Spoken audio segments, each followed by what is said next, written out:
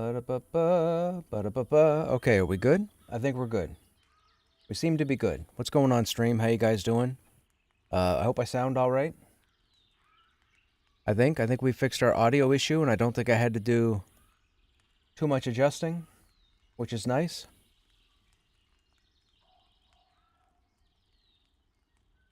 Am I in at all? Did you see if I'm in a group? Hey, Justin, what's happening? How you doing, man?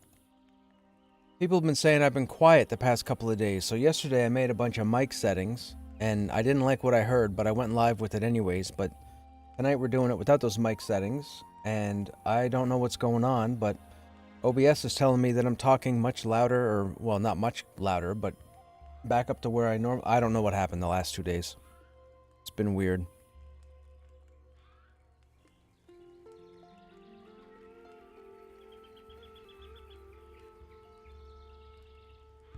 Voice sounds normal. I'm glad to hear it. That's fantastic. We also replaced our modem today, so that might be it too. We're going to mess around on the Rogue for about 45 minutes or so. We have signed up to help people raid tonight, so we'll be doing Tell Daedrus in about an hour, I would say. Excuse me. What were we were working on quests, right? Yeah.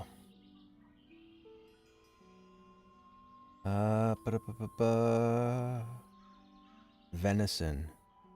We have 5 venison.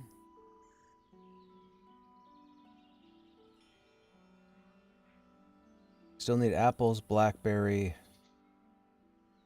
boar meat, bat meat. We need bats, boar, apple, and blackberries. Haven't played much of anything lately. Only had energy to watch a movie or two. What's the matter? You under the weather? You're sick? Or am I allowed to be nosy? Or you just haven't been in the mindset to game? I can get that. I've had that once or twice.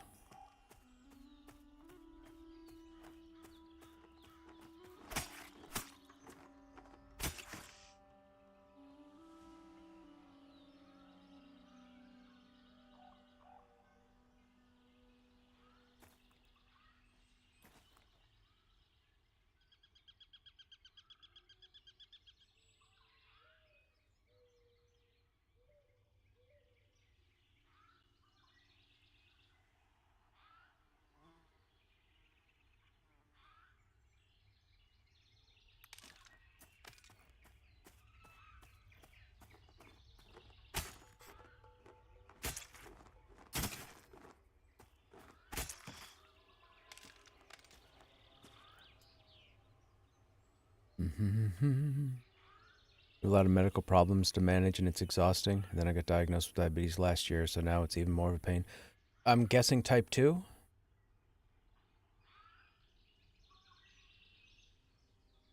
I mean, I guess if it was type 1, you would have known at birth, I guess, but I don't want to assume.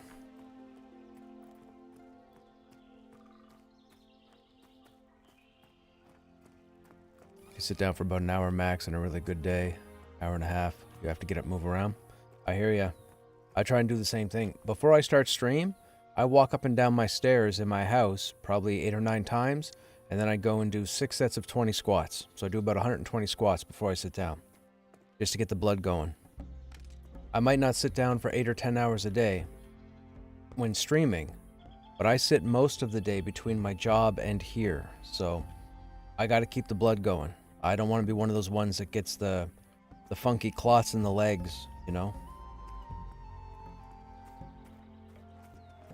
The weight loss was big for me. Like, I used to be 265 pounds, and now I'm like I think I'm like 191 currently. And all I did was change my eating habits. I didn't go to the gym, I didn't do anything fancy, I'm not on any medication. They had told me when I was that big that I was pre-diabetic. I didn't believe them because I didn't feel any different. But I was like, okay, if they're saying that I'm pre, I need to correct something. So I went and corrected something. So when I lost all my weight, now I can't speak on your situation, but when I went and lost all my weight and went down to I think I went down to 184, and then I floated back up to 191 roughly about 2.5 years ago, and I've been there the whole time. Roughly. I destroyed my bad cholesterol. I raised the good cholesterol. Dude, so many improvements happened. It was fantastic. Like, it was great. I mean, it's still a work in progress. But I'm trying. I'm trying. I don't know what you're doing, but if it does turn out to be the type 2, you can correct that. You might just need to work at it a little bit. Whoa, what just happened? That's not a zone line. What just happened? That's not supposed to be a zone line. I've never... Well...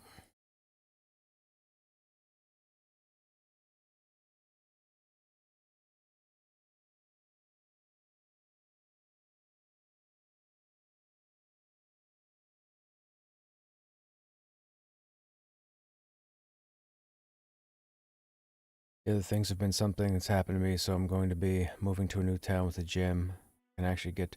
Well, hey, just remember, I'll tell you now, take it from me because I've been through it. You don't need weights. You can do body weight. You can stand up, go to your bathroom or your kitchen, put your hand on the counter, and do supported squats. I promise you, as long as your form is good, body weight is all you need. Too many people get stuck in their head, I need to go to the gym, I need to go to the gym, I need to go to the gym. And then you know what happens?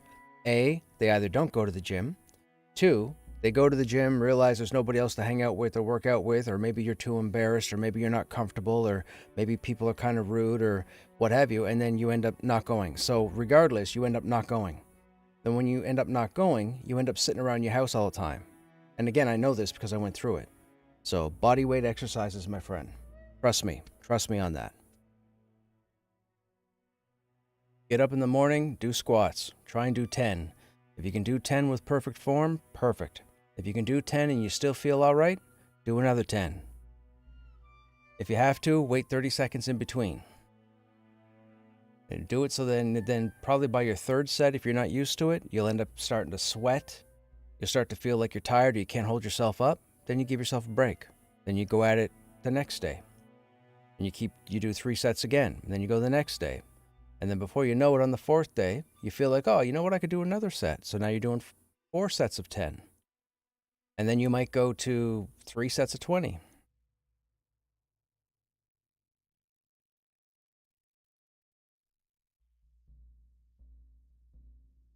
And the other thing, 95% of it is food.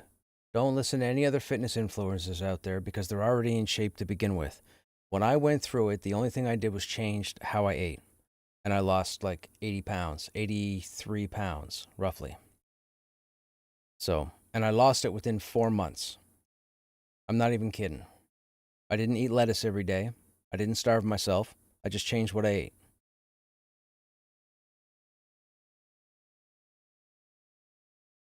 I wouldn't have believed it until I went through it. When I went through it, now I swear by it.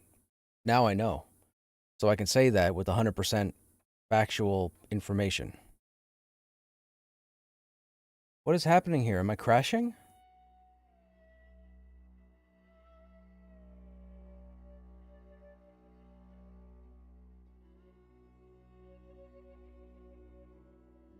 I don't seem to be crashing because the tips are still cycling behind the camera. If you look over there, you see the tips are changing or switching out, which means we're still connected to the game.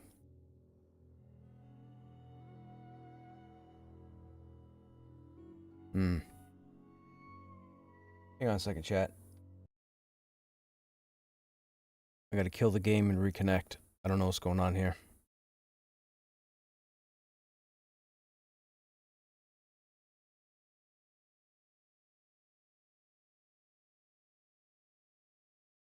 That is a very odd thing to happen. That happened once before, like 4 days ago. 4 or 5 days ago that happened. Just give me a moment, chat. We'll be back in game.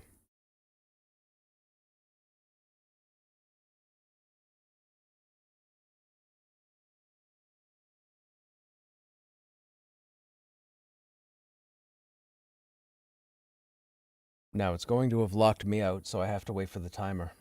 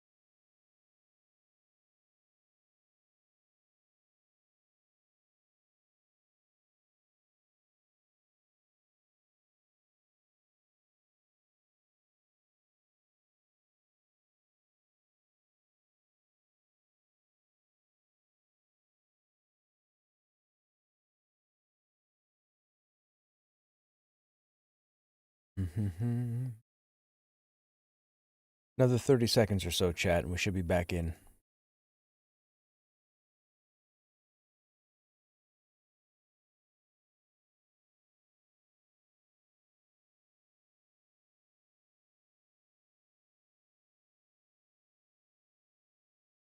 Hey, what's going on?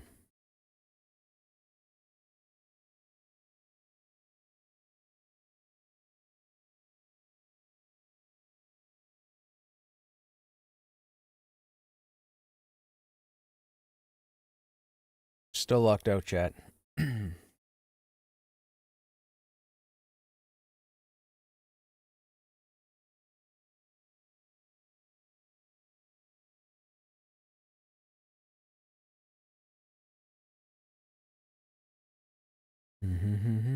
Hey JB, what's going on?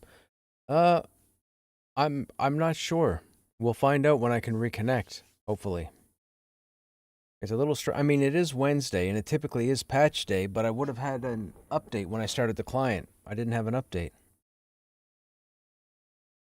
And I believe they normally update earlier in the day. Oh, here we go. We're back in. Yeah, that's a really weird issue. Looks like snow on Friday. Dude, I had snow today.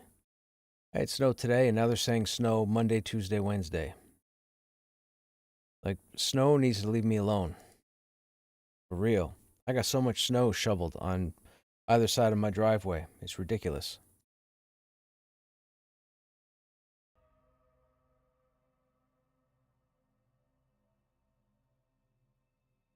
A good movie. What's a good movie to watch? You ever seen The Usual Suspects? One of my all-time favorite movies. I highly recommend The Usual Suspects if you've never seen it. Don't read anything about it. Just get it and watch it.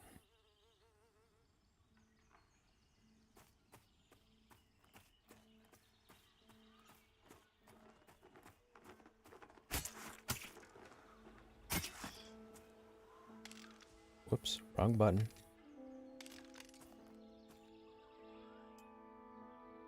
Went to the grocery store the other day. There was a mountain of snow in the parking lot. Yeah. Good old snow. I mean, don't get me wrong. It can be good exercise, for sure.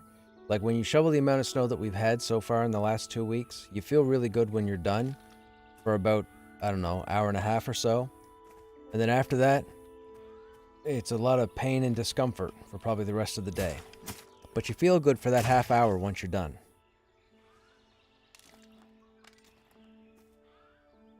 We're trying to collect bat meat so we can complete one of the quests we have.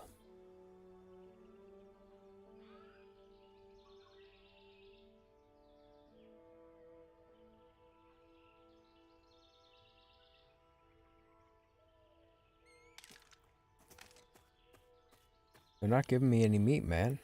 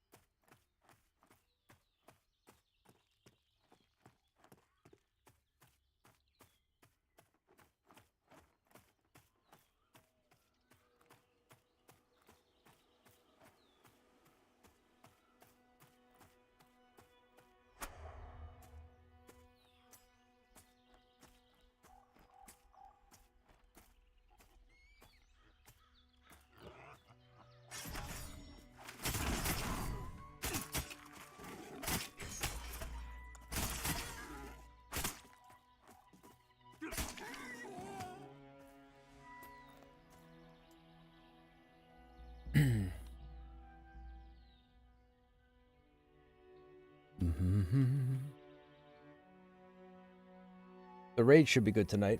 Hopefully she drops my wrists. I think it's the wrists.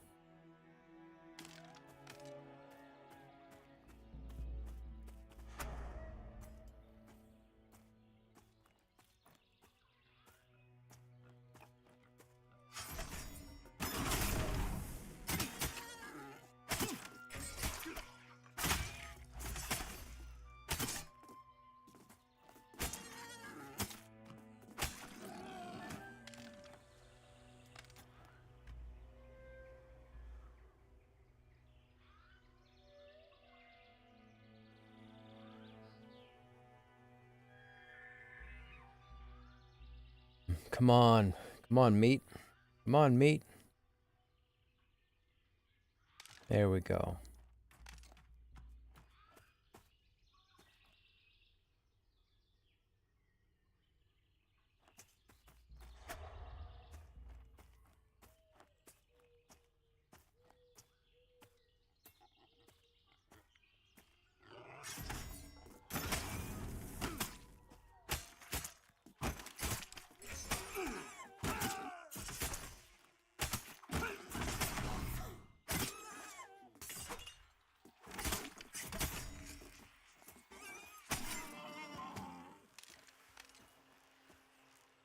Sticking to your guns. You're going to play Necro when the update comes out.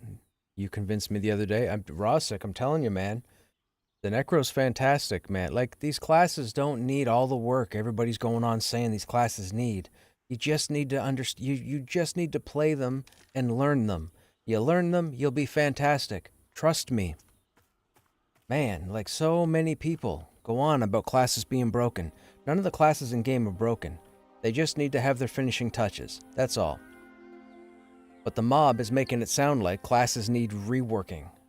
Like, from the bottom up. It's a nuisance.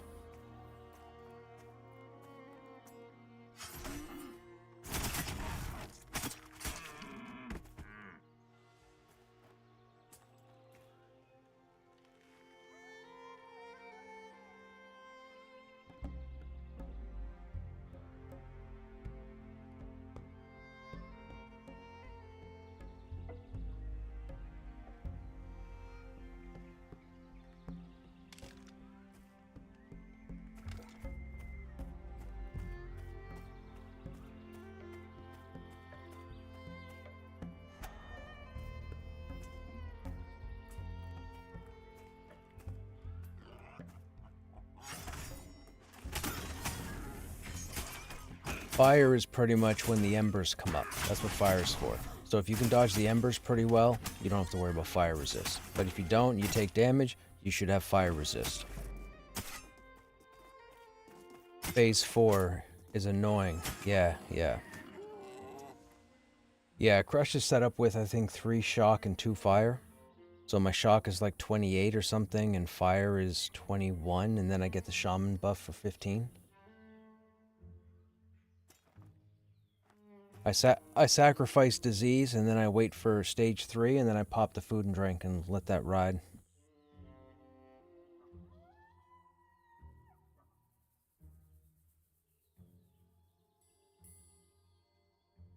Am I skinning? I'm not skinning.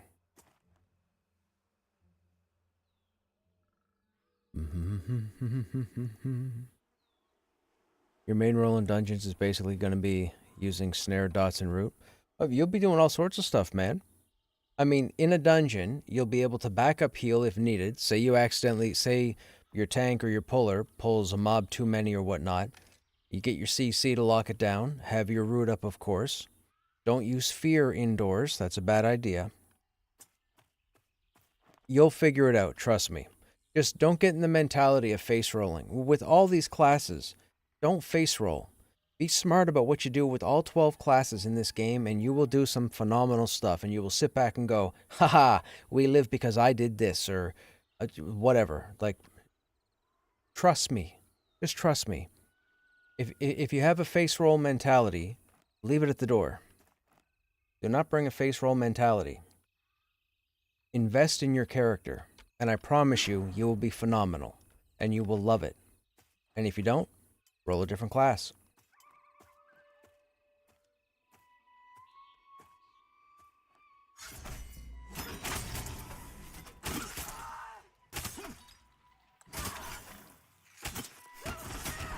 Uh-oh, she might own me this time. Nope, we got her to run. Fantastic. She's very tricky to kill because she has haste. You watch her, she'll swing really fast.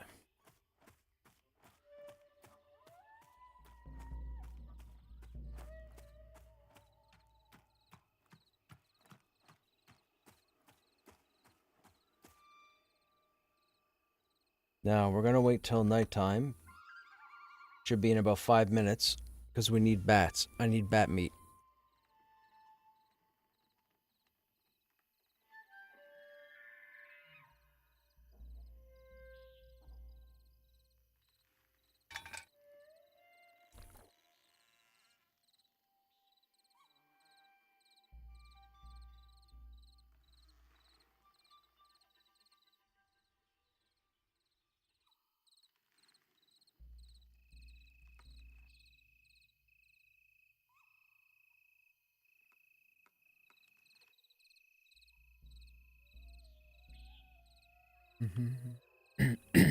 Excuse me.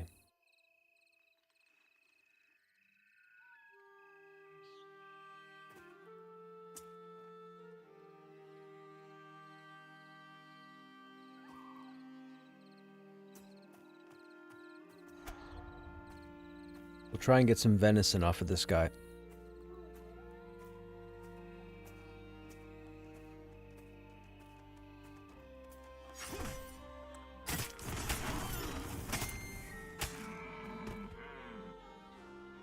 It's doing it again. What is happening?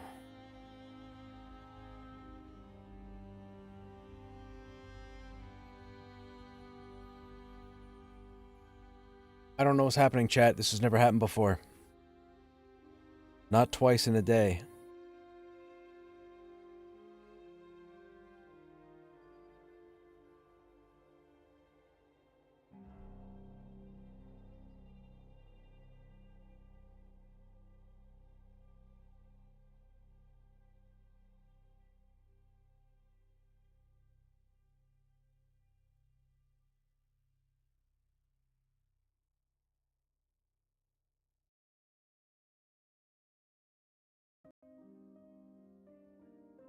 Have you guys been in game for any lengthy amount of time?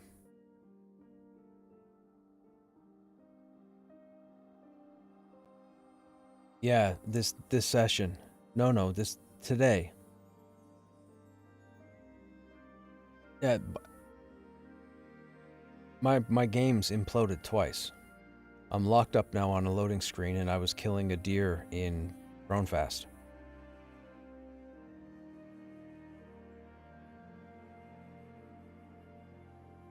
Yeah, it's done it twice to me in the last 10 minutes, or 15 minutes.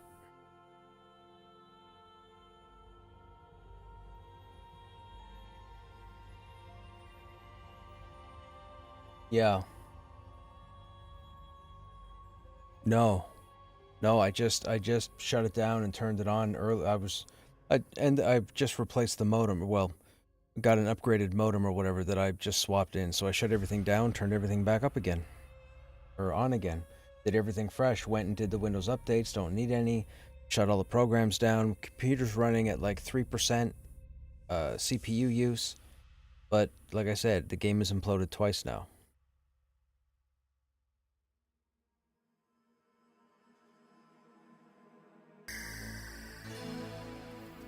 Maybe I'm being targeted. You think? Maybe I'm being targeted. VR doesn't want me to raid tonight. Yep, that's it. That's it. I said too much last night. I'm on a list. If we can get him to stop streaming the damn game.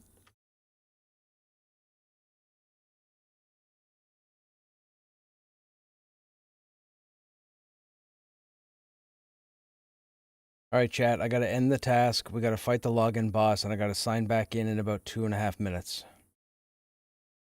Oh my. I don't know what's happening this evening. Was a building missing? I don't know. I have no idea. I think I'm being targeted.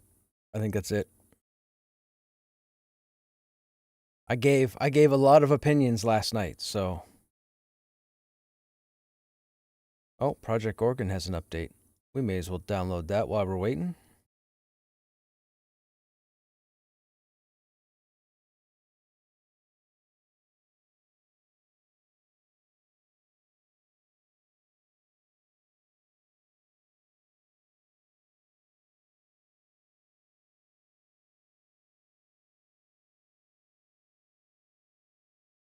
Sorry, chat. The stream might get a little choppy for a minute. We're doing a download, and it's pretty. It's taking a lot of bandwidth. It has done that to me when there's a building missing by the crossroads. Interesting. I mean, I am just down from the crossroads. I guess when I get in next, we'll go to the crossroads and see what's happening.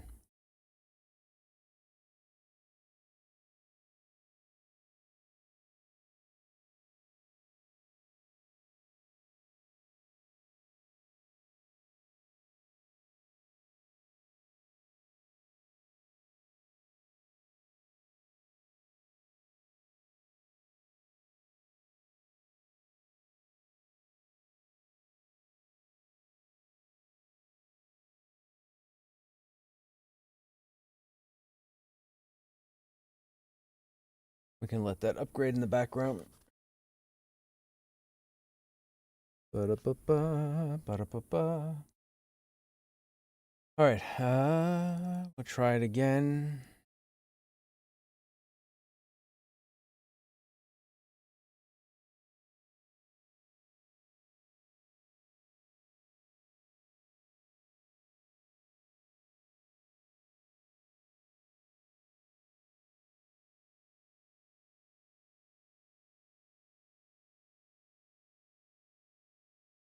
All right, chat, I'm logging back in.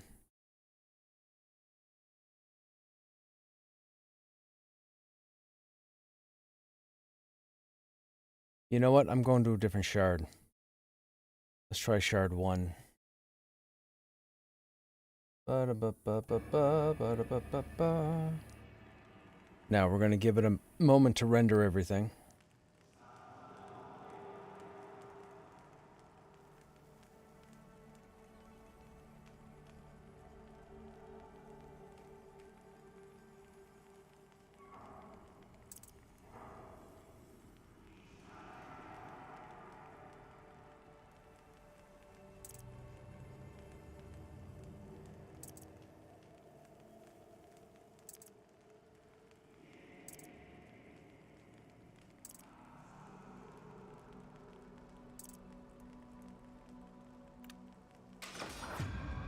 Oh, I meant to go in on the rogue. What am I doing?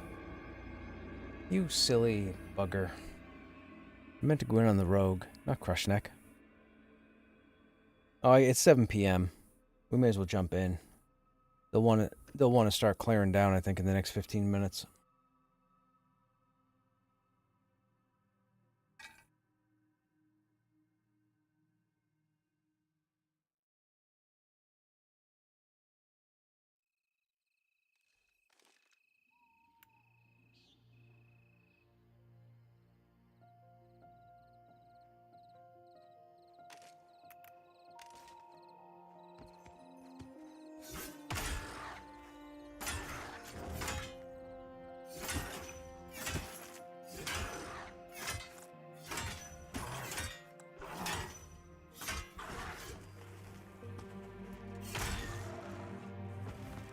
I thought I had this guy over at the Enclave. Oh, no. We ran back over here because I wanted to test, right? I forgot. That was last night.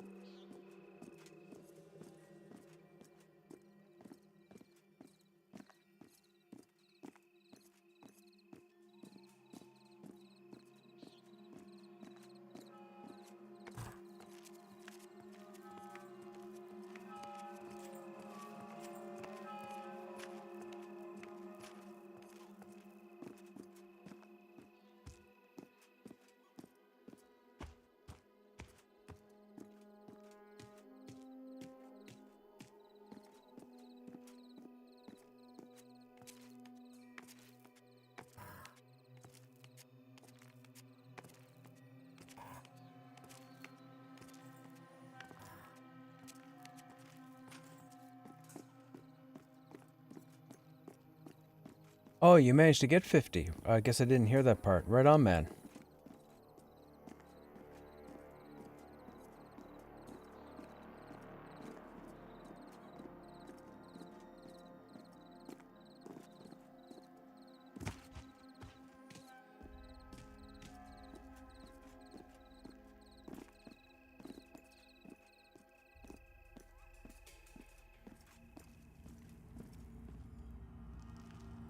Alright, now we gotta figure out where everybody's going down at.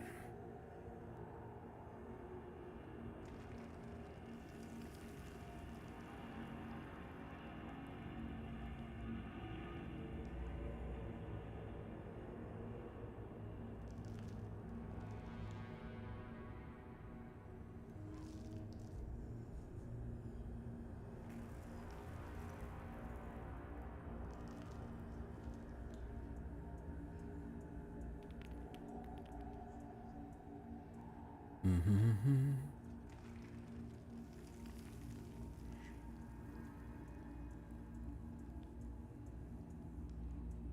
Whoa, whoa, where does that come from? What's today's date? 18th.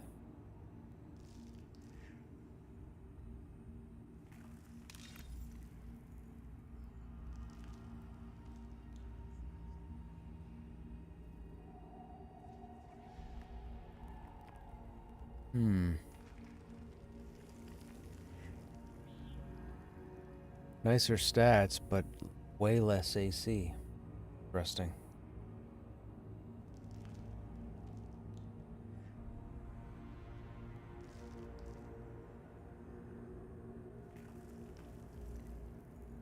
Oh, that's gotta be Wild Mound loot. Okay, gotcha.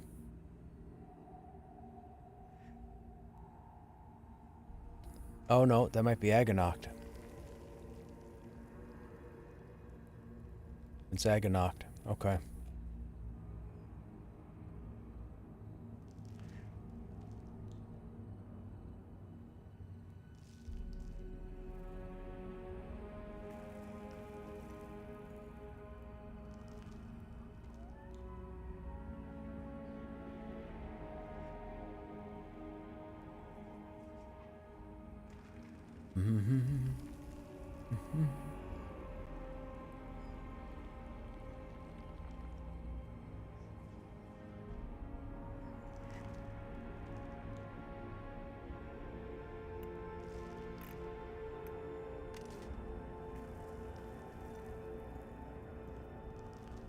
Oh, we should prep ourselves for the crawl down.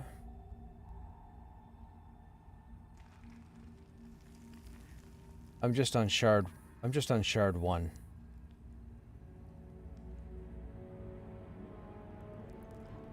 Don't know.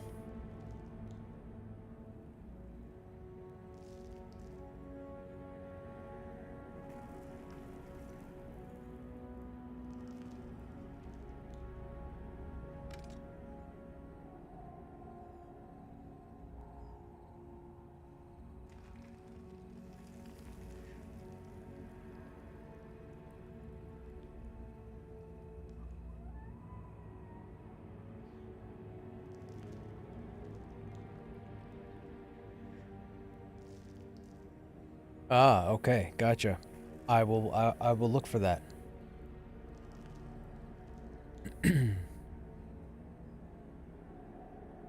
Yeah, yeah. Well, I had just killed a buck.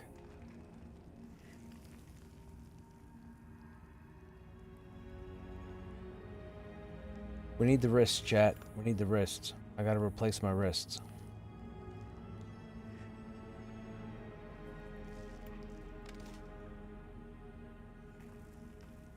And then for now, I can officially sign off on gear.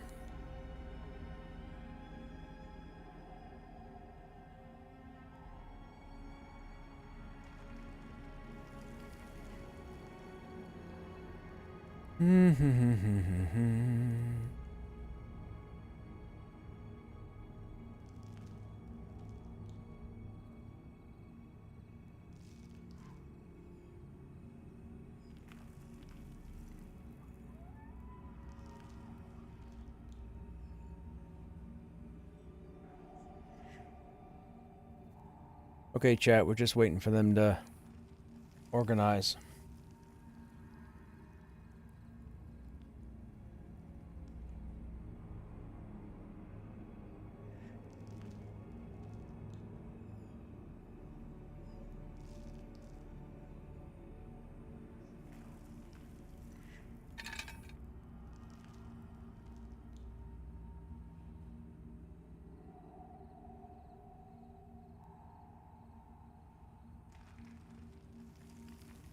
You like the graphics in this game, Justin? Right on, man. I do too. I was part of the group that wasn't so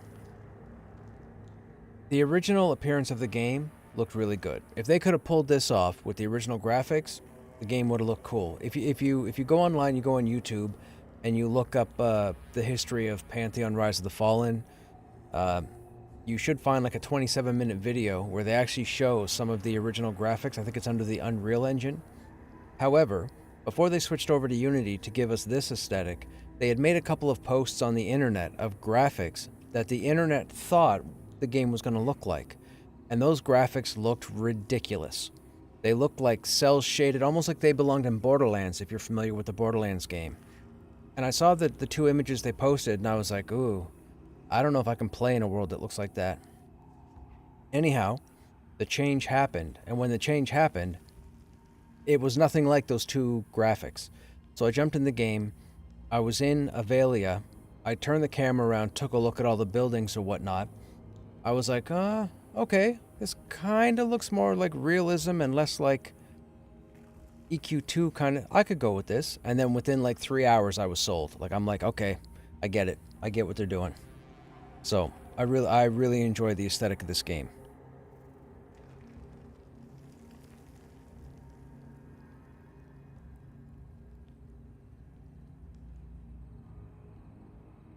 I mean, I'm not looking for realism, right? This is high fantasy. This is dragons and magic and stuff. Come on.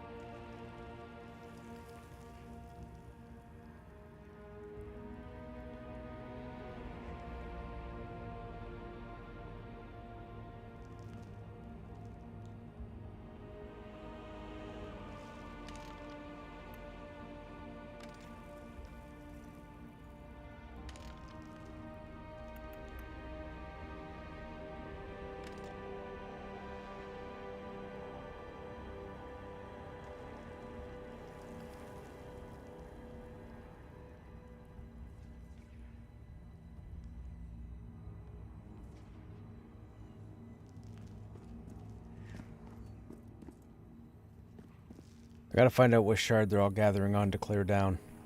And then we'll jump over to that shard. Which means I'll be locked out again for 2 minutes.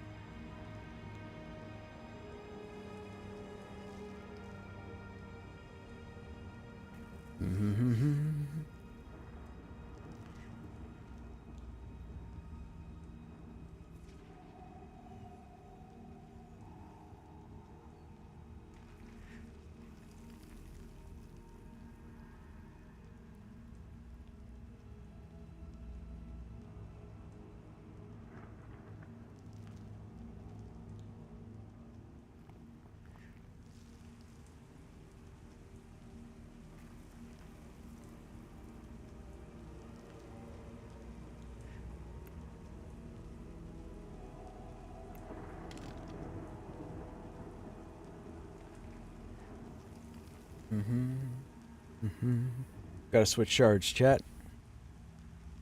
I said switch shards, not swish chard. Don't get it twisted.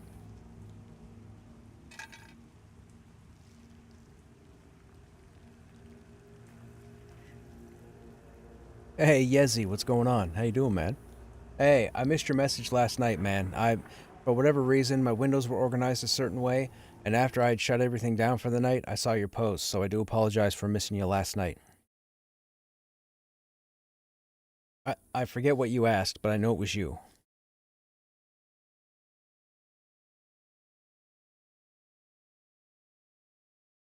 I gotta work this setup a little differently. I got too many windows open, or I have all the windows open too. See, the problem is with all the different chats, I can't get all the different chats together. They don't allow you to. Twitch doesn't allow you to do so, so it's a real nuisance. So I try and merge the chats together as best I can for me to see, but it becomes a problem for me to follow, especially if I get caught up in something. So I got to keep everything separate. So every chat is like in its own window, and I have them tiled on my monitor, but I have to see movement out of the corner of my eye in order to notice it, to turn over and look. And we were pulling so many things last night that I just didn't have time. So again, I do apologize. And the way I have my windows organized with the monitor on the side, my Twitch chat is primary because that's where I get the most activity. So 90% of the time, I'll always be answering the Twitch, but there might be 10% where it takes me a few minutes to get to the other stuff. But I promise I will get to it at some point. So if I don't answer your question right away and you end up taking off for the night, load the VOD up tomorrow and I'll have your answer or whatever.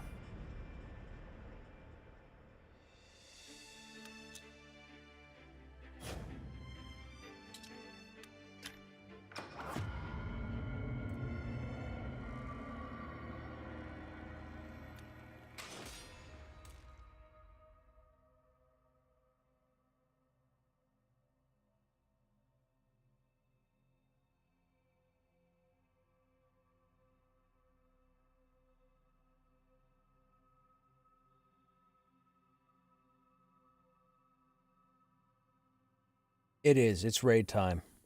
We've been asked to help out again, so we're going to lend our assistance. We're going to go down to Del Taco and, you know.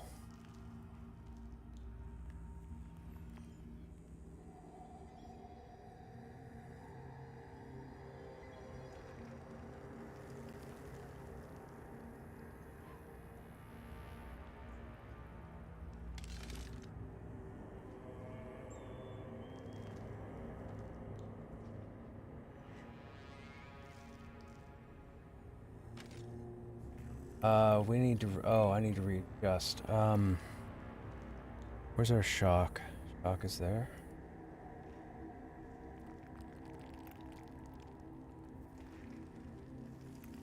And one more. What do we do? Do we do neck? No, we'll do ring.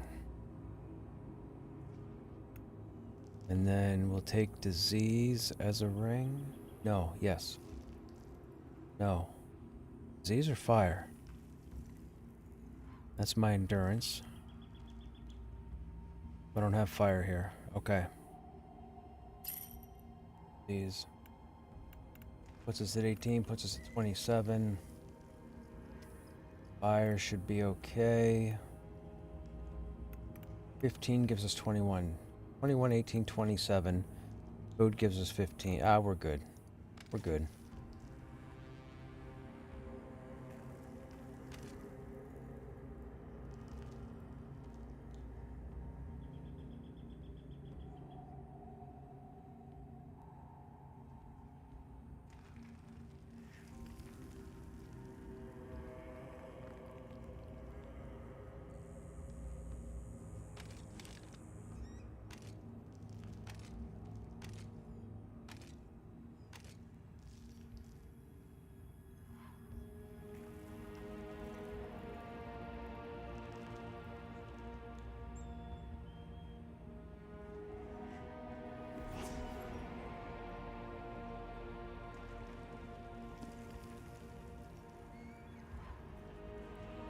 I always like that look of the level 40 Necropet. I think that's so cool. I hope they do that with the summoner when they bring the summoner back in. So, for those of you who don't know, I believe their long-term plan for when the game launches officially, they want classes to have to explore and go around and find NPCs or loot for certain spells and abilities when everything's said and done. So I hope they give these fancy type drops to other classes as well. Like a rare Titan pet for the summoner, or a rare Zephyr pet.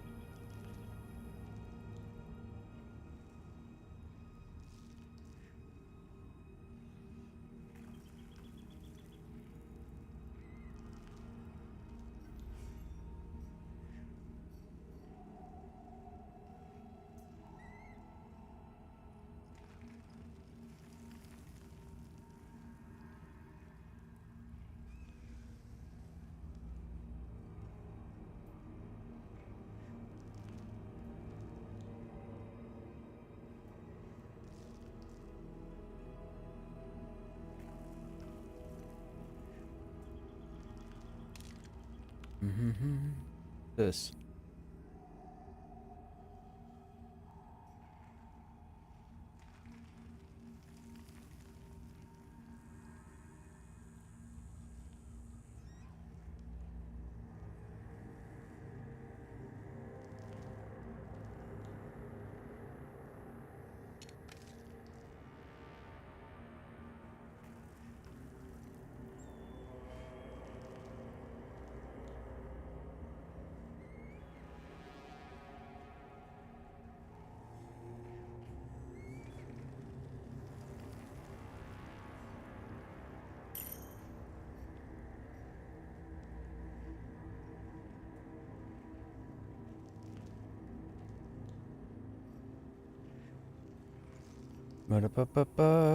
Hey Pixel, can you customize the UI in this, or is it set?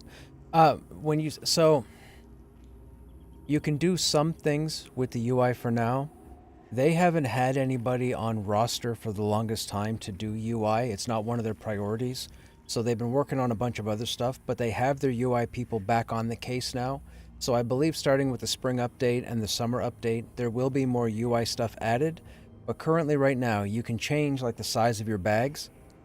Like your bags are typically at 100, but I don't like them being that big, right? I like everything to be tucked away and neat. So I tend to use probably 80. You can lock the position of your bag so it doesn't move around. You can do that. You have your macros you can set up. You can filter your chat window. If you go to the bottom right, you can resize if you need to. Probably shouldn't have done that right now. Nope.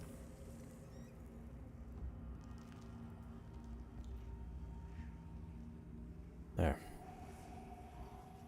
Can you have a target and target of target? No. You can have a defensive target and an offensive target. So, for example, if I was a healer and I wanted to watch Snapper's health, I click on him, and I get a defensive target over here, hence the blue marquee. But if Crusher was a mob, and I clicked on it, it would have a red marquee which shows up down here. So you can actually follow the active combat plus your defensive target.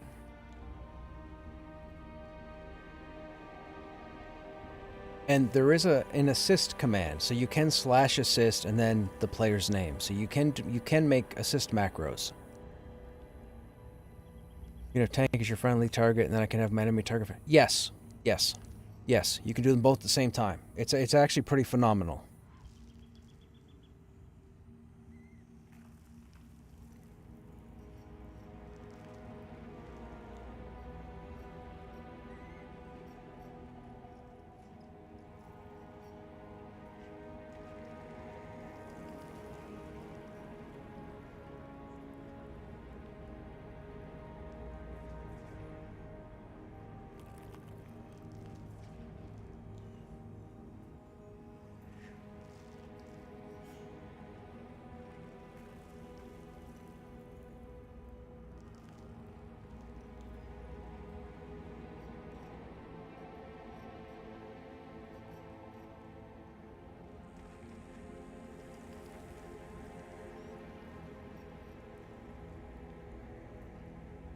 I can't move the targets yet inside the UI. Nope, nope, you can move them.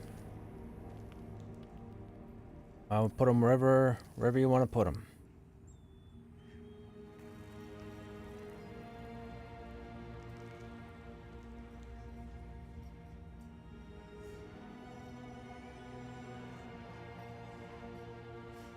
You can even move the group window. This is the group window. Now, it's only myself at Snapper at the moment, but once I get the rest of my group here, you can even move this around. You can't size it yet, though. Like what I did with the bags here, you can't size these windows just yet.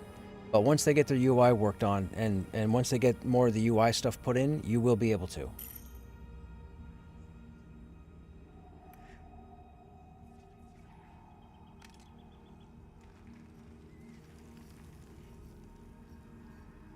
Six players in a group.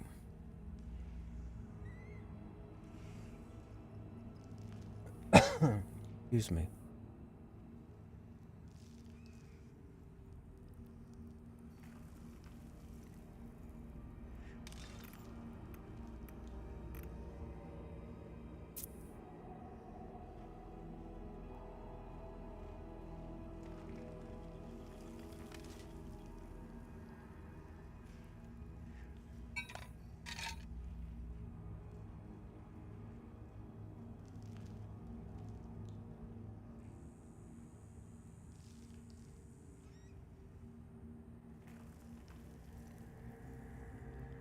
I mean, it sounds like the dream relationship, if you ask me.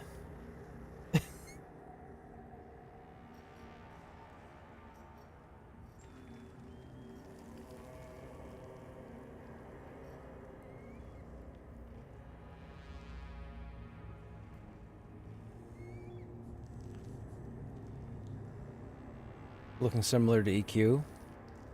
As far as the six-person group, yes. Well, so this game takes its inspiration from EverQuest, World of Warcraft, and Vanguard. The people working on this game have been involved in all three. Witch Crush. Okay. What do you mean you moved me? Hang on a second. I gotta mute the stream a minute, chat. Hang on.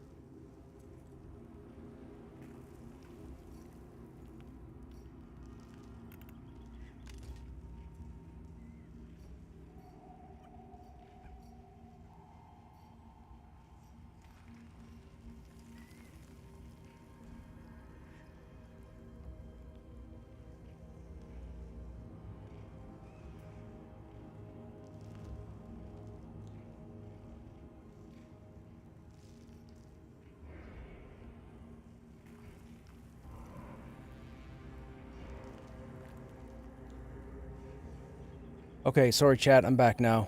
People had to pick my brain. I'm a popular person. I hate to say it, it sounds egotistical, I know, but that's just the way it is.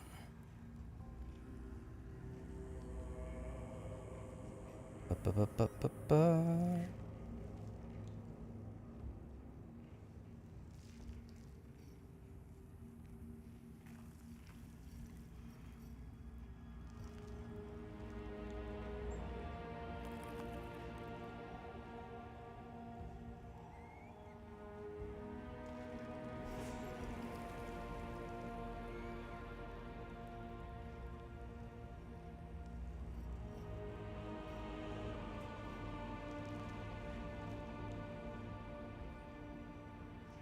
Ba-da-ba-ba-ba-da-ba. Let me see if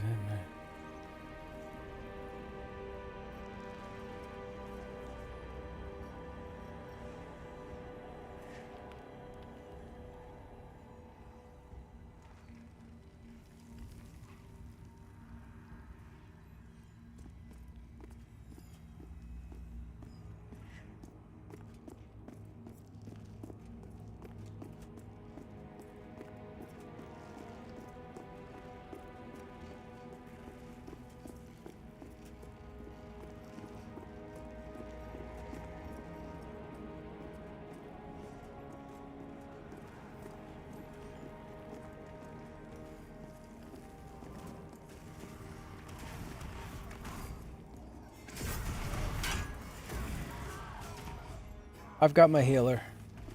That's all we need.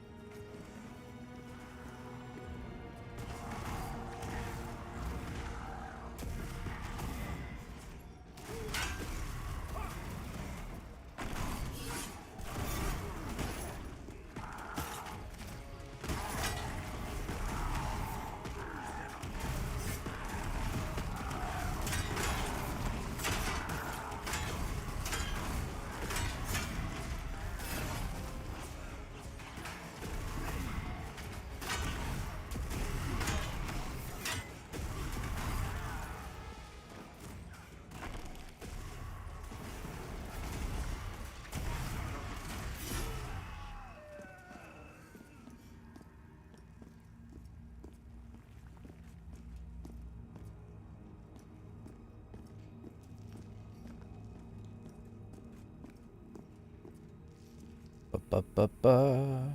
Just joining. Well, it's a lot of players. Yeah, we're heading to the raid. We're going to be doing the raid now in a few moments.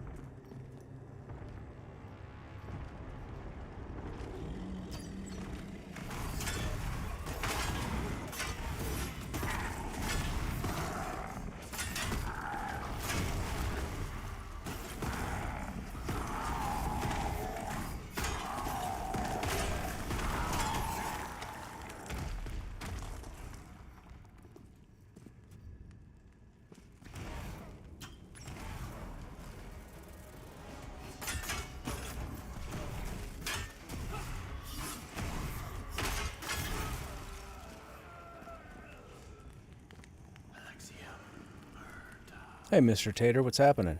Is this the lead up to Tel Daedrus? Yes, it is. We're heading to Tel Daedrus now.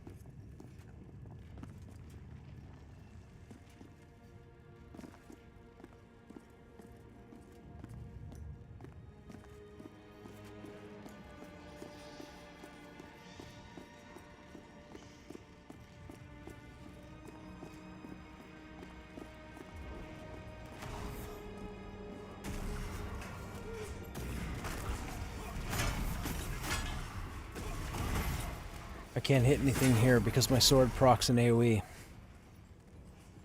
If I tag one beetle, we end up with all of them.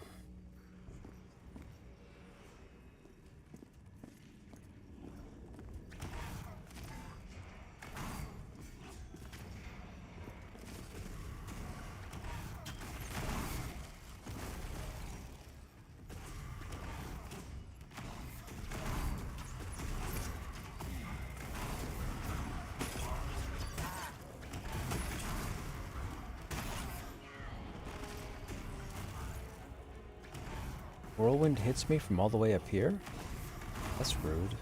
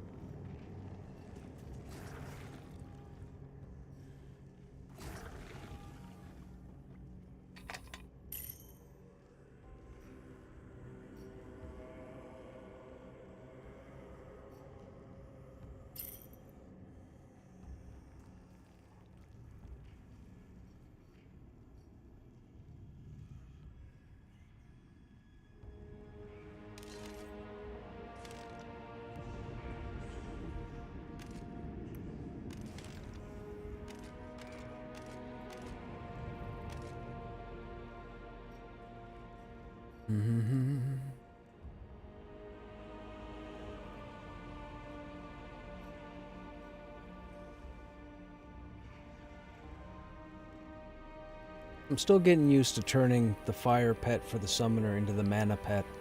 I understand why they did it. The summoner's not really an elementalist. I mean, a magician, technically, you wouldn't consider an elementalist, but in EQ2, the magician was the one that had the elemental pets, I guess.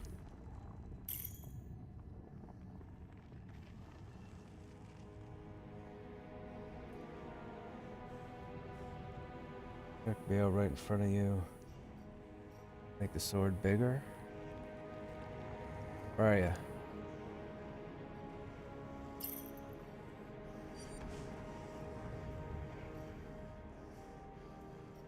Oh, you're the skeleton. Gotcha.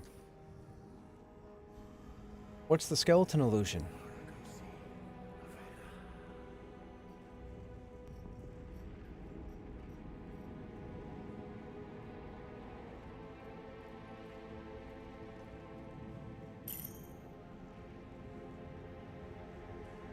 Oh, gotcha.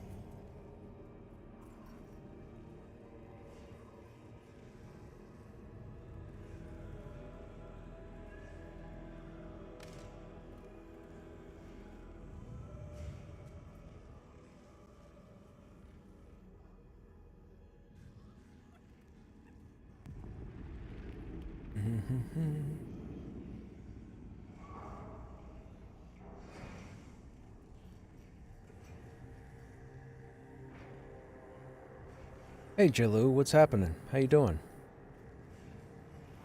We're getting ready to do the raid encounter.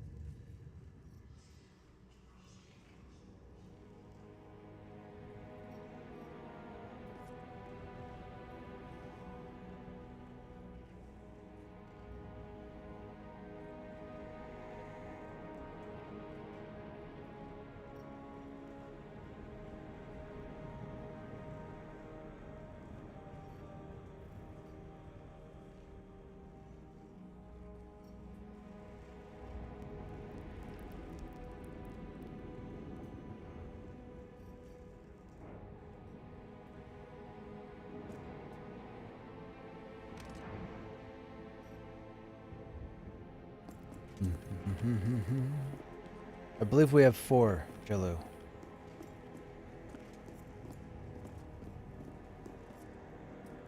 Might be 5.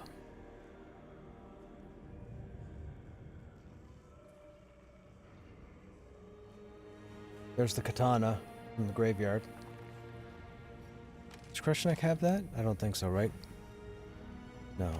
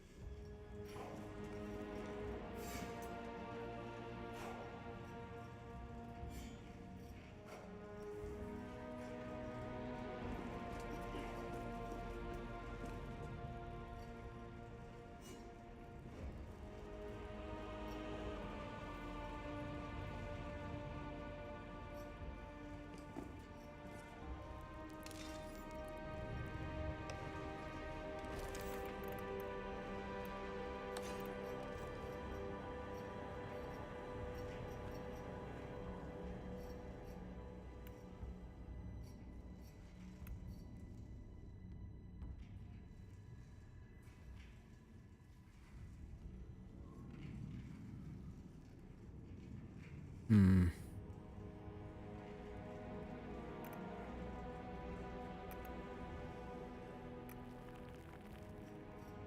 That's not going to be any... Shoot. Trying to think. Normally we have a full DPS group, but we don't. How should I treat this?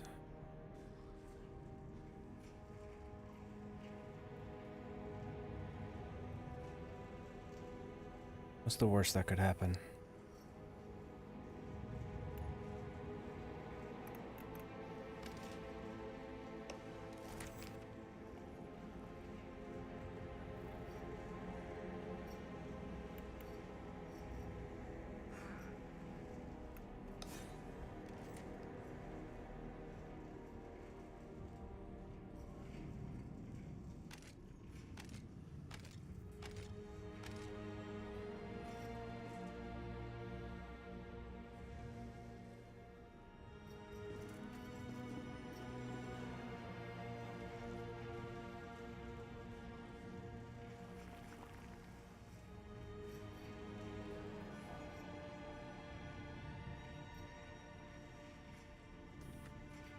Puffing the belly out. The clap emote, chat.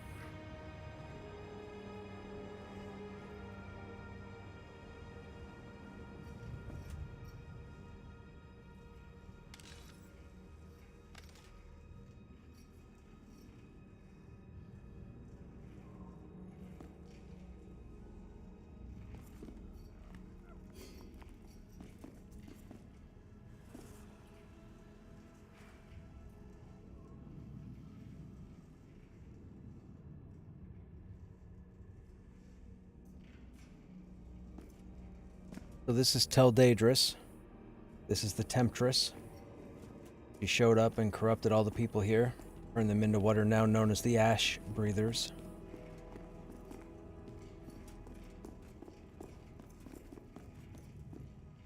One of the key sources of the smolder, which pollutes the area.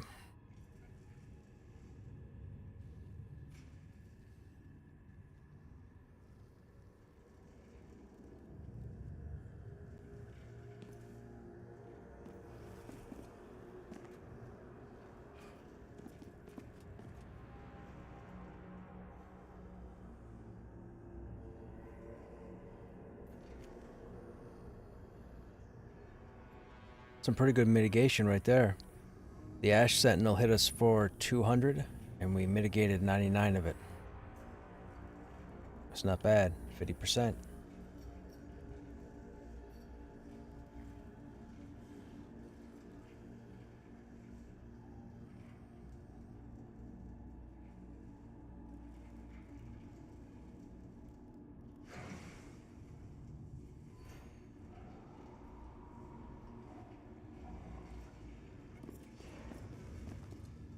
Can't believe it's been 14 years since you main tanked in a raid guild in EQ2. Wow, Shoklin, that's a long time. I've done nothing but tank for the last, what, 20 years? I healed for the first 10.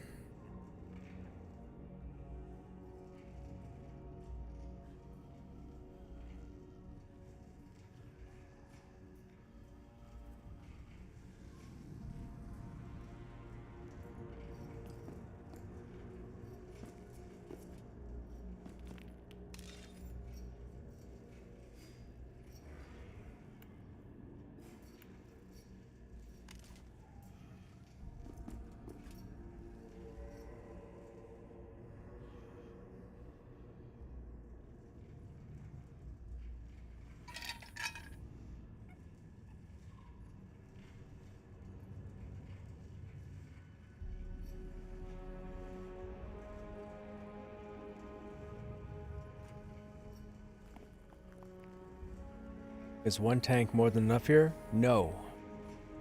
No, you need to have multiple tanks. This can go sideways quick.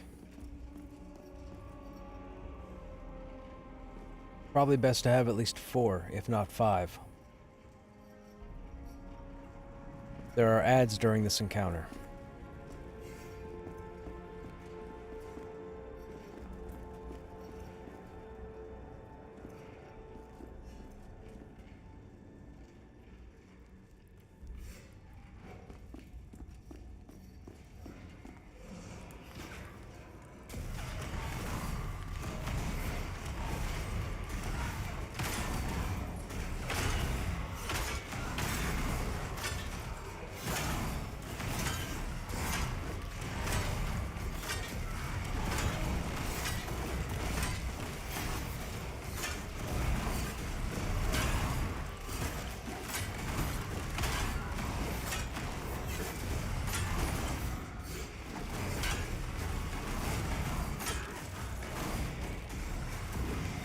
Forgot to put cross strike on.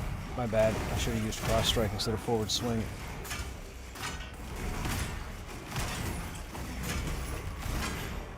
So this is stage 1, or phase 1 right now.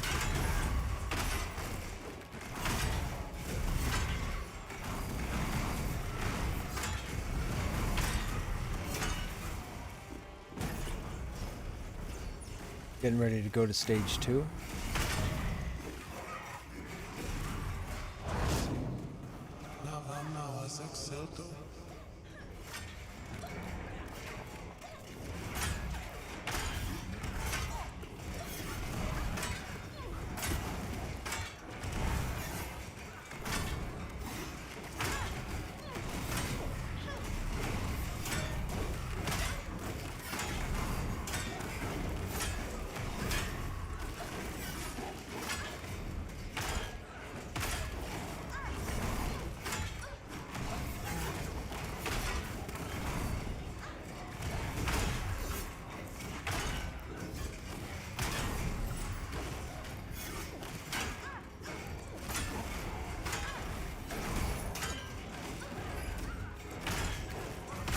And we're almost into stage 3.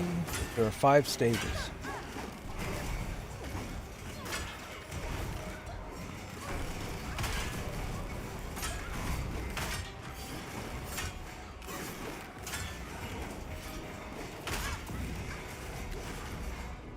There's phase 3.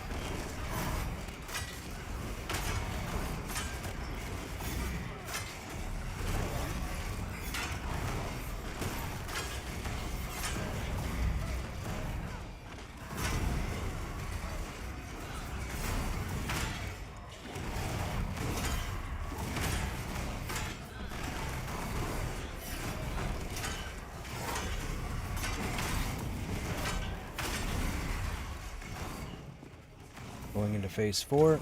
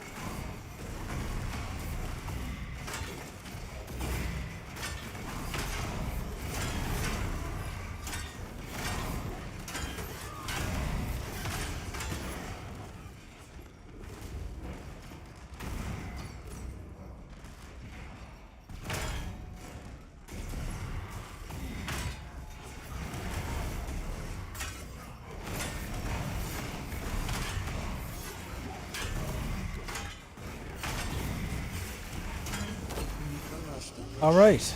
Teldaedrus defeated. Stage 5. It's just a survive round now, so we're good. How many are a part of your overall raid group, and can strangers affect the actual fight? Yes. Yes, strangers can affect the fight. The content currently is contested. There is no instancing. There will be down the road, but only for raid encounters.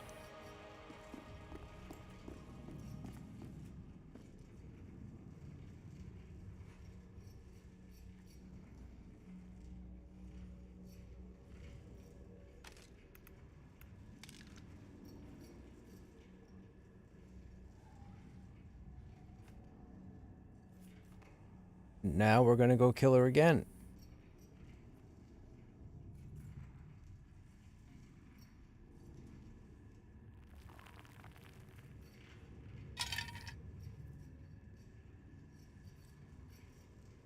So nice to see raiding without parsers and add-on assistant. Yeah, Shoklin, I agree. I agree. What dropped? We don't know yet, Nomari. We'll find out when they're done killing her. So they tend to do all the instances of her and then sort all the loot at the end, unless Cindercleave drops. If Cindercleave drops, it has to be rolled on there because it's no trade.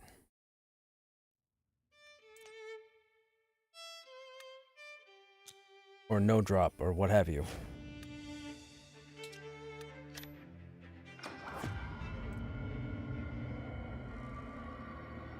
Now we're going to sit here for a minute and let our buffers get into the game first, because when we load in, our buff should stick.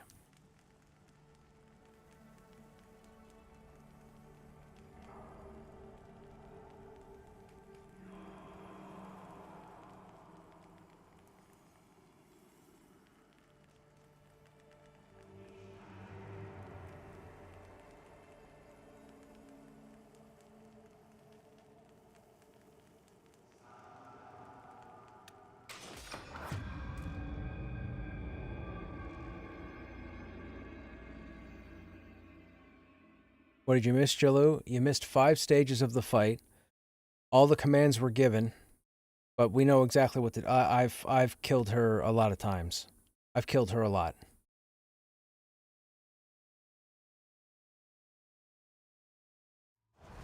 But there were 5 phases.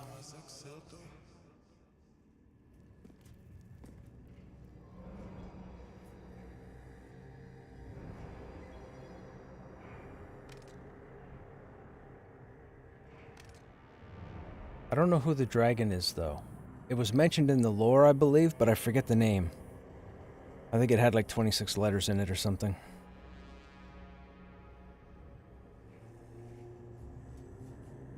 Could be wrong. I'm probably wrong.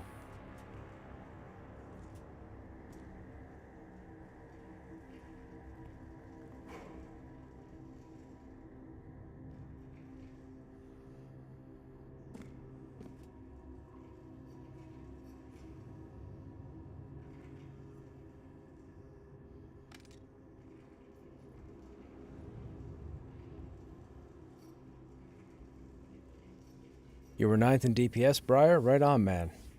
I tell you, dude, Cindercleave is pretty sexy.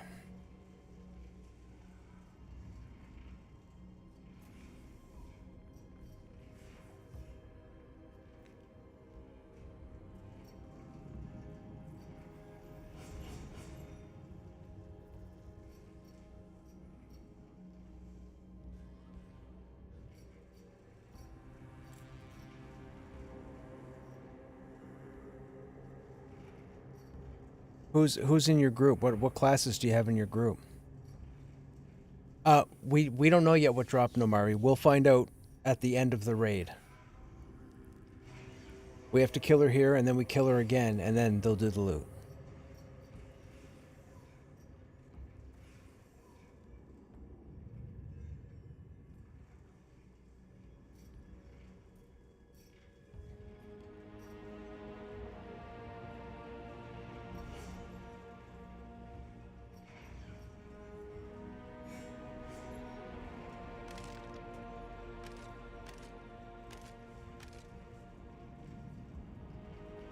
Krushnek's group has room.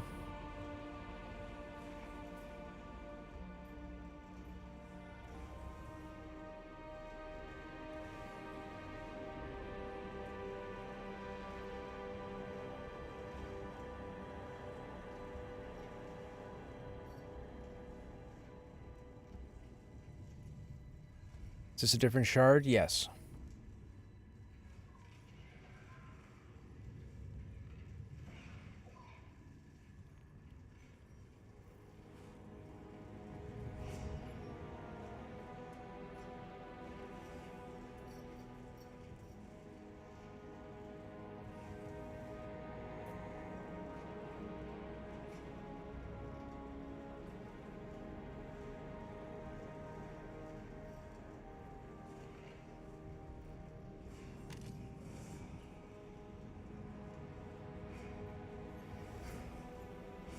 Should we do this in first person this time? Let's do it in first person this time and see how it goes.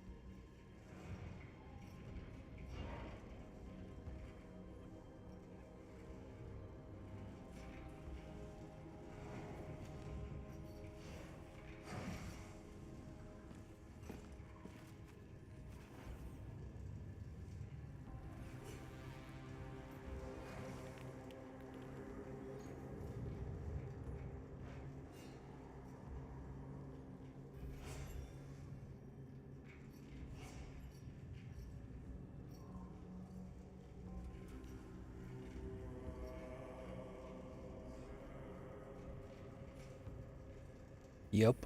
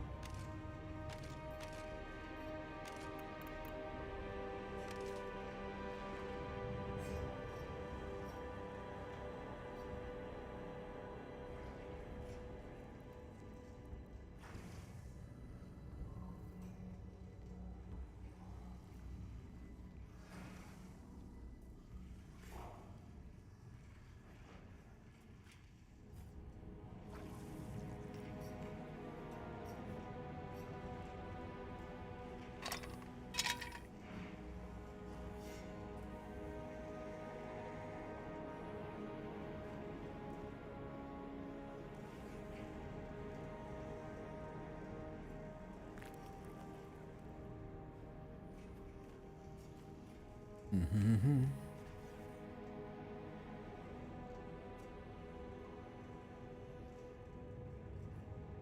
Oh, I got no battle points. Oh no.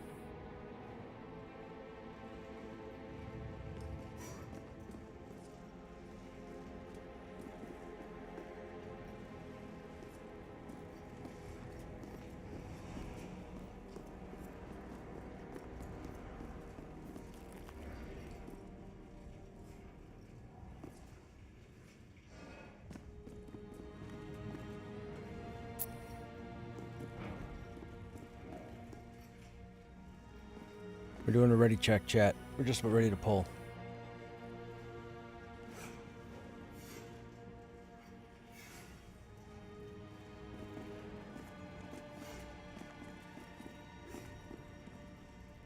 Stand still, making you sick.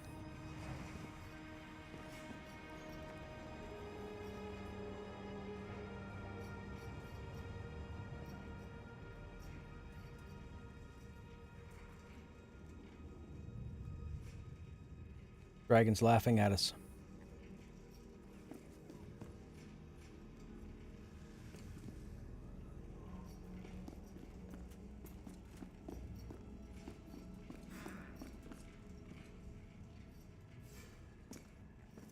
Here we go. We're going to do this one first person.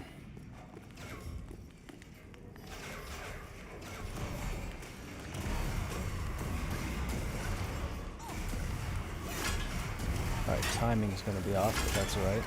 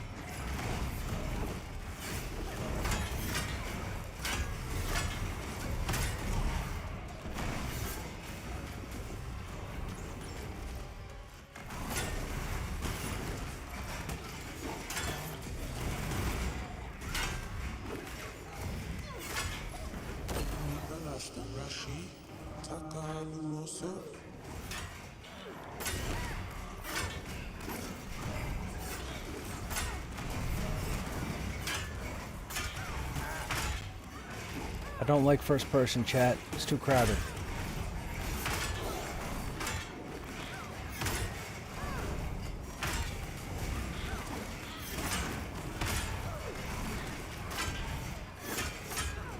Okay, we're not gonna do this first person. It's a bad idea. I don't like that. It's too cluttered. People can't see things.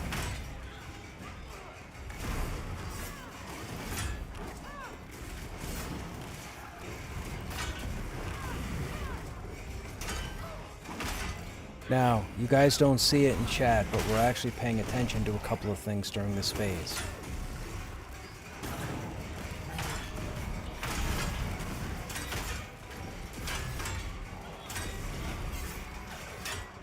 Here comes phase 3.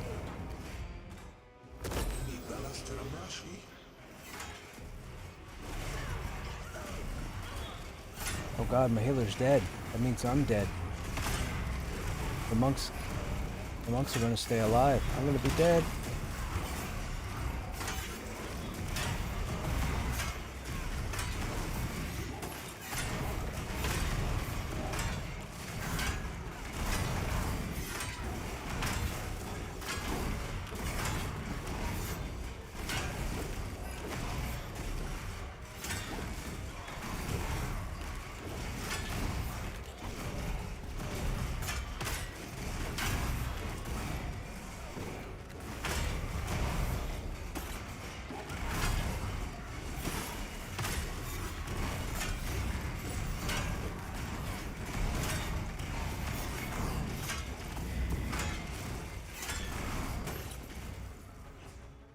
Oh, I might die this round because we don't have a healer.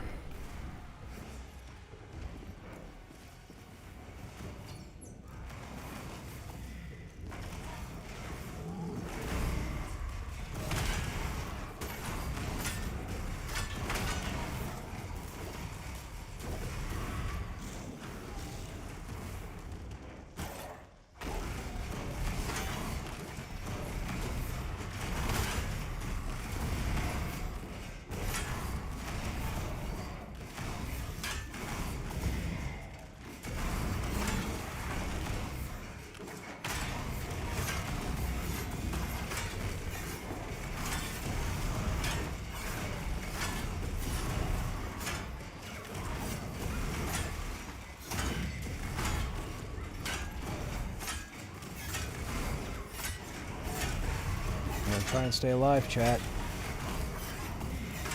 Talisman is helping me.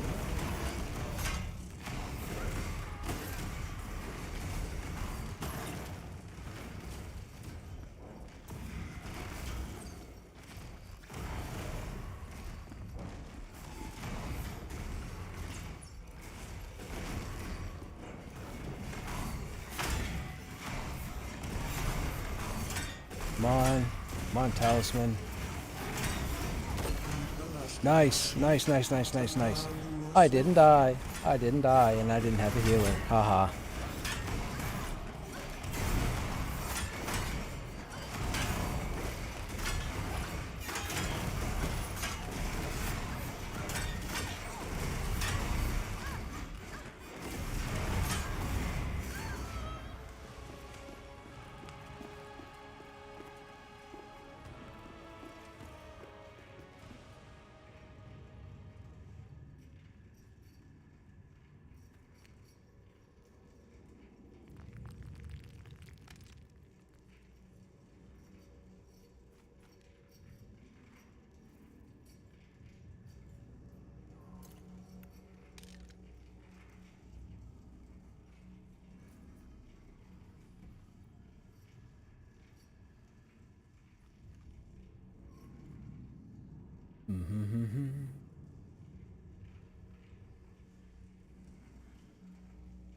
We got one more, chat.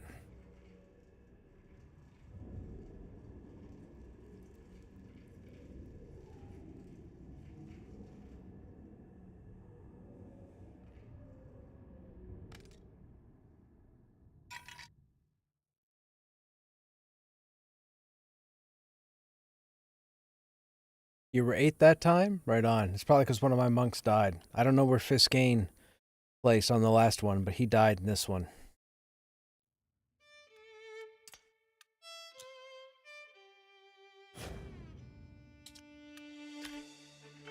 Wish we could shard hop the raid on Haven Song, right? Right, Vidrak?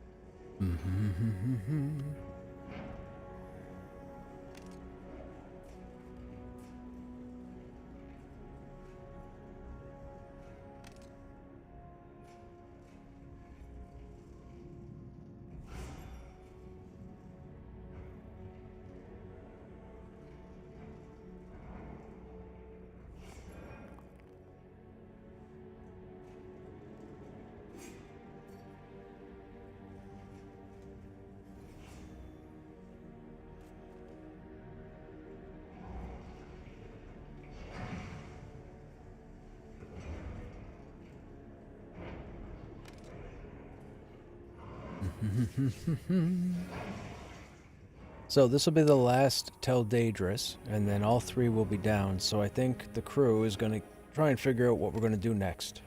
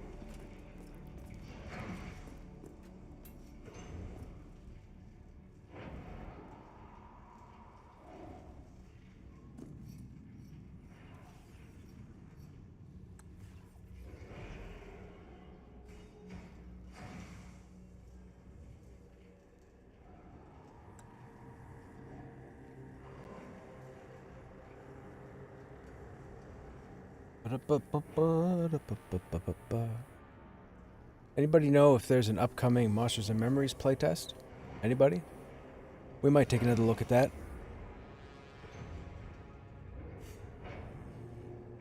I enjoyed it this past weekend.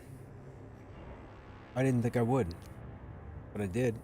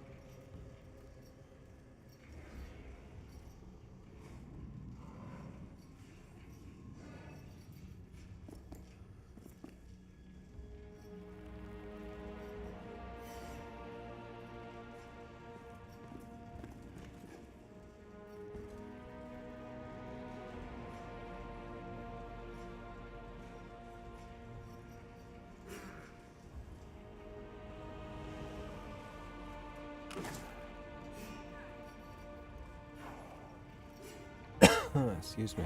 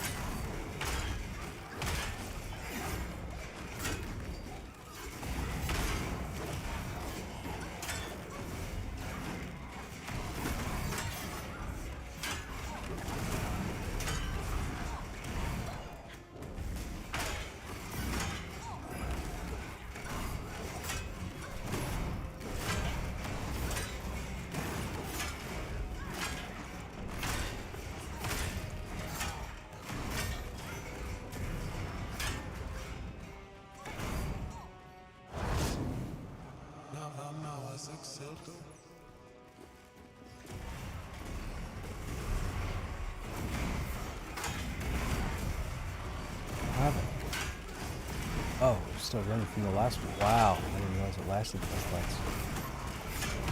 Shoot, a frosty bliss on that one.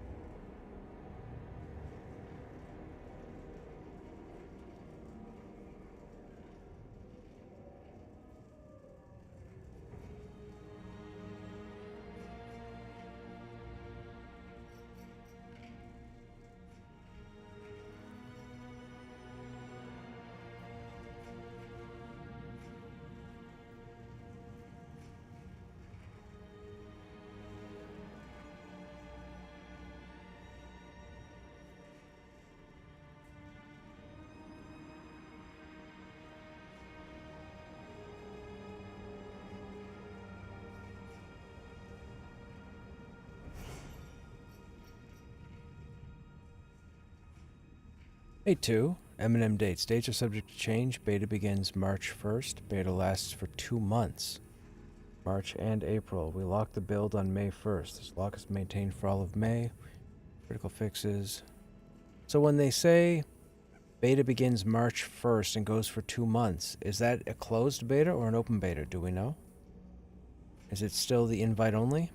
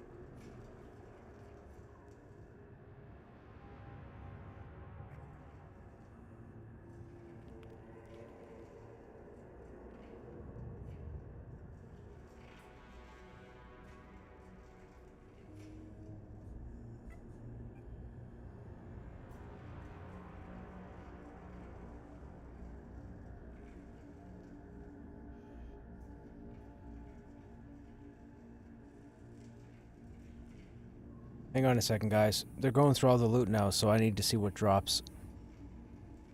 So far, on all 3 shards, we got Spellslinger Searing Blade.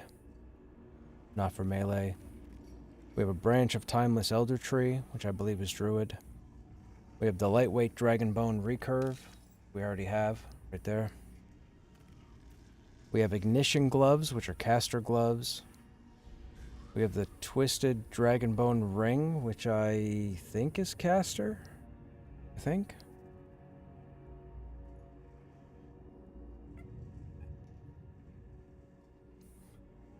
Excuse me.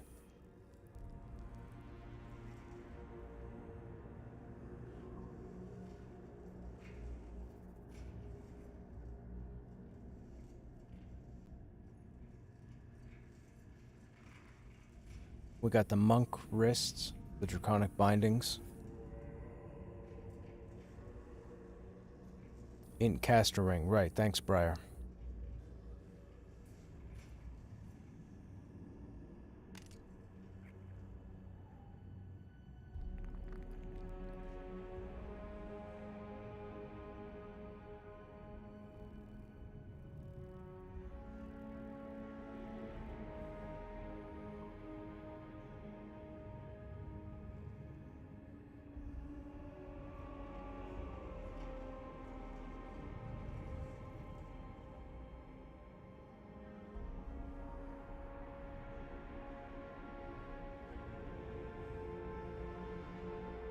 The Ignition Gloves are Cloth, 13 AC, 4 Strength, 2 Stam, 4 Dex, 6 Intellect, 36 Spell Crit. Wizard, Enchanter, Summoner, Necro. Requires level 40.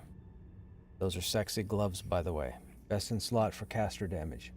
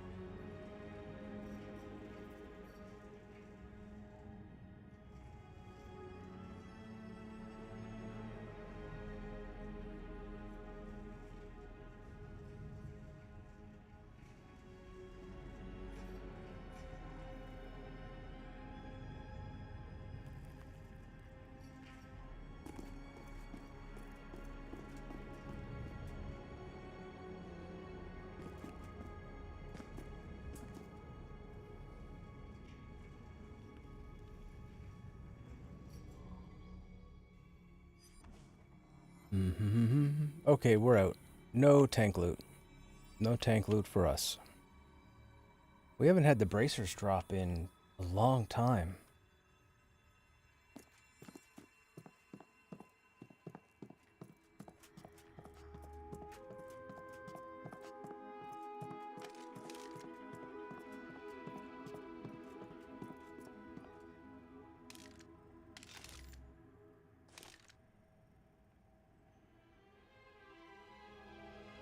That's our fire gear. We didn't need fire this time. We're good. We're over it.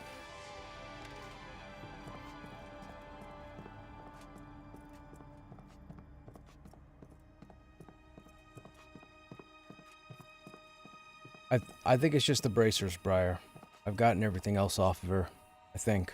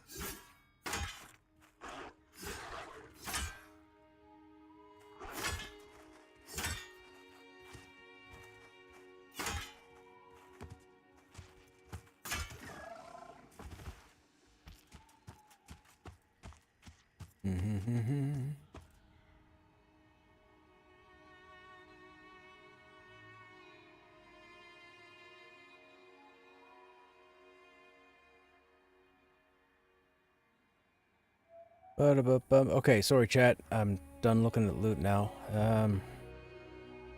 Beta testing people have been asking if closed alpha will automatically transfer over. Yes, they will.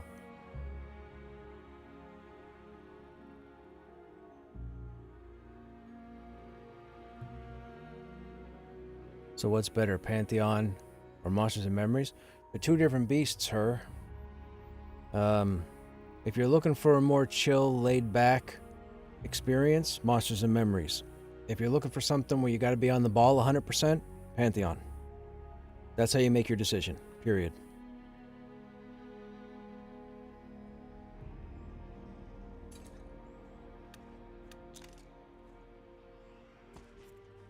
Doesn't look... Oh, wait.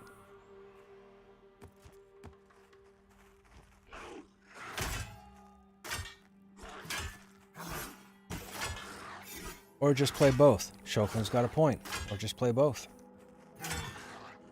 Monsters and Memories will fill your EQ need more than Pantheon will. I'll tell you that right now. If you're an EQ person, if you're a Norathian, Monsters and Memories will be your jam. Period. There's no discussion, there's no comparison, it's just the way it is. You either take what I say or you don't. It's up to you. But if it's a question you're asking, and I just answered it,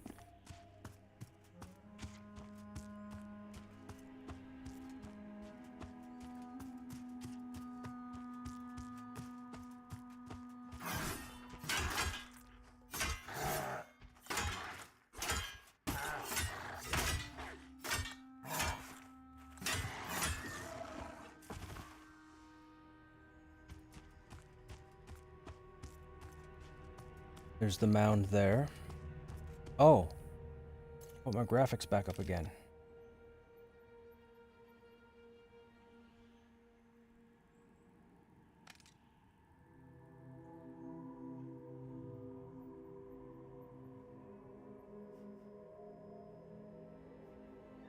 Eminem, once it hits early access, will be $15 a month. No box cost. Yeah.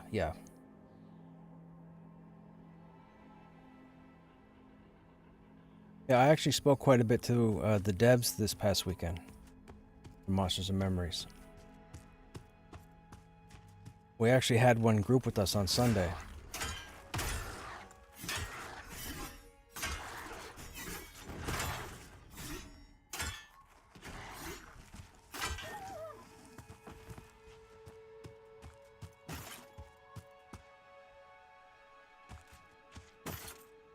The fact that we can see town from all the way over here is phenomenal.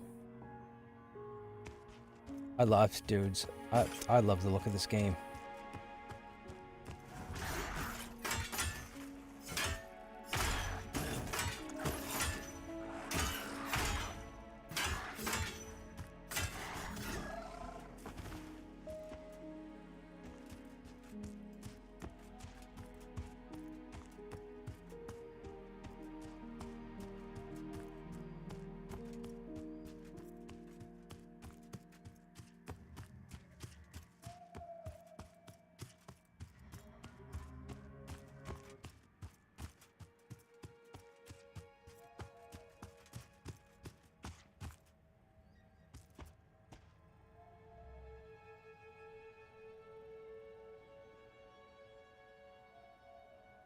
I think I can get a DPS. Do we need DPS?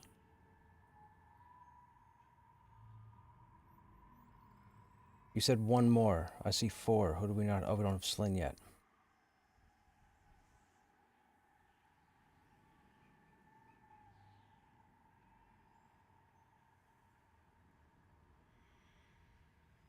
Who?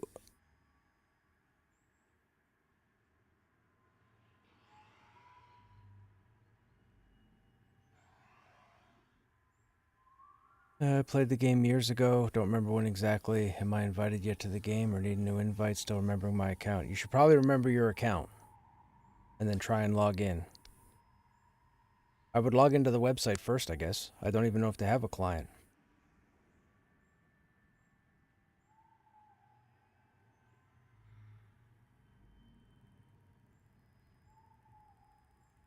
That kill rate seems fast. Where, Stogram?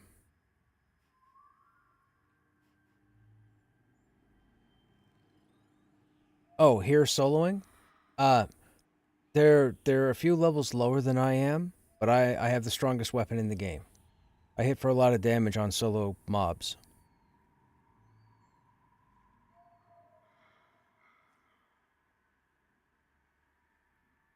Now I can't take this guy, trained Thornscale Ripper, because he's an elite mob. This little chevron right here. So I'm not gonna pull him. I could pull him. But see, this sword has a proc on it, so it procs fire damage as well. The solo mobs, I do a lot of damage. And I take very little damage.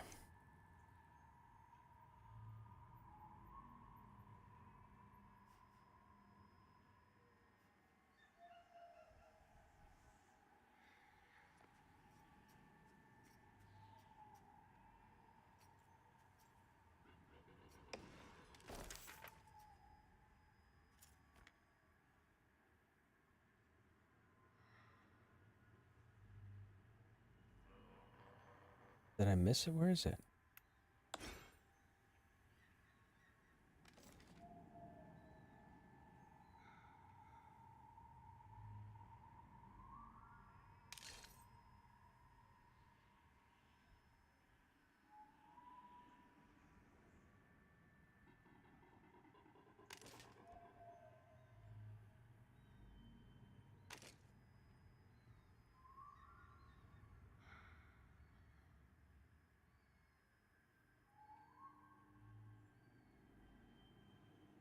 The group is looking for a backup healer.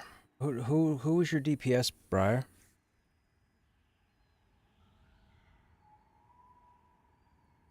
Group is looking for another healer.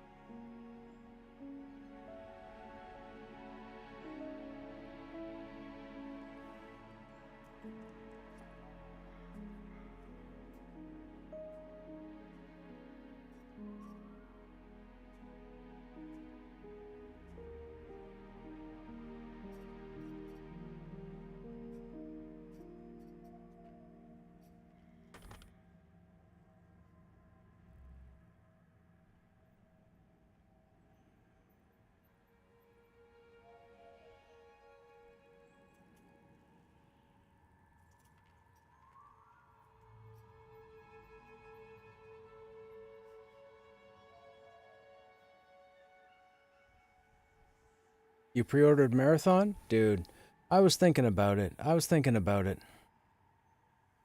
don't know if I'd get, I don't know if I'd play a lot of it.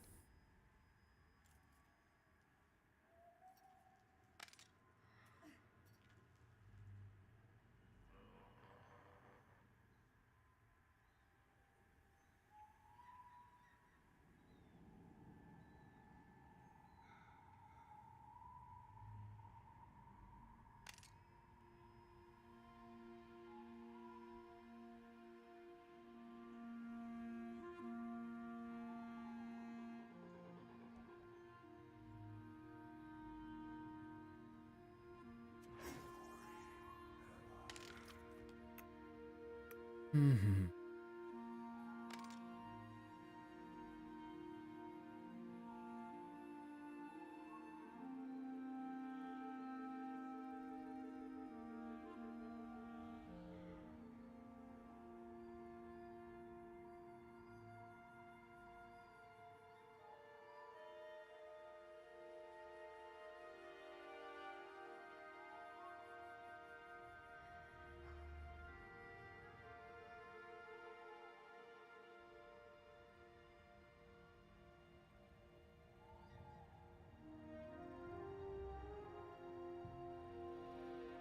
Mm-hmm. The art style and gunplay look nice. I enjoyed Arc Raiders. Dude, I picked up Arc Raiders as well, and I haven't even played a lick of it. I have I have a really bad habit of seeing games that I want to attempt or try or jump into, and then I never get around to them. And my excuse is usually EQ, but now it's Pantheon.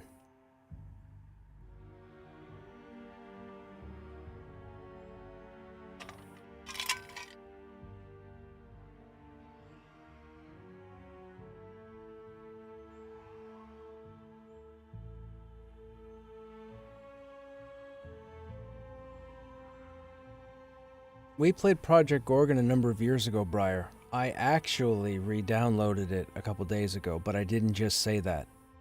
So, at some point, we might jump back in, take a look at it, and see where they've come. It's been a few years.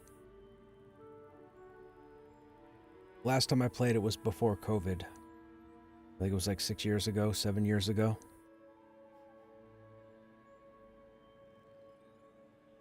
It was definitely interesting for the stream. Nobody was streaming the game at the time. So when the Project Gorgon crew found out that I was streaming, they jumped in, and let me tell you, those guys were fanatics. Like, fanatics. If I made one casual comment that wasn't rainbows and unicorns, I got crapped on. Holy smokes. Talk about defending the crap out of something. It was wild. Thoughts on Scars of Honor? I don't know what that is, Shoklin. You know what? Let's find out.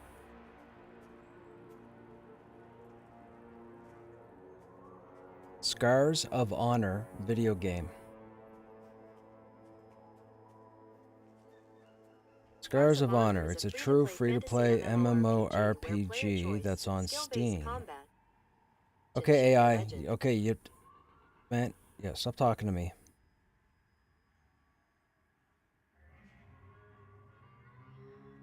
Their website won't load for me.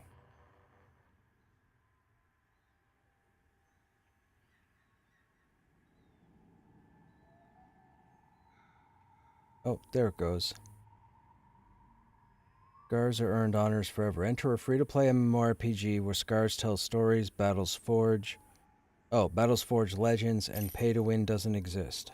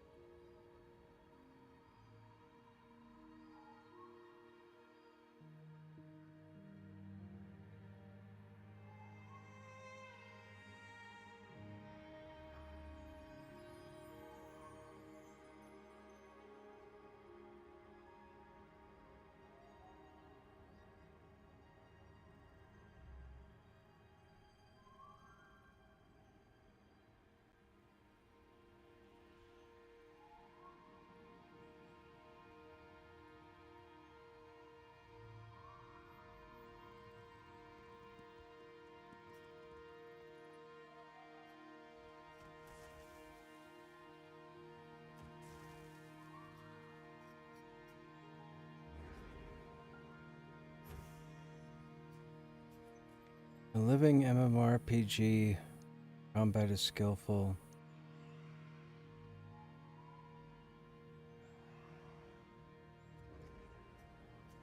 Classes are endlessly customizable. Talents and Scars system, dynamic combat, ever-shifting dungeons. Is there a video?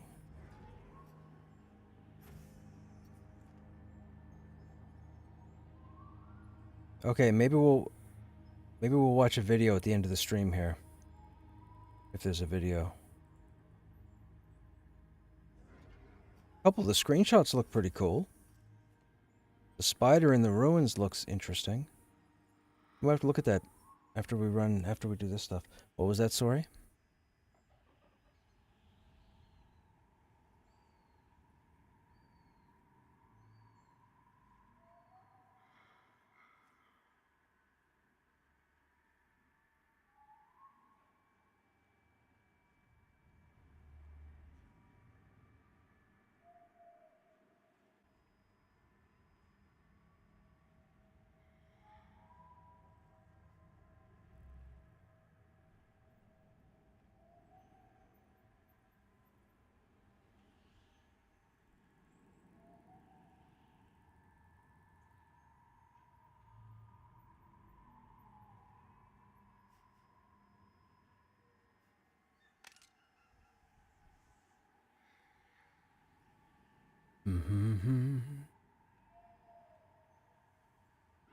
I bought the deluxe edition of Arc Raiders, played for almost 200 hours, never spent the premium currency.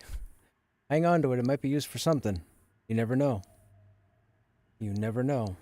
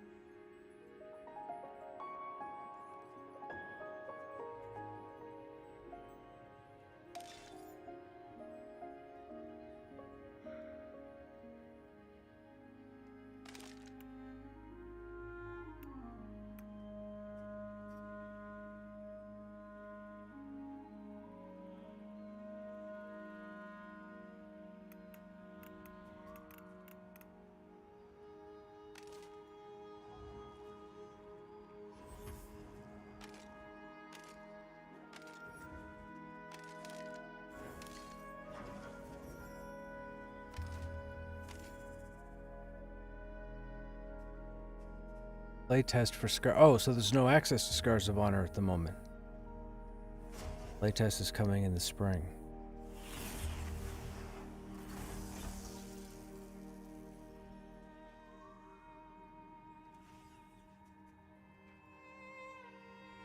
While they're doing their thing, give me 1 second, chat.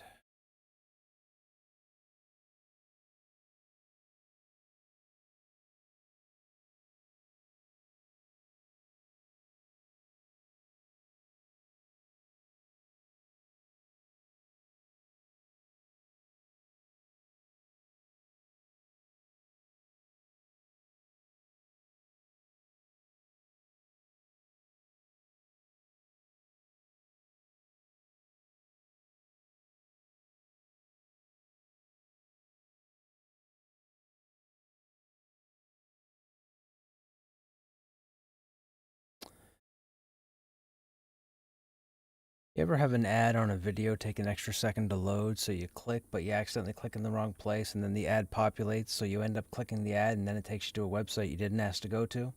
Yep, that just happened.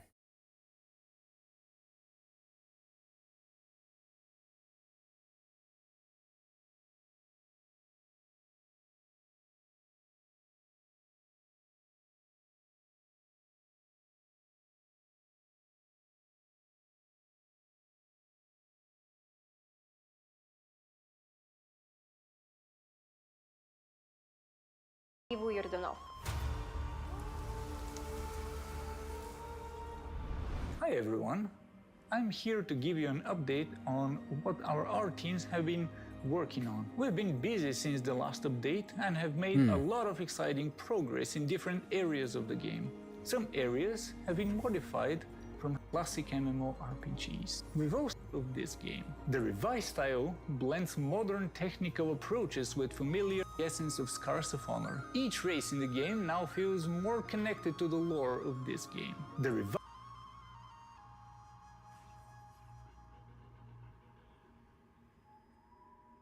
I get kind of like WildStar graphics. Not so much the character appearances, but definitely when I look at this style, first thing that comes to mind is WildStar. My style blends modern technical approaches with familiar elements from classic MMORPG. Varmint Veil Minion. So the banner's a minion, and Phineas is fighting inside the banner. And is that a player? We've also given our armor sets and armor system a full rework, allowing us to create more varied gear and offer deeper customization for players. Armors are now more have also received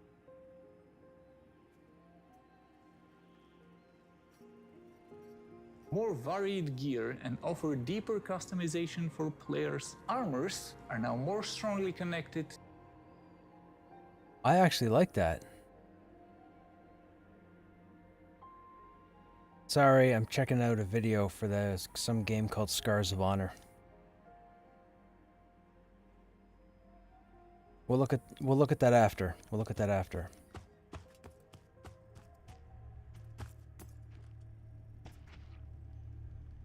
Should I...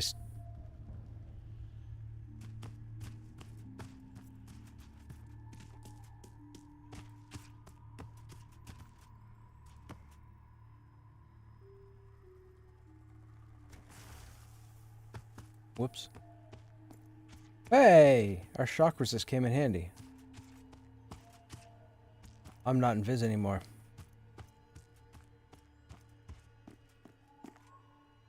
I can't...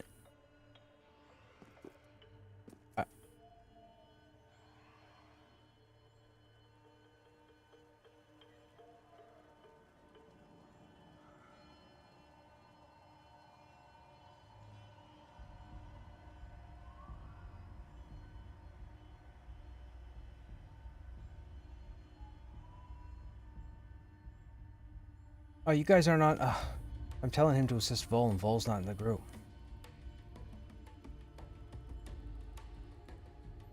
I can't get to you guys because the spark knocked me out of Invis. No problem.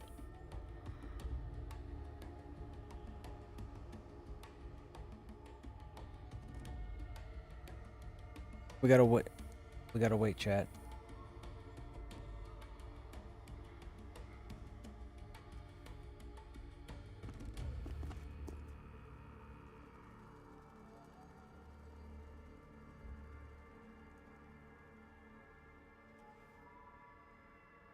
They had a bad pull, chat, and they were getting ready to recover it, and then something happened. I think somebody used an AoE by accident.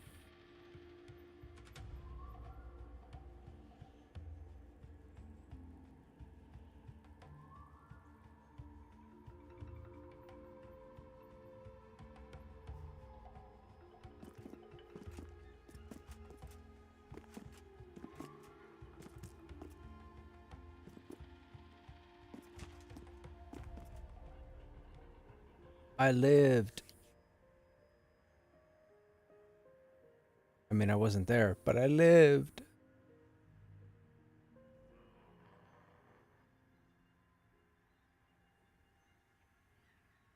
Actually, you know what? It's going to take them a minute to get here.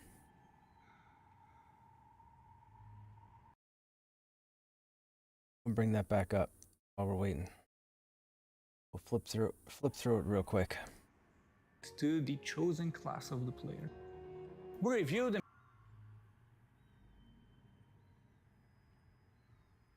I like the art style. That seems a bit really fancy. Polished all character animations so they fit better the updated character style. Creatures and NPCs have also been reworked to fit the new style. Why don't you just sit there and sip your beer? New set of animations and VFX. Our environments have been... Okay, so that's a town. Get that.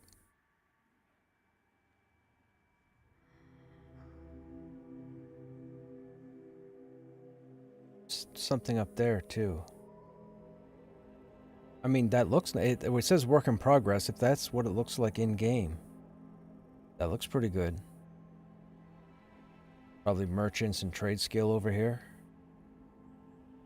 Trainers over here. If this is a friendly place, this might be a place you attack. Probably a place you attack. Why does it do that and not play? Rethemed, had their layouts adjusted, and more subzones have been added for the player to explore. On the technical side, we've improved the shaders we use for our characters and NPCs.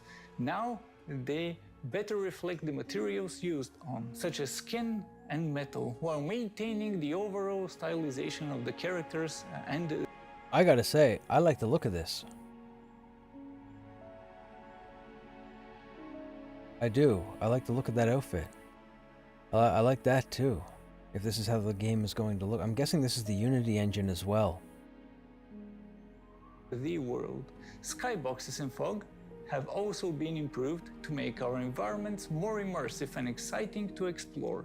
Later in this presentation, you'll hear more about these improvements in detail. You'll also see some examples of how the game...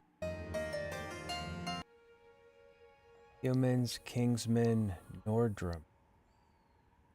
Sacred Order. So Sacred Order is a faction, and these are all the races under that faction. Dominate. Oh, yes, it is kind of like WildStar. You've got one set of characters here and one set of characters here. That's how WildStar was done.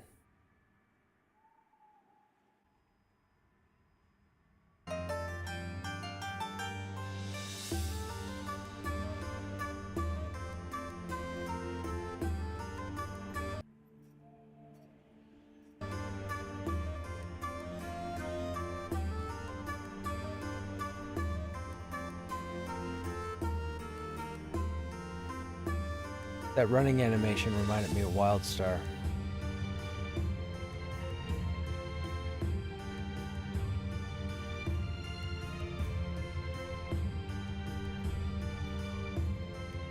Yeah, I'm clearly getting WildStar vibes from this. I know you guys probably aren't, but I am.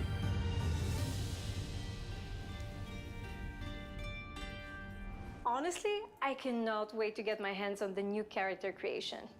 I am guilty of putting hours in that part alone, and I'm pretty sure that my friends will hate me for spending so much time on making my avatar.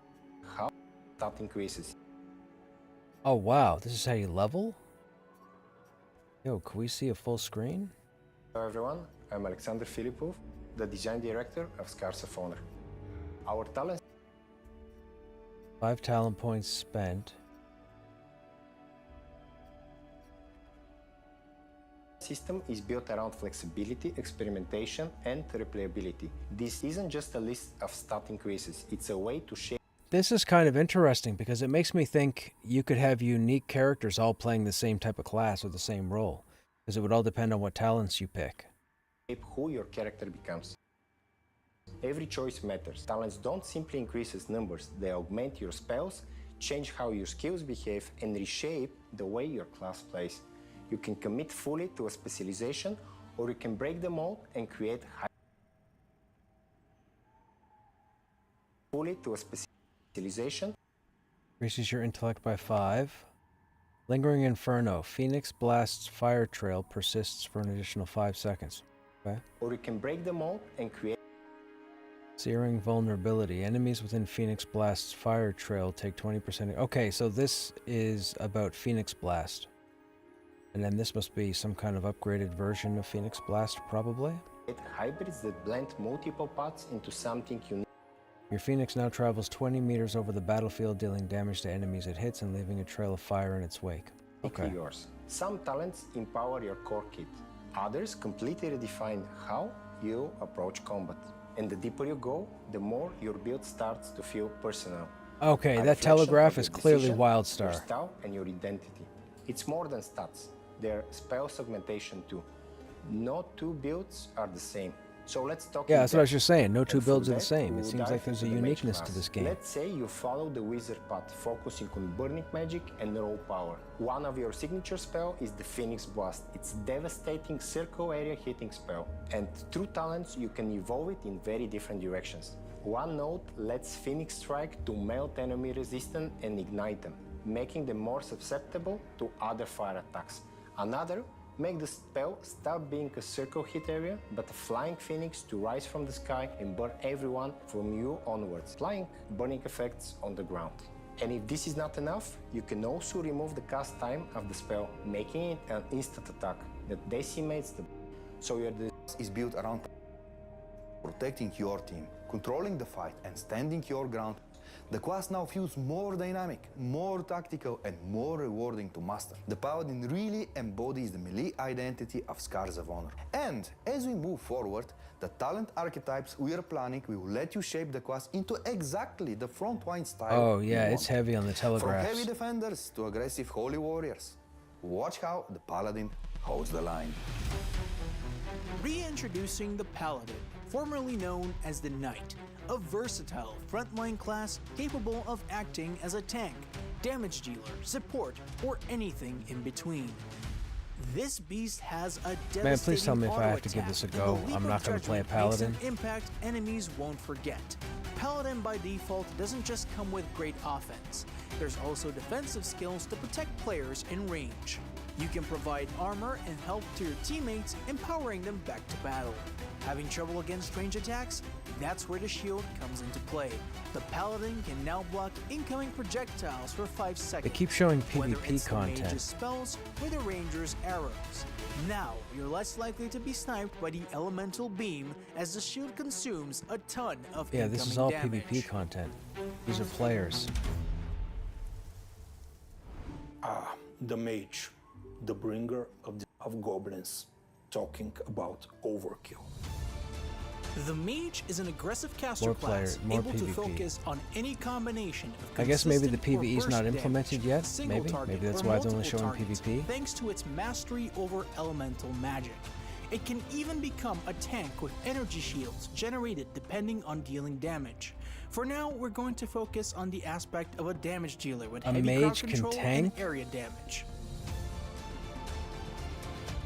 As a master of the elements, the mage has access to a wide variety of spells that can pack a punch from a medium range with different damage types to choose from, whether it's cosmic energy, fire, ice, or lightning. This class can even conjure up a black hole that pulls nearby enemies towards its center, enough to follow up with another devastating spell. Is not an option. The ranger is when to engage, disengage, and when to chase. So usually, So there's a trading paladin, damage a is not an mage, option. a The ranger. ranger is really for players that are great tacticians. This class has a lot of ways to outsmart and disable the enemy, silencing them, slowing them down, and now Casting spells or immobilize them. giving commands and throwing yourself into melee combat, tearing your enemies limb by limb. And of course, no druid will be completed without their legendary druid. shapeshift transformation that let you become towering beasts and primal monstrosities, each unleashing its own ferocious powers, dominate the battlefield. Let's see the druid look and feel in action. Our current vision for the Druid is all about versatility.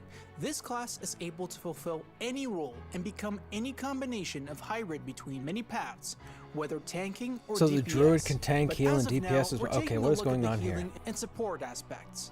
The Druid's class mechanics are spores. When they're applied to enemies, they are harmful, dealing damage over time. However, it's the opposite when cast at allies. They are restorative and heal the targeted player instead. Both effects are proportional to the number of stacks applied. Most of the spells apply this effect. For example, the Druid's basic attack is a 3-hit combo that deals damage and applies 1 stack of spores to enemies. This Scars of Honor. They're not just upgrades or passive. Pick a scar. Your healing spells heal 50% more when you're below 50% health, increase your movement speed and armor by 10% when you're below 20% health, and when you go below 20% health, obtain 200 barrier. I would get that one. I don't like the other two. Works. They are marks of your journey. Each scar is earned through real milestones, major Sorry. victories, key You guys are here now? discoveries, and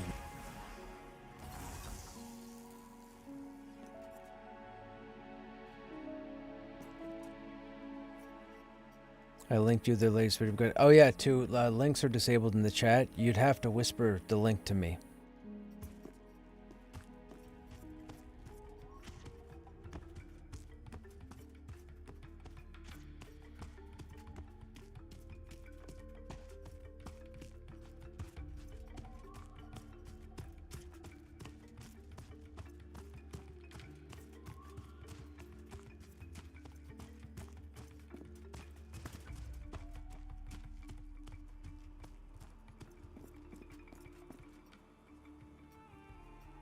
Are we dragging Briar's corpse?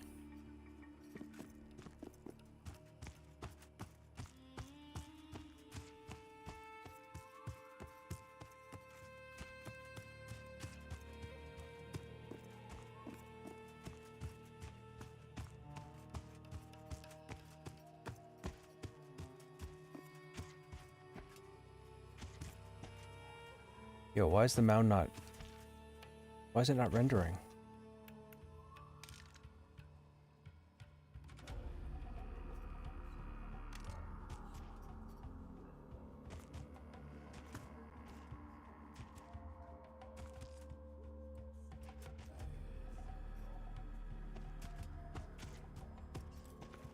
Am I missing a hill? Maybe I'm not.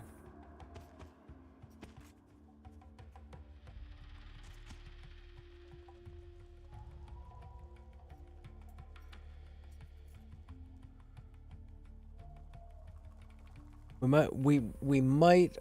I'm gonna go back into that video after chat. We might take a look at that game, maybe.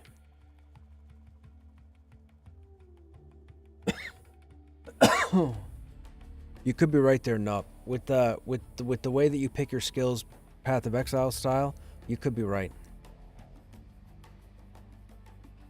Looks like they're releasing a demo sometime early this year.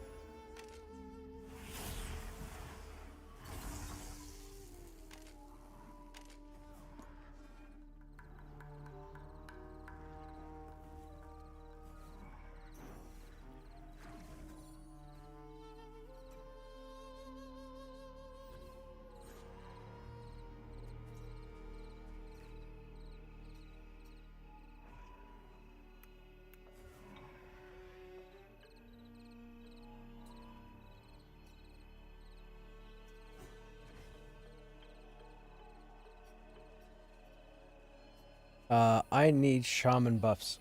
I need shaman buffs against Lynn if you already cast them. I think I had ones from the Enclave still on.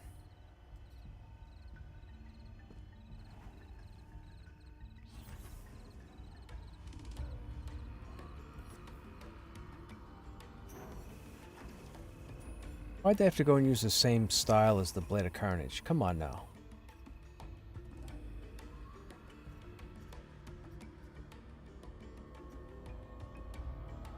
Who are you speaking to? That's fine.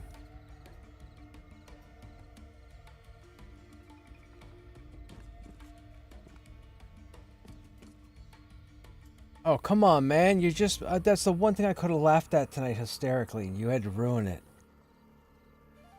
I know.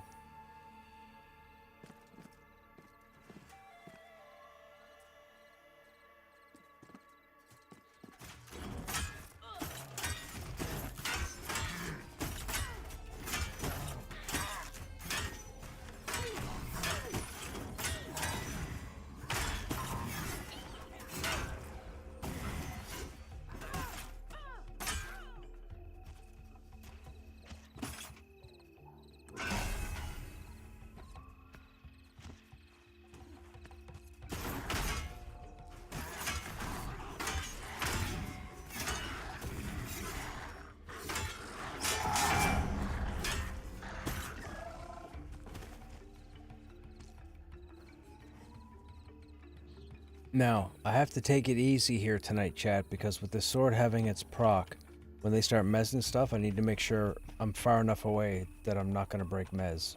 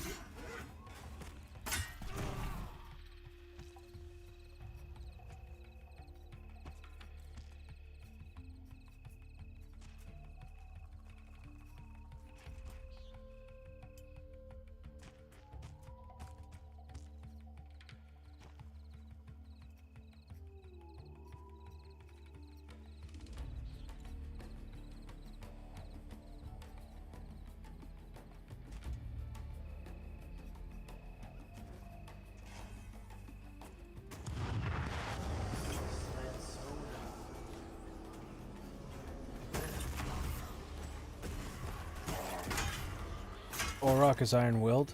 Get on Orok. Or Oruk.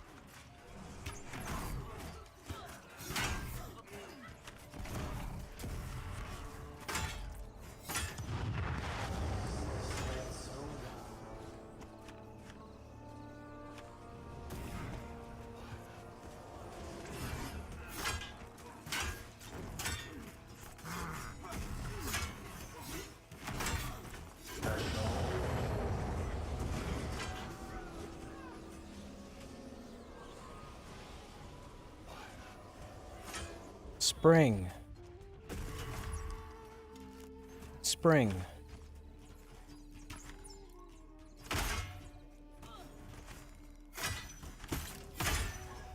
You would be correct. It's spring. That's all we know is spring. So anytime between now and June 21st.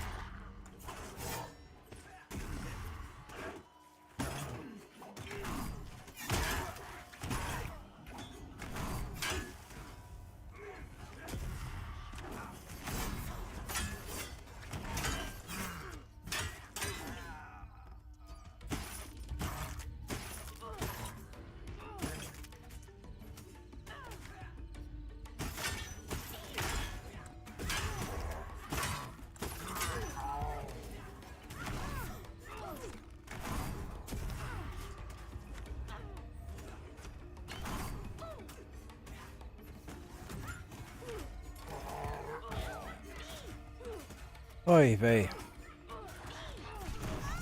I might have to take the sword off. I'm gonna take the sword off.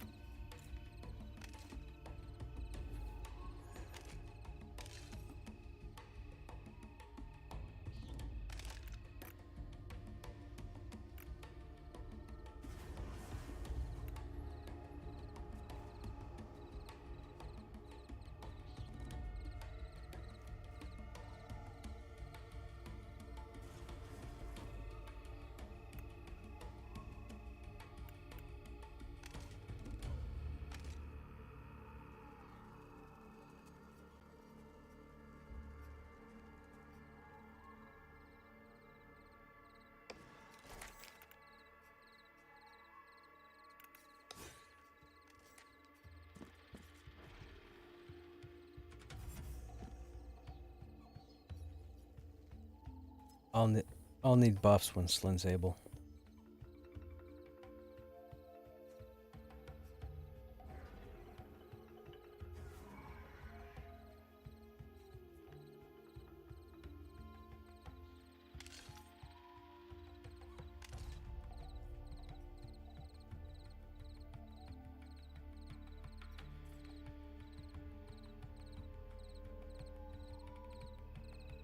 We just had those shoulders drop.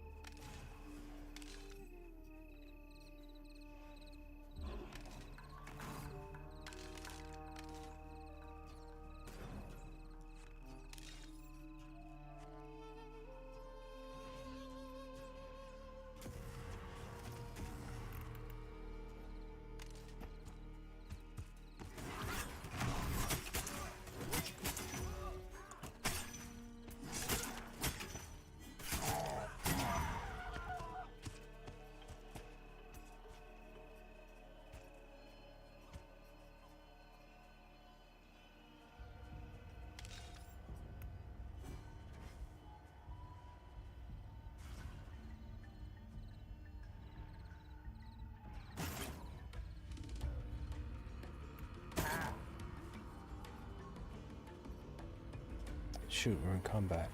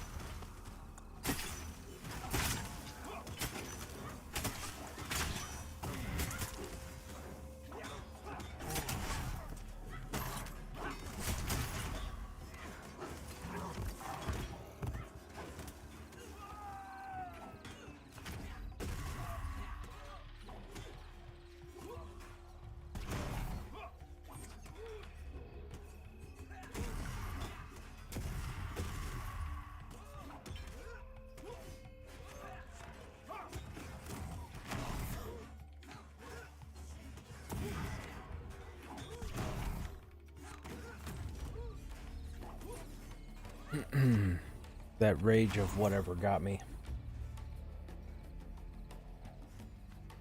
Rage. It's rage.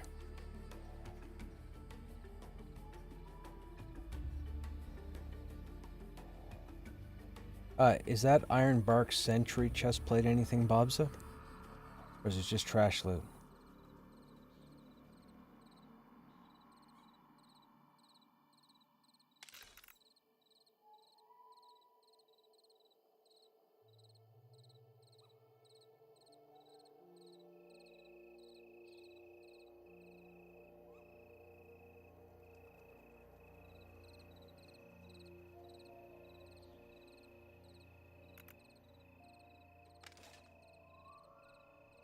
Gotcha.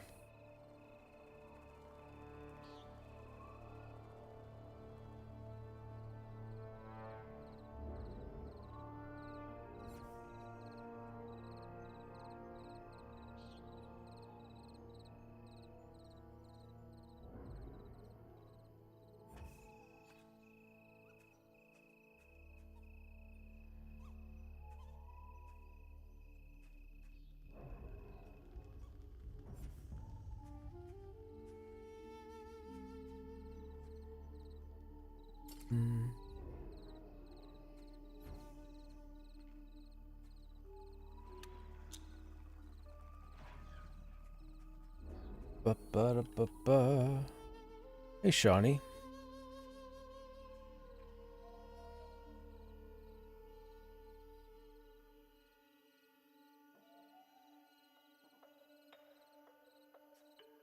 Disease did substantial.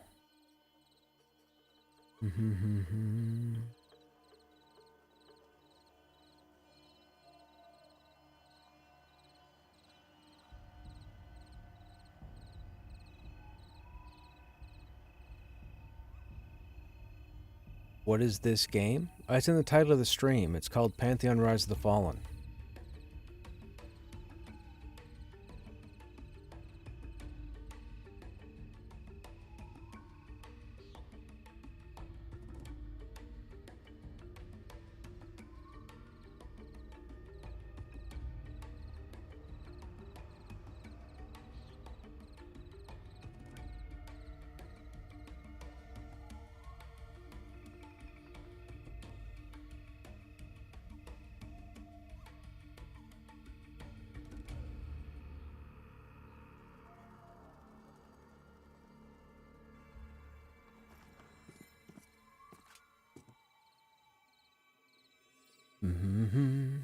They pulled my corpse back to where the group was to keep it away from the mobs that were spawning so I wouldn't get aggro after being rezzed.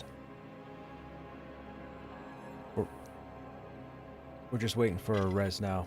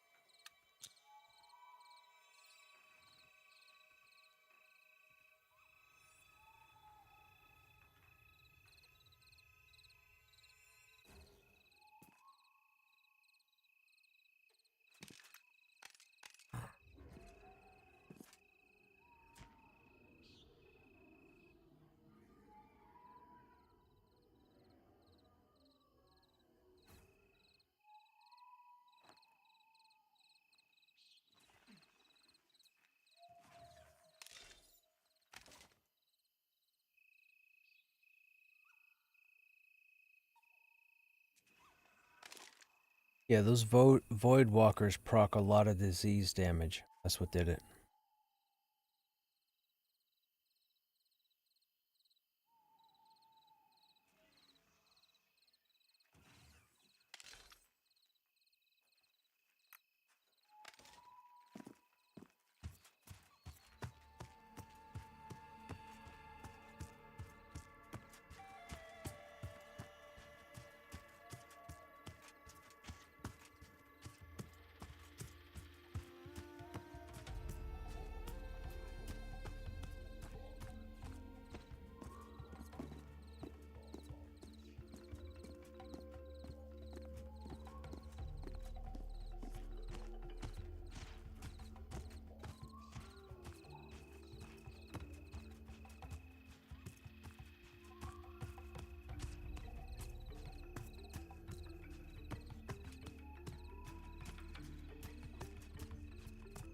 There we go.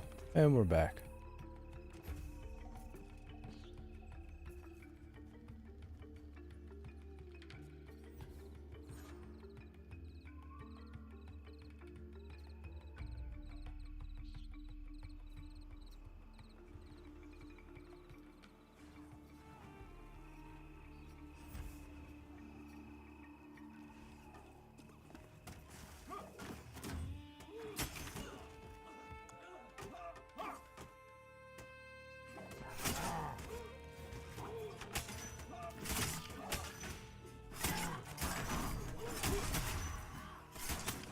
No, because they didn't die.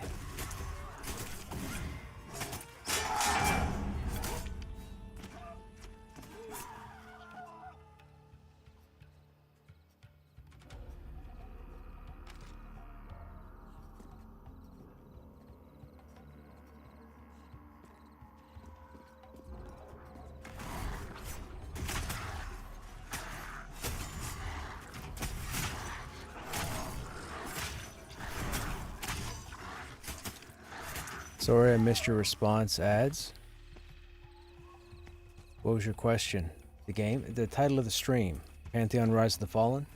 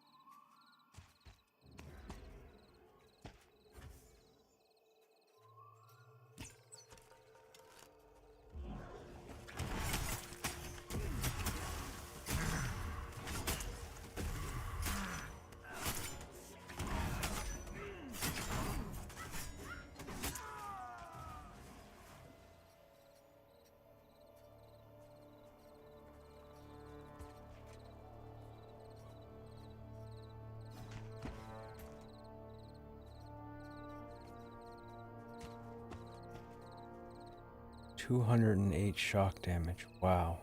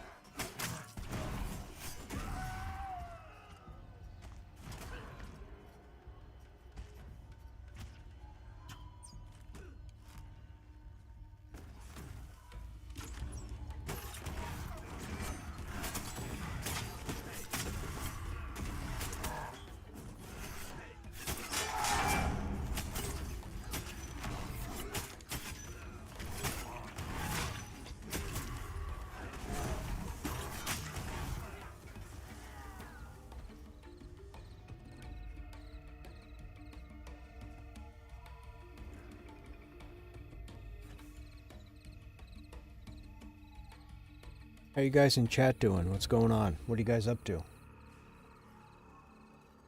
Anybody playing anything? You guys just chilling?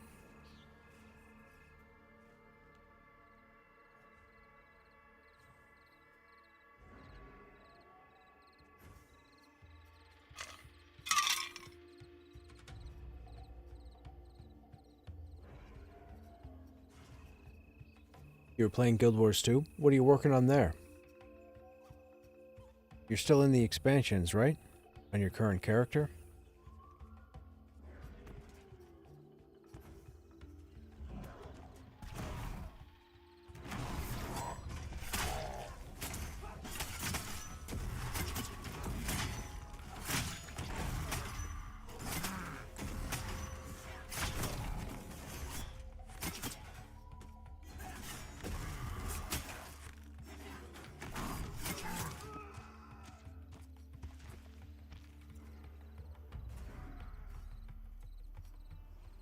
Oh, they were doing the Mage Epic? Right on.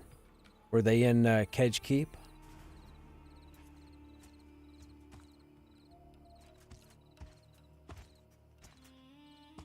Playing with my palette, trying to do the starter quest. I got blasted by ghouls. That'll happen.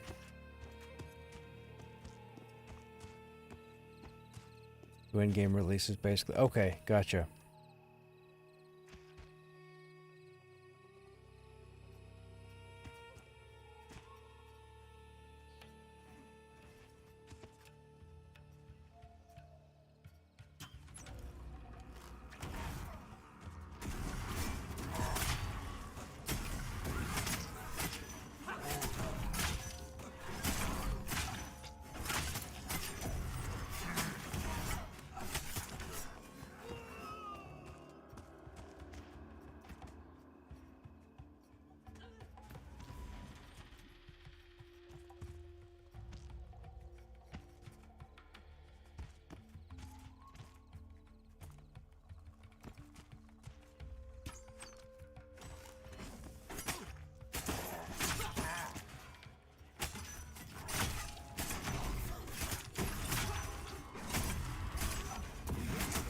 Query.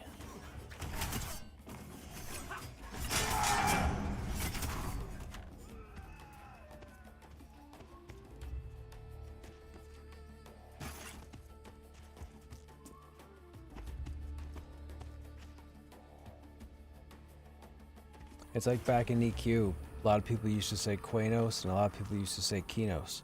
I had a real life neighbor who used to say Quanos and I used to say Kinos. Actually, it was Kinos.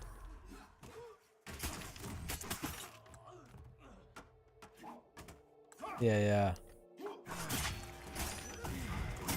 Hey, Dandy Man, what's happening? How you doing, man? Yep, a lot of people did. A lot of people did, myself included.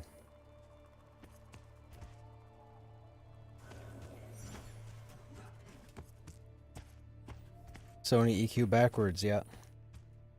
Hey, Counter, what's happening? What's the highest level you've gotten a healer to in Pantheon? We don't talk about healers.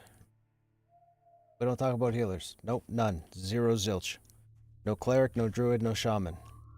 I can show you my character screen. Not a single one. So, zero.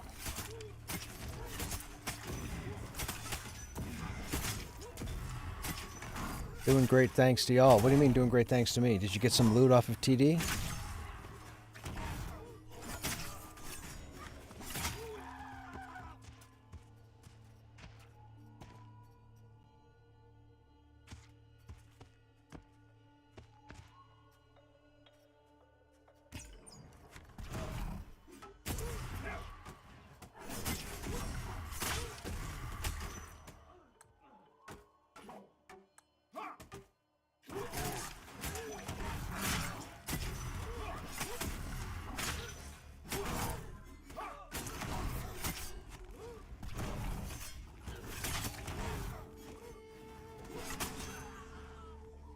I mean, when you think about how far in Velios is, it's like what, the second expansion?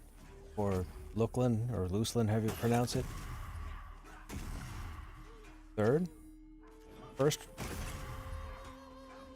was Kunark, Velios was second, Luklan was third, Plains of Power was fourth.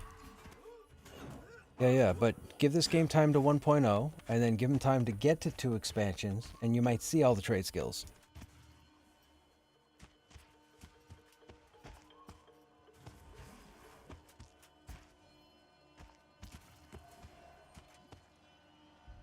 Yo.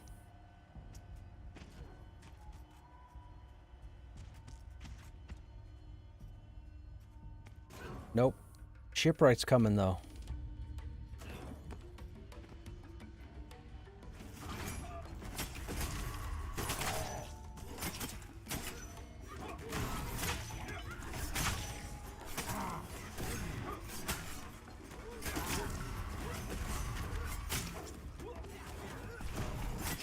Oh, you got the mage sword. You got one of the mage swords. Nice, man. Grats. I came running as soon as I heard EQ. Yeah, we've been talking about EQ in chat, in group voice.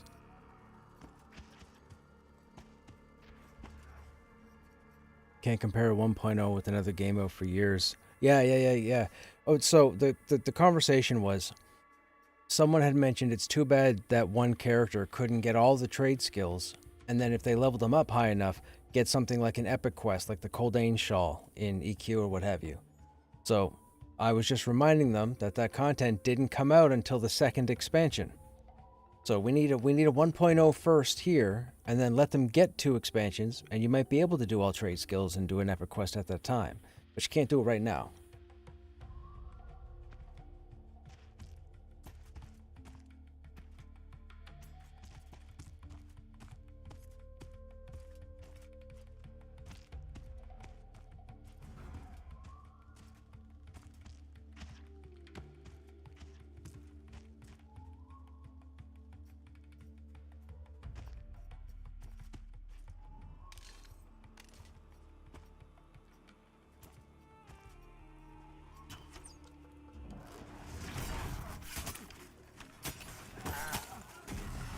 Oh, this knockdown is yucky.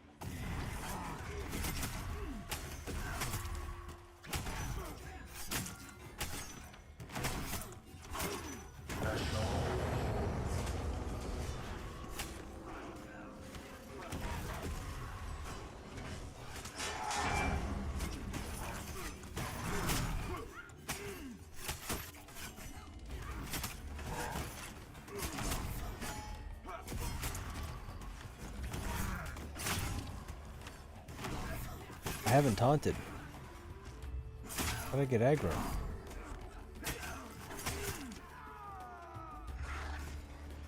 I don't know.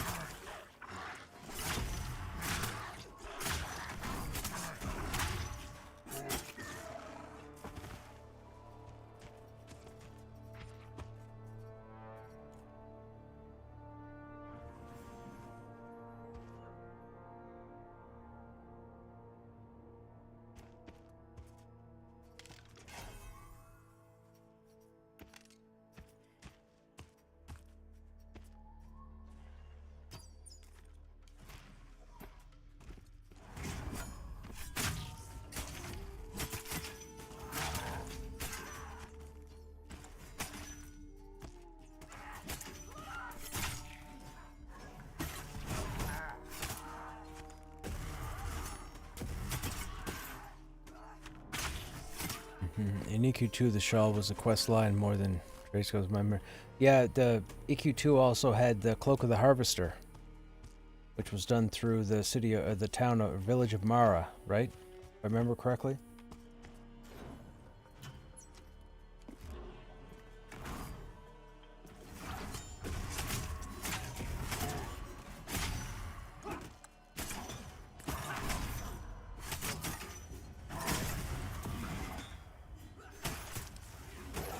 How did faction work in EQ if you gain faction with a civil race? Would you also lose? Yeah, so factions were tied to each other. So to give you an example, Velios was kind of interesting because Velios, the expansion, Scars of Velios, had 3 main factions. There was the Sky Shrine faction, which was the Drakes or the Dracotas. There was the Giant faction, what was that, the Kromzeks, right? Kromzek faction, which were the Giants. And then there were the Koldane, which were the Dwarves. And you could actually kill mobs to build faction with one of those 3 factions, or you would kill something and get positive hits to 2, but negative to 1, or positive to 1 and negative to 2, or what have you. The interesting thing was, as you killed the dwarves, you built faction with the giants. As you killed the giants, you built faction with the drakes, and so on and so forth. All 3 factions had their own quest lines, so you were never able to talk to 2 factions at the same time. You had to balance the 3 factions. Like, as an example, we talk about in Pantheon how they're trying to put it, or they're trying to set the game up so that you're rewarded for exploring, not for camping. So you could be running through here, let's say, and you kill a trash mob here that drops boots that somebody could use. Then you pull a named over here and you get something. Then you go over here and you end up pulling something over here and you drop something that somebody could use. With the 3 factions, the mage boots might be best with the Sky Shrine faction. The tank breastplate might be great with the giants. The paladin breastplate might be good with the dwarves. So you had to try and, without being able to go to websites and look at stuff, you had to keep fluctuating the factions and going to talk to the respective NPCs in order to try and unlock 3 different factions worths of quest lines to find the 1 or the 2 that you needed to get your best gear. It was very time consuming, which was the whole point of it. But that's how factions worked in EQ. You would balance and break with opposing factions. You kill a high elf and you would ruin your faction with Felwith. But you would raise your faction with, I don't know, Crushbone, because the orcs hate the elves. So factions were all about balance. Same thing in this game. When you kill anything that has a faction hit, you're raising and lowering different factions. So with everybody having played, so as an example, we've been playing in early access now for what, 14 months? About 14 months? If they flip the switch tomorrow to turn factions on, I'd probably be hated everywheres. because I've killed so many things of a positive or negative nature, and some factions hit you much harder than others. So, and right now, we all don't know how that affects us. But I'm assuming it's going to be the same way. For example, when factions get turned on, ogres are not going to be welcome in Avelia or Demeth. We may have to go into Halnirs, or go to the orcs, or go to the bandits and farm faction to make Demeth non-aggro to us, you know. You will have to manipulate factions, and not just factions for civil stuff, but you'll have to do it for trade skills and merchants also. You'll end up building so if you go to certain merchants in the game, you'll notice when they open up their shopping window, you may see tabs up at the top that have little padlocks on them. Those are meant to unlock as you build faction with that trader. So if you're spending time in AVP and you're going into Halnirs every day with your static group or your guild and you're killing stuff and getting loot and so on, try and deal with the same merchant when you get back to Demeth, and as you build up their faction, you'll unlock those other tabs to find better stuff or different stuff. That's how they plan to have it. That's not how it is right now, but that's how they plan to have it, which is pretty cool. It's also time consuming. They got to be cool to put stuff in the game that's going to take your time. Because if you're somebody who jumps in and cries and complains 3 days later because you don't have everything yesterday, you need to go away. Like seriously, like you don't need to type another word, you don't need to talk to another person, you just need to go away. You're an absolute shit player if that's your mentality, period.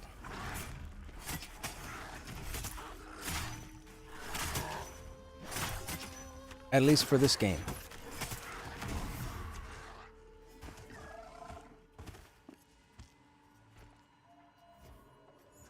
But factions, you're definitely going to have to be very careful with factions. Because you could be so used to playing right now and going into Demoth all the time, but let's say at the spring update, one of the little patch notes is, hey, guess what? Factions are turned on. You run to Demoth and all of a sudden the city attacks you. You're like, wait a minute, what just happened? Well, they don't like you. Work on it.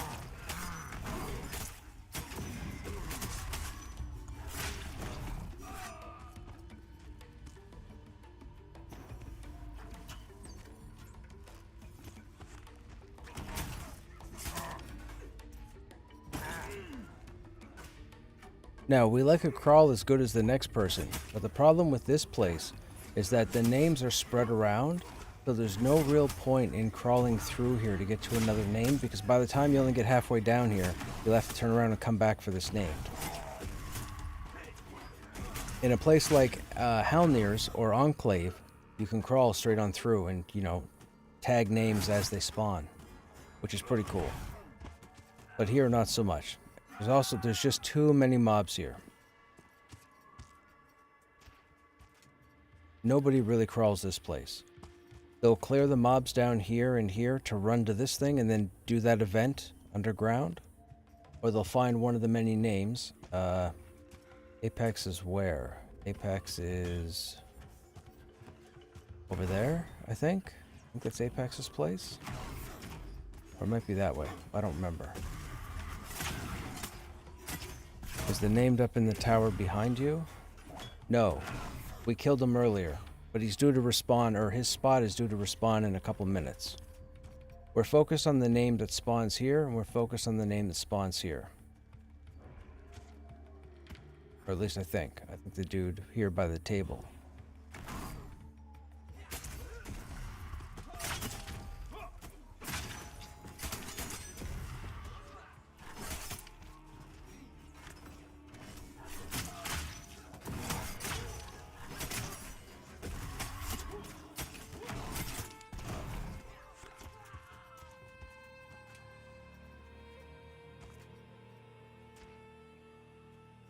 Pop your disease food.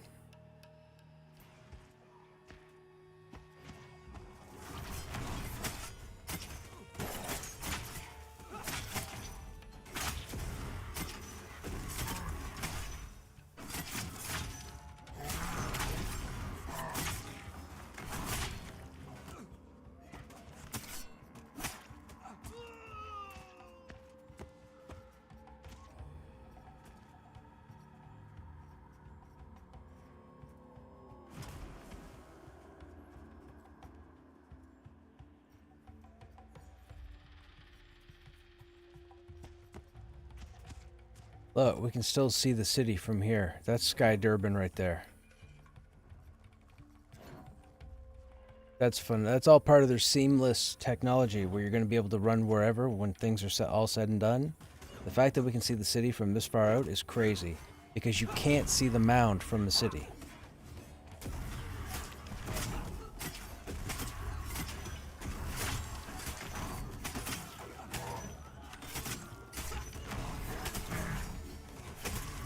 Did you jump into the thorns?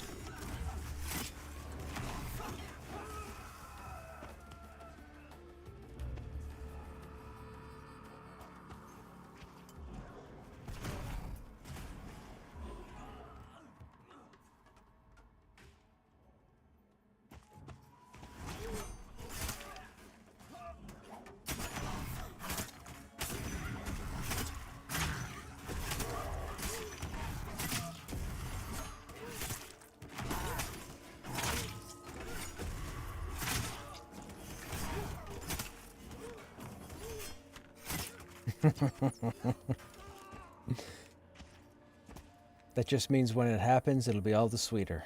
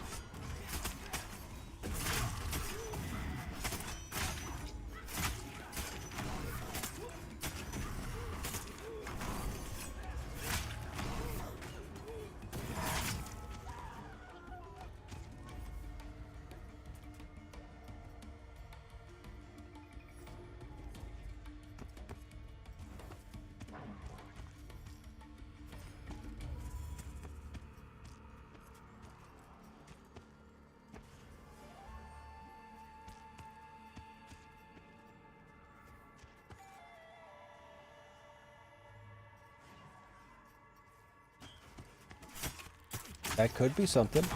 Sounds like something they would come up with.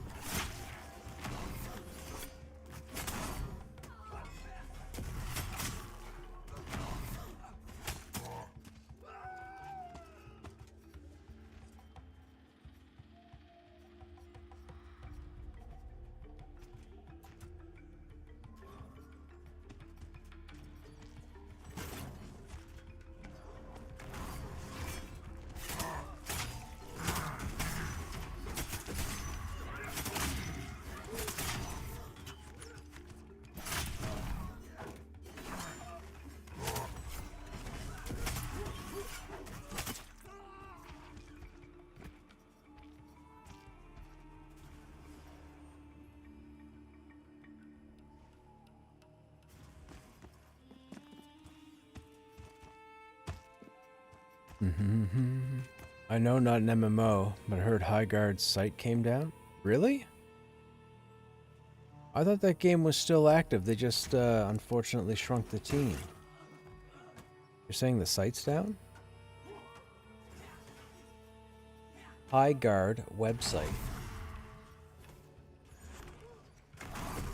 Highguard website goes dark.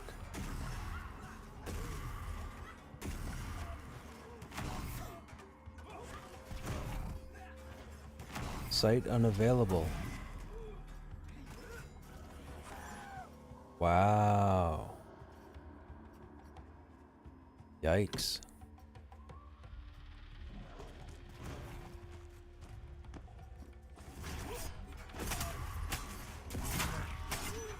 I thought that game was still doing okay regardless of the fortunate hate that it got. I thought streamers were digging it. I'm pretty sure streamers were digging it. The internet, man, like, dude, if they want to tank a game, they'll tank a game. That's my problem with really large influencers. I don't watch like on the regular, but I've tuned in to some of the biggest influencers / streamers on the internet, and they'll have completely ignorant takes on video games. Ignorant meaning they don't get all the information, they just spout out the mouth, and they can tank a video game. Like, dude. So many people listen to them.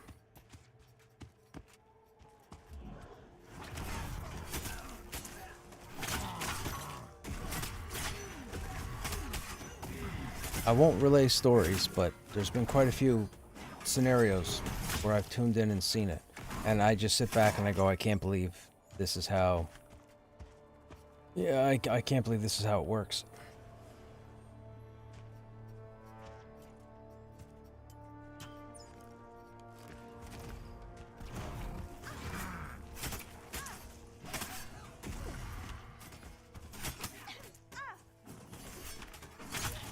I think it's a giant worm, Tremor style.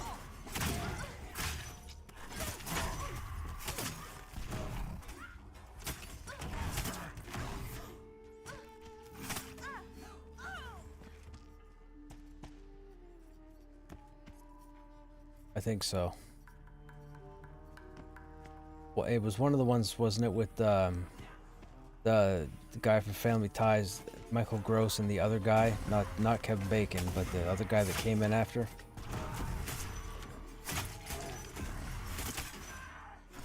Yeah. I forget the dude's name. Can't remember. He was in movie like more than just that back in the. I can't remember his name.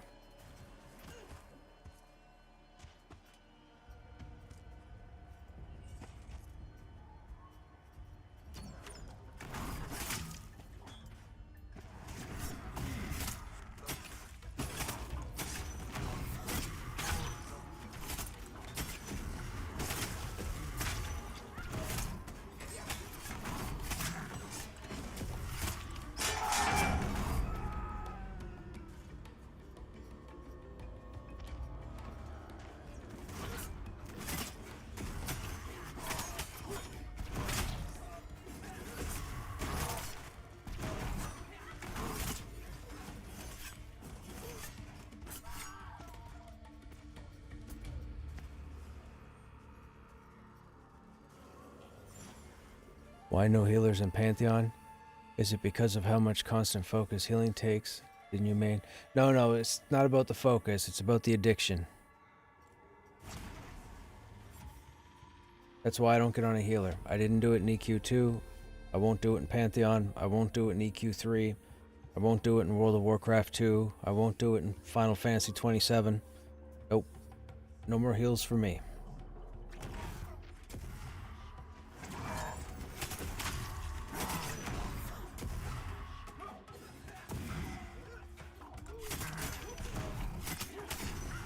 Nope, I haven't got a shield on.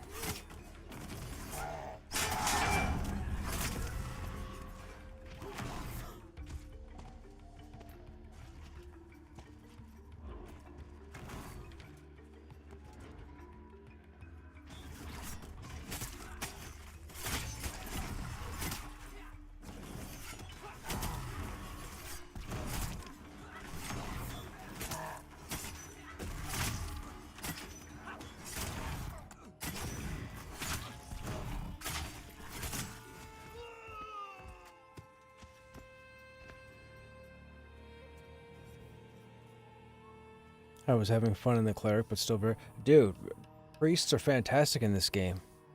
I group with all sorts of clerics, druids, and shamans. I'm just not going to play them. Because I'll end up getting addicted to them. And I don't want to do that. I like to tank. That's what I do.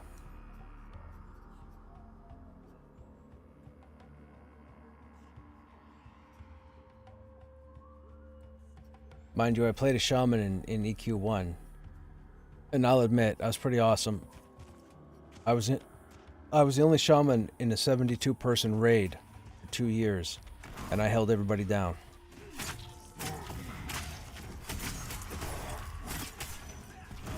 And then one night I wasn't paying attention and I died to cannibalize. Yep.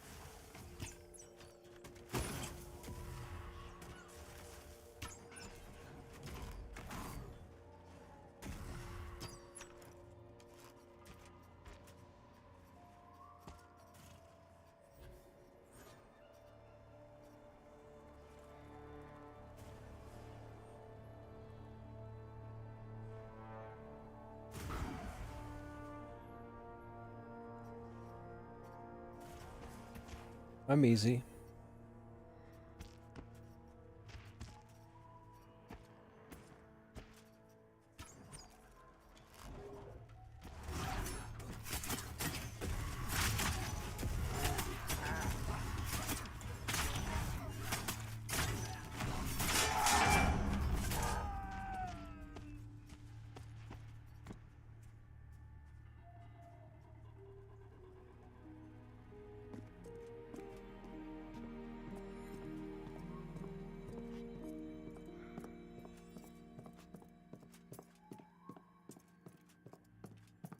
We're gonna go show you another raid, chat.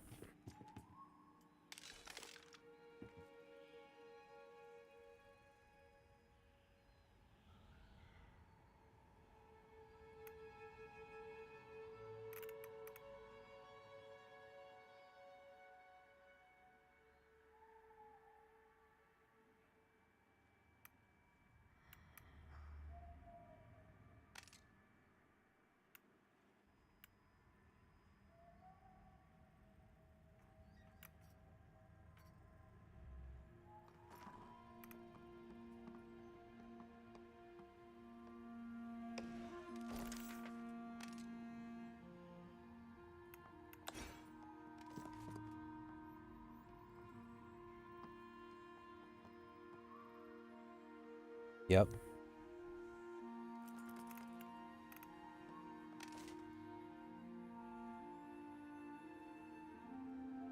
Yep. Should be the southeast corner. I'm pretty sure it's shown in Black Rose Keep on the continent map. Oh, gotcha.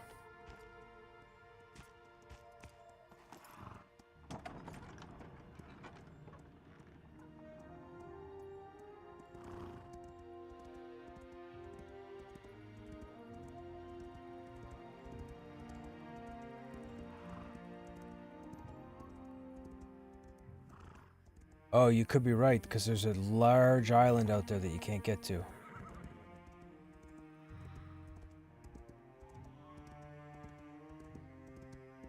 But there's also South Seoul in the southwest.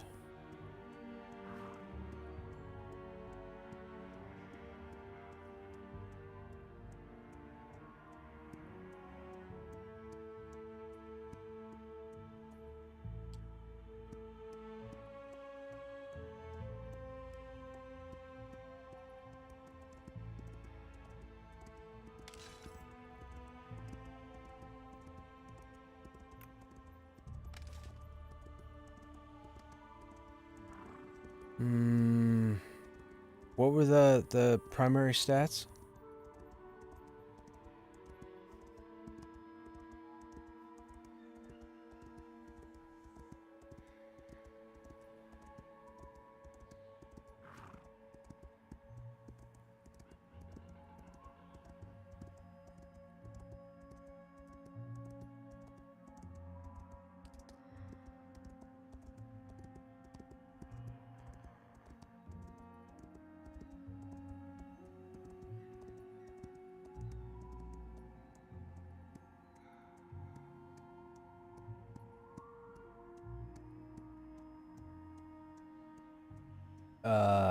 Am I?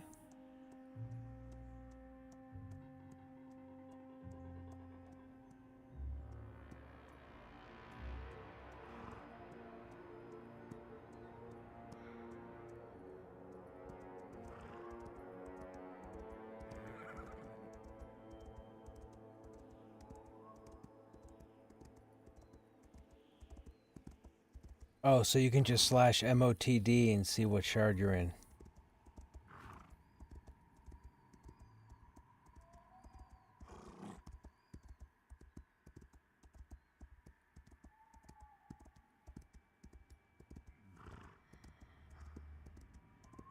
Yeah, there's only like 8 of us.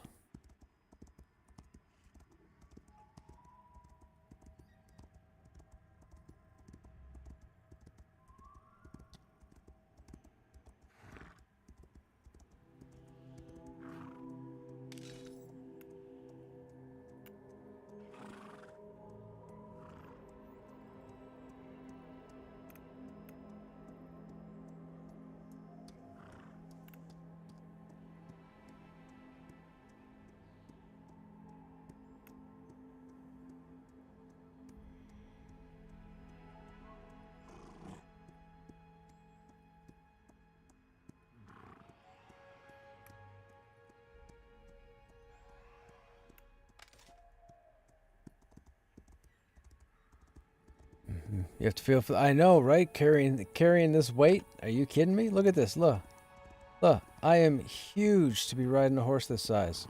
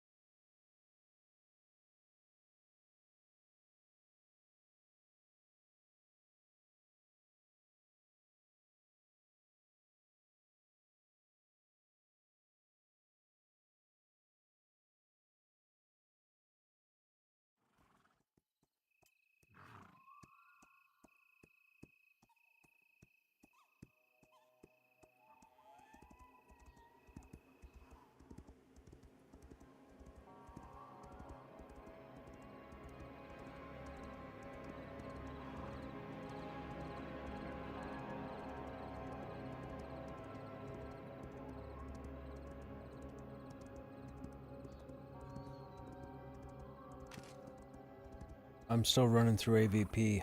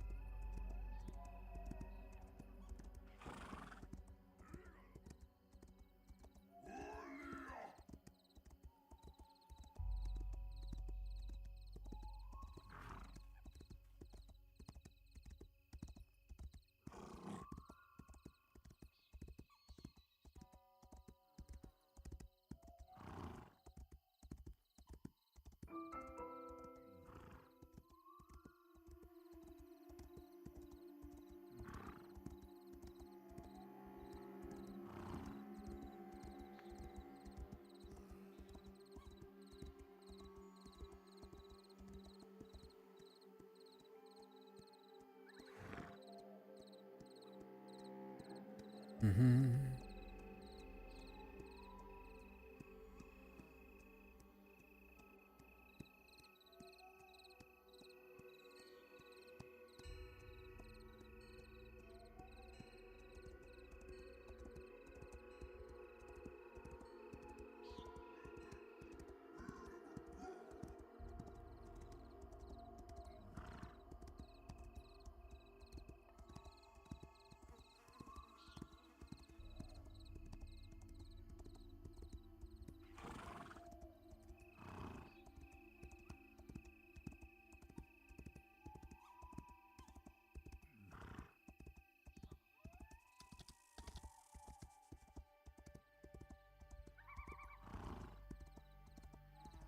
Mm-hmm.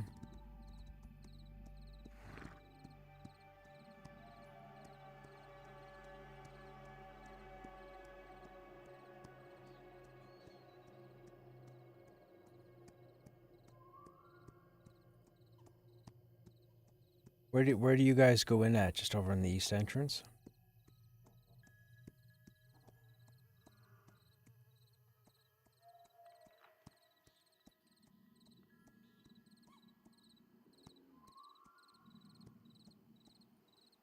Yeah.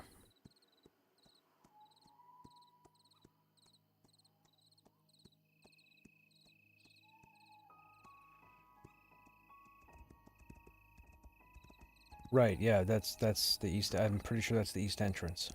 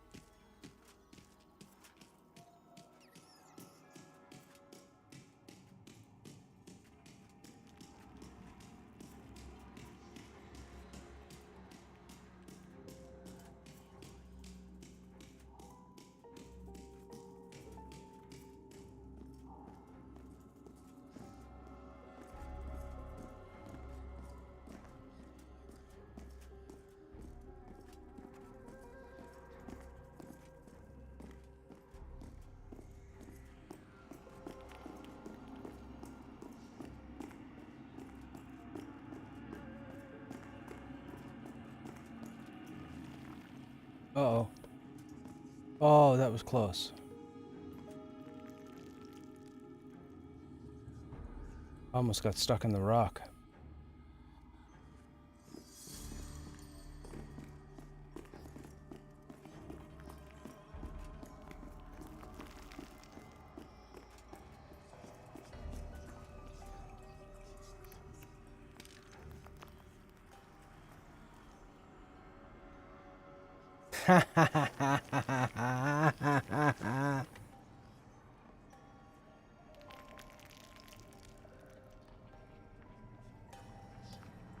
No, I'm on a different shard with care.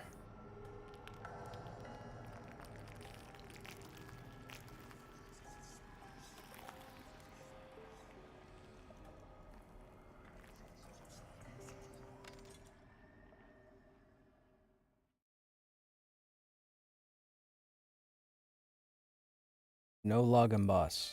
No login boss. Boo.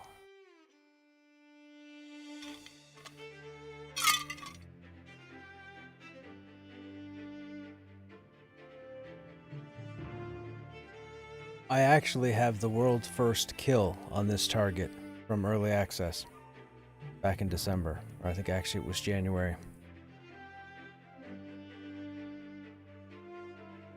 It's actually a highlight on stream if I could remember the link.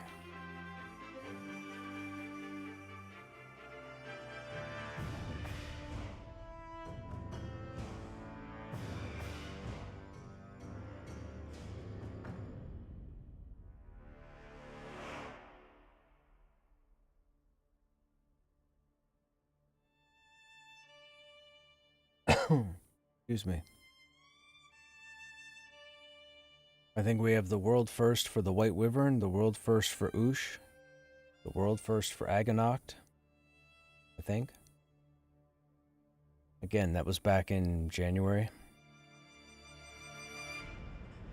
We all just leveled together. So there wasn't a lot of content back then. A lot of people were still trying to figure the game out. Our guild at the time on Lucent Tree, we had everything figured out. We were the biggest guild in the game. We had over 320 people. Almost the entire server was part of our guild.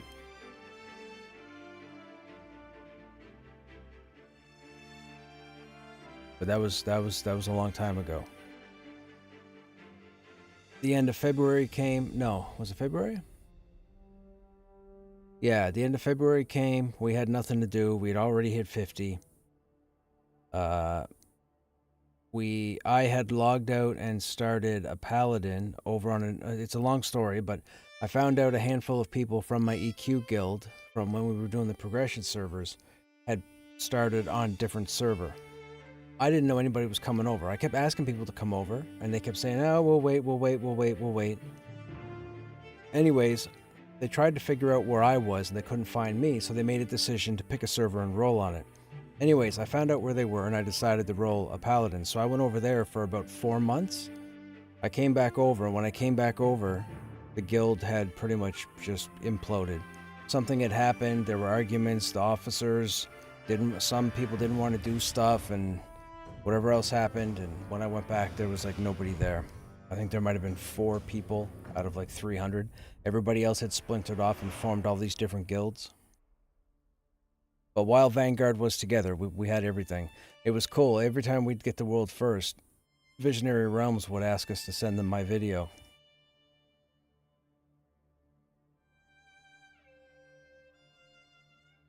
It's pretty cool.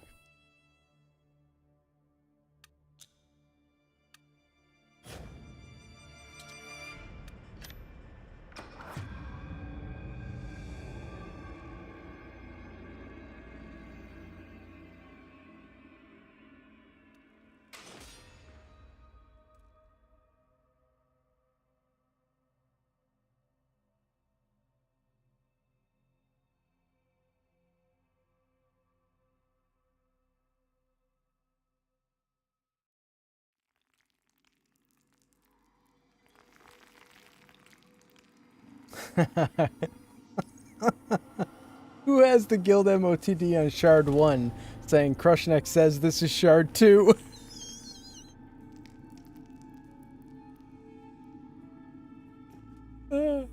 That's so good. I love that. That's fantastic. We're on Shard 1 chat, and one of my guildmates put the guild MOTD as Krushnek says this is Shard 2. That's great. That's great. I'm in the safe room on the bridge.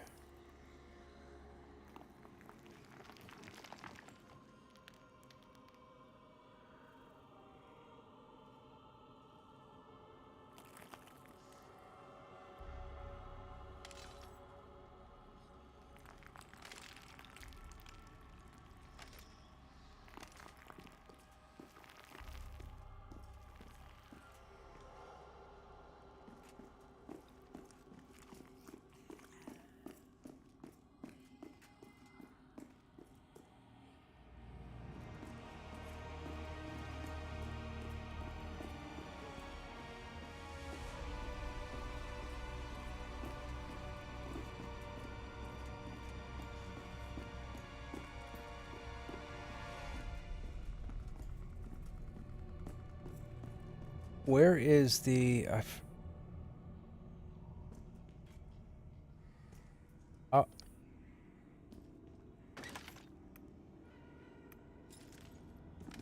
I always forget where to climb down.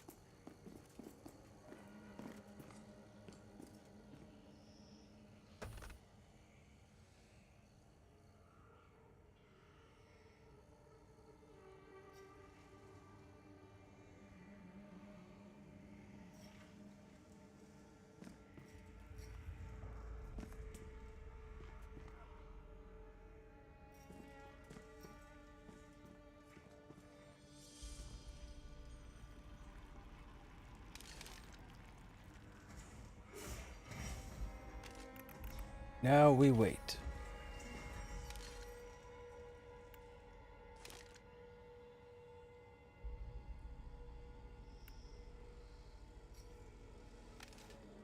Excuse me.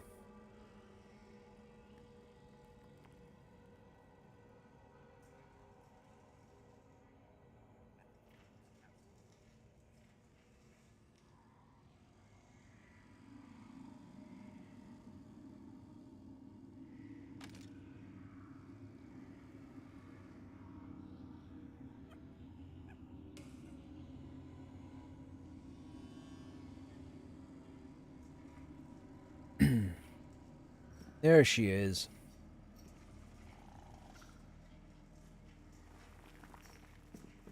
So this is a mob known as Aganocht the Brood Queen.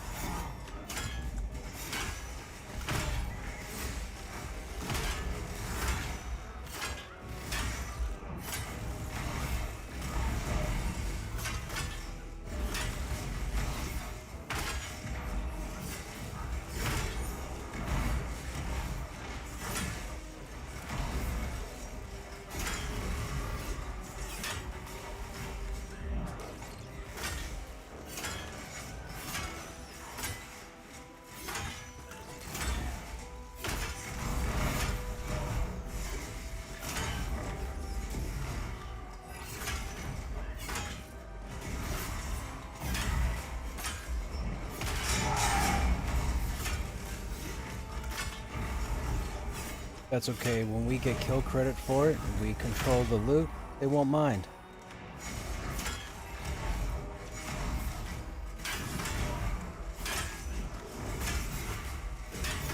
Yeah, but they don't have a Krushnek and they don't have your banner or my banner, so.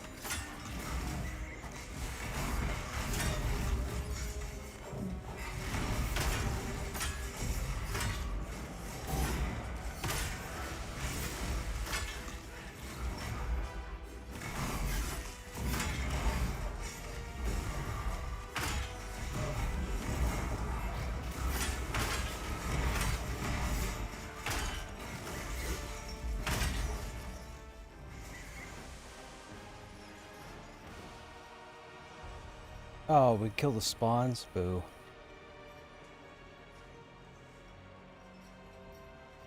No, spawn. Spawn of Aganoct. Those are the ads.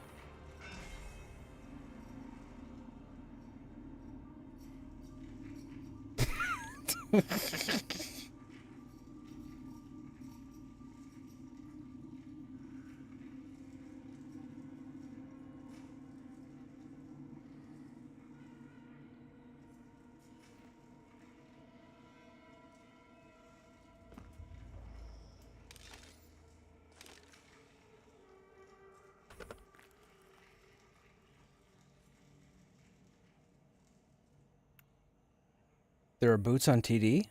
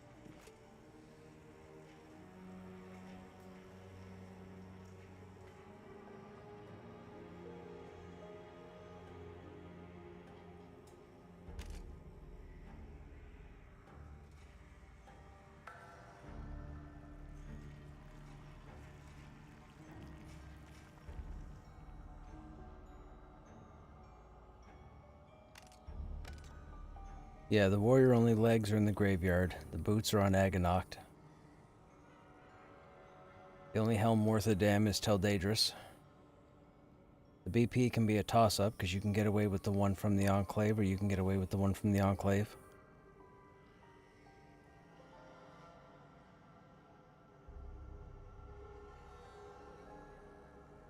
What's the Enclave helmet?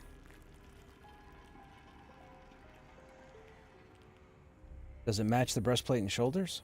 Please tell me it matches.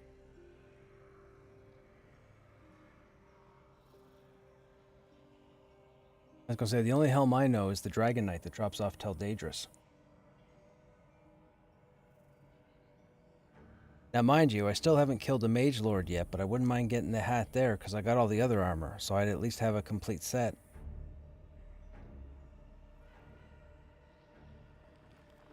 That'd be cool.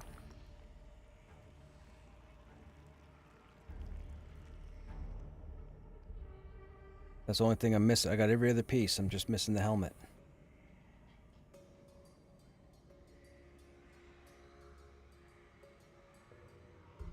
Yeah, so she dropped warrior-only boots, and she dropped a cleric paladin pauldrons. I don't know what the stats are, though.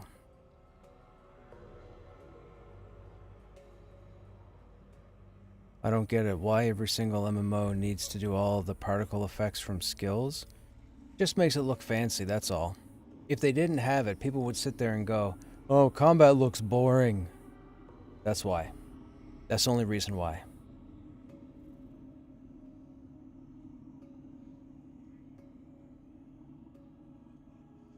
In what way is playing a healer addicting to you? Because I end up making friends on a healer, and then I end up getting a whole bunch of tells every time I log in to run something, and I never leave the healer.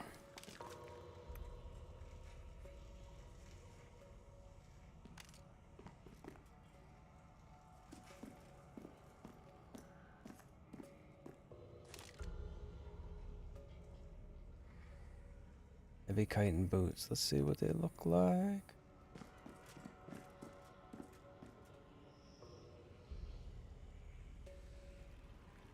Can't really tell without being outside. You guys aware now? Shard.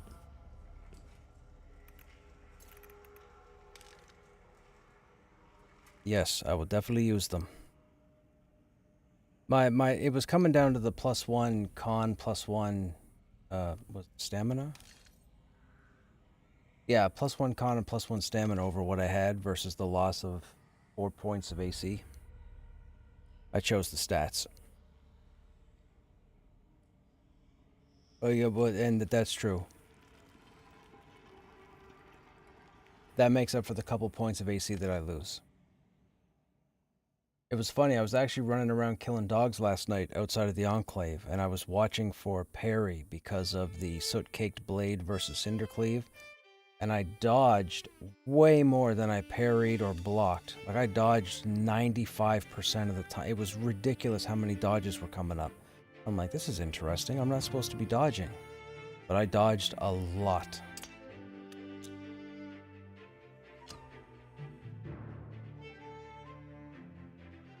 Apparently.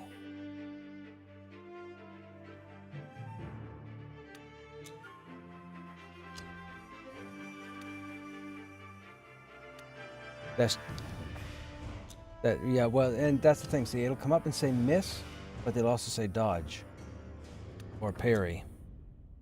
Or block. Block rarely came up, which was a little disappointing. I'm telling you, man, if the mastery tree isn't to my liking, oh my goodness.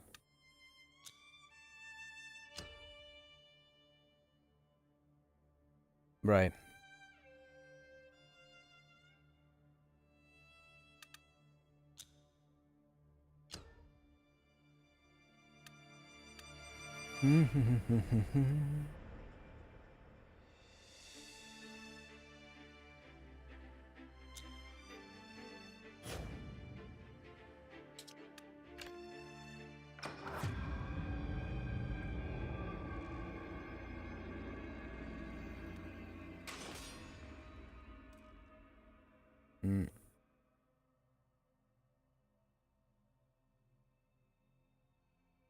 Black Moon Rising? No.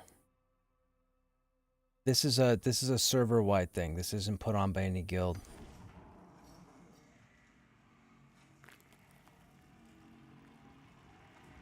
I'm in zone.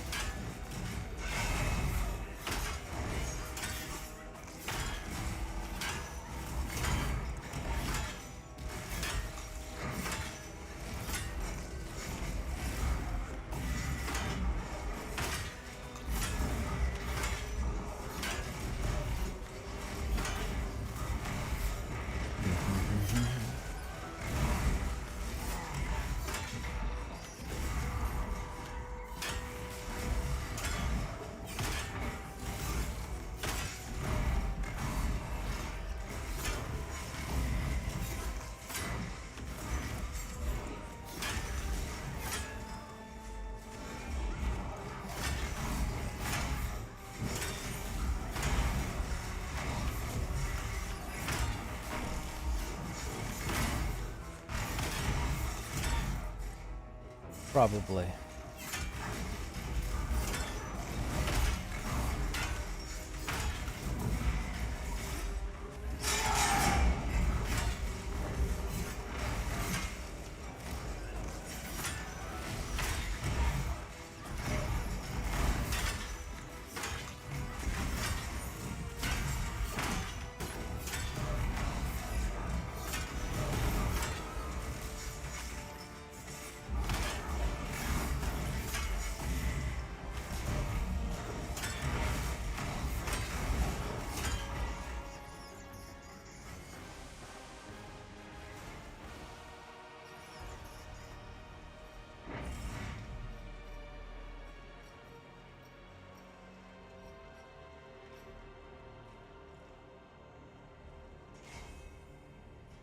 So the Agonok boots look like they share the same graphic as the Black Rose Keep.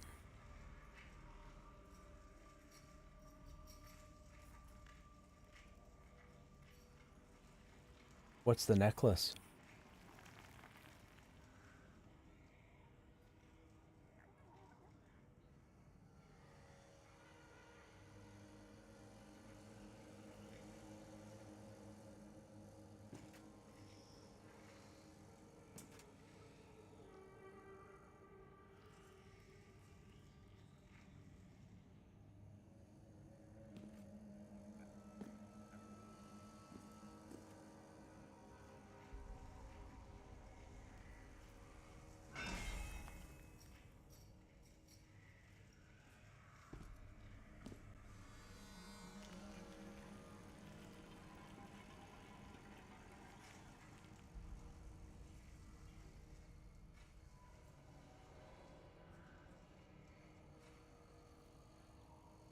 Do I just roll? How do they do this?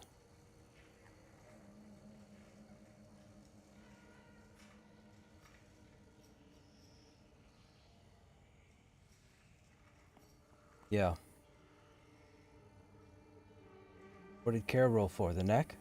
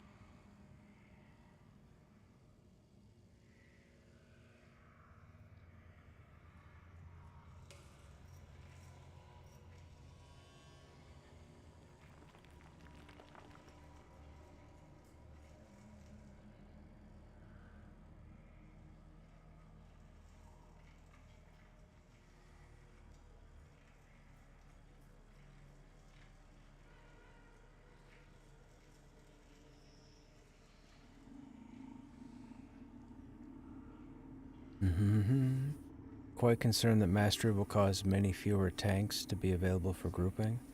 Every tank that specs hard DPS is one fewer tank. Don't worry, you could just call in a summoner. Apparently their Titan's going to be able to group tank as long as they spec right down the mastery line.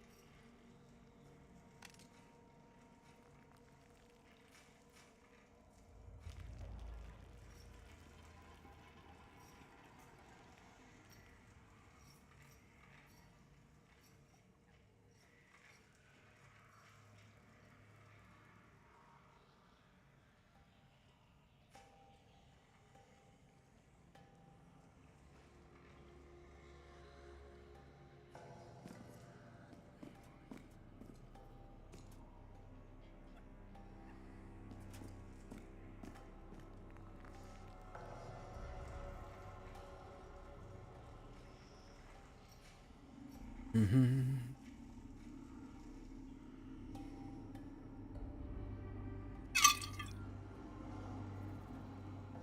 Corpse is gone. Were you able to loot it? Or somebody took it.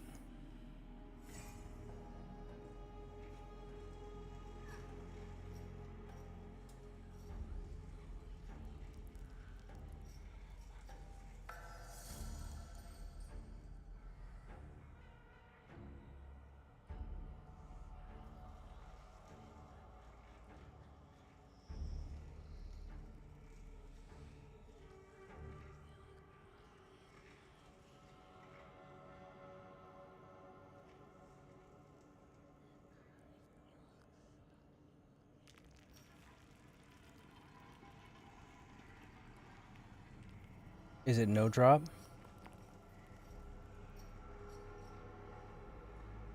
Yeah, then dick move.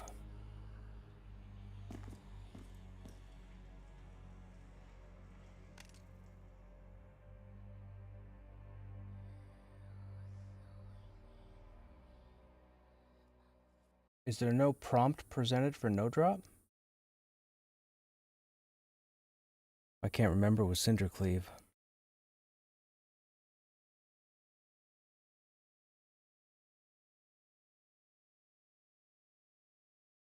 That was a dick move. Person looting a no drop item.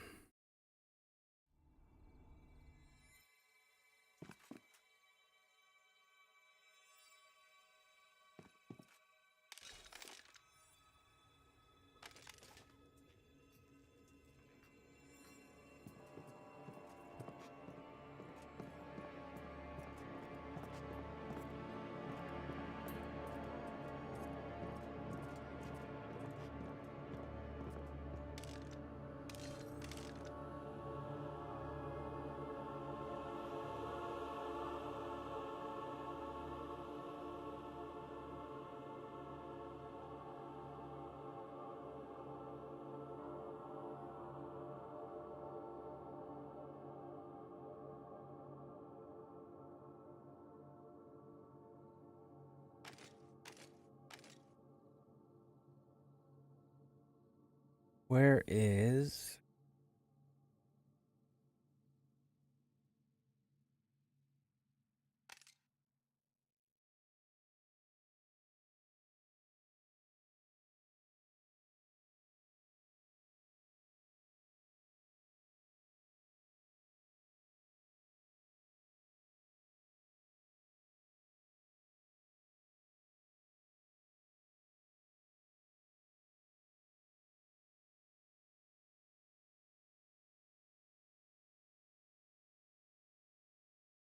I know I've got them.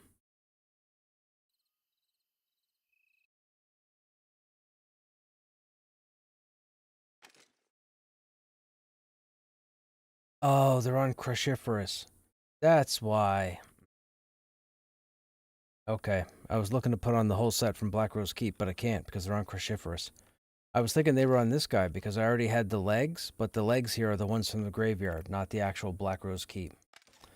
Oh, I'm silly. I'd have to pass the gear over. So we'd need the shoulders and the breastplate. I'll have to remember. I really like the look of it. You end up looking like a samurai when you put the rest of the armor on because of these legs. And then there's a sword that Cruciferous has as well, the katana. You put the katana on and dude, you're a samurai.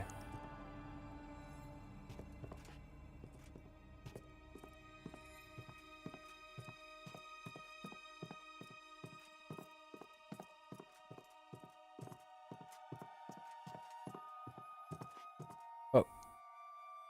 Yeah, you too bad. Alright, chat, we're going to go ahead and call it there for the night. The group is done. There's nothing else going on. Bank search function? Yeah, I know. For all the items that you see. That's why I've sorted it like I have OCD, you know? I've sorted it like that on purpose. So when I go with a purpose, like when I go with a goal in mind, I know exactly where everything is.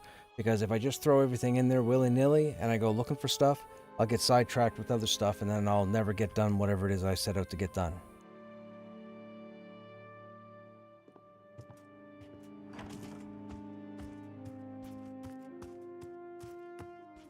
Oh, yes, let's take a look at the Scars. Yeah, the rest of the Scars video. I think we got time for that. We don't have to watch the whole thing in time. So this will be it for the Pantheon.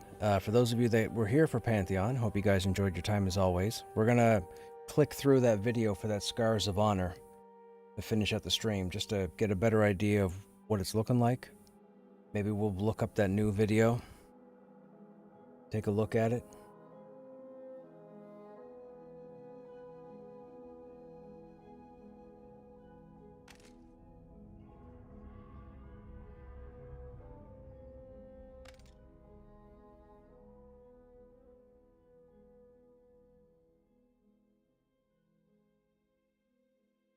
Friggin' ninja looting, man. Like, unreal. Unreal.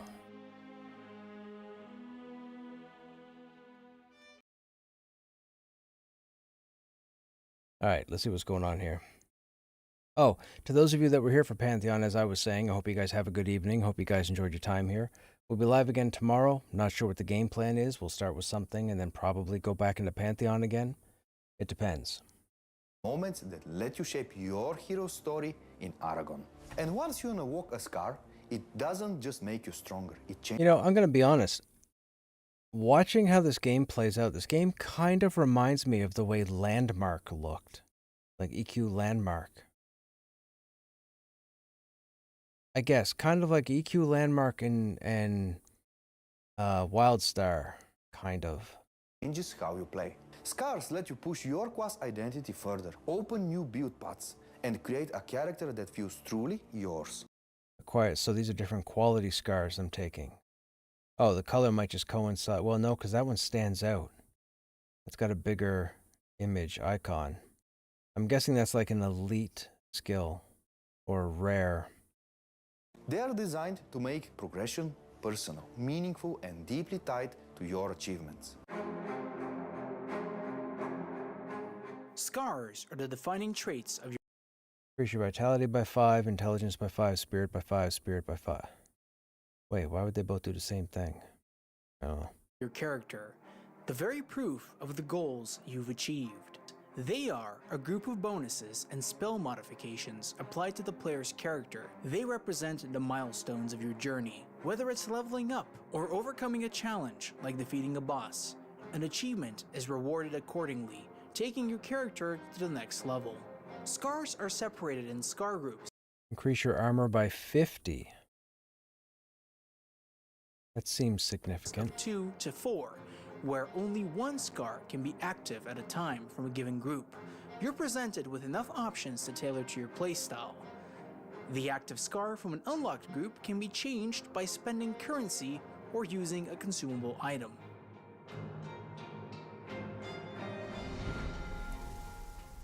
These talent trees are such a sight to behold.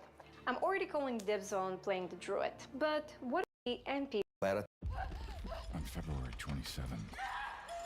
Oh, movie trailer. Blah, blah, blah, blah, blah, blah, blah, going. I'm gonna kill everyone you Another Scream movie? while you watch. What are they on, like 9?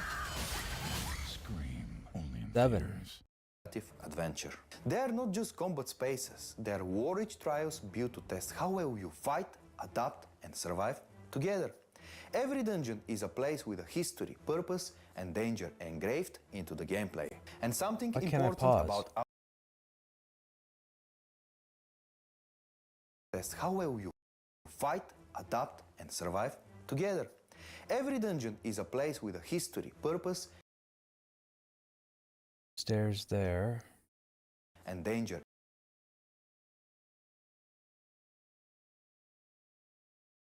engraved into the gameplay. And something important So 1 player, 2 player, 3 player, 4. 4 players here in combat. about our approach. Although it looks like there's 2 here in the group window. Oh, that's... what is that? Is that a turret? What's that say? Agency Scars of Honor will Something minion. Oh, Nico minion. The crossbow. Who's Nico? Nico's not here.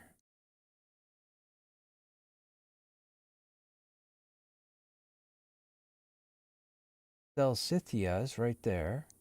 Etham, I assume, is this character here. No, Ethan is there. So is this Nico? Don't see a name. always evolve.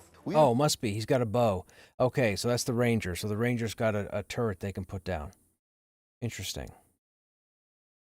Order that defended Aragon in the earliest wars. When the order fell, the crypt was sealed to protect the world from what lingered inside.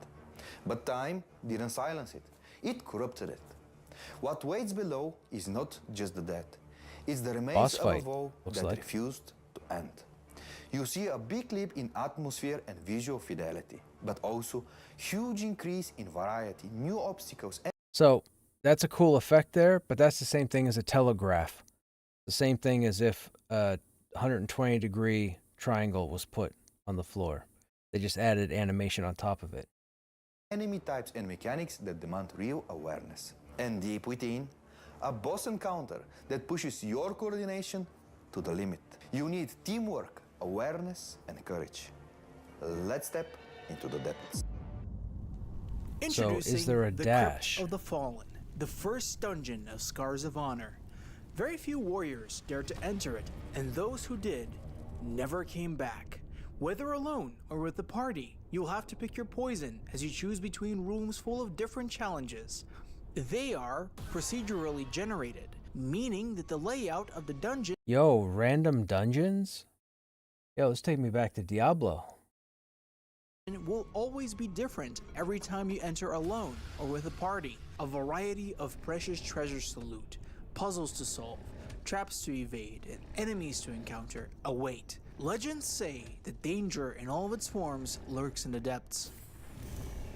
Enemies of different types and sizes seek their next prey. I'm not gonna lie, I'm I'm not too super huge on the PvP aspect of it, However, but I might actually give this a overcoming shot these or obstacles try is this simply a trial if I get the before opportunity. the ultimate challenge, the showdown against the terrifying spider. Yeah, see? That's WildStar's telegraph system. Queen. Once the dungeon is finally Same thing here. Whichever one of these circles went down first, you would have had to have rolled out of it or else it triggers. completed, you can try it again. Because Although nobody's nothing dashing you've learned from the past one or will rolling help you find your way or stay sidestepping. alive in the next, more challenging one. Oh, there it was right there. So there is a dash. Okay, so it's a WildStar inspired game. We are putting a lot of work into making PvP feel fair, competitive, and rewarding.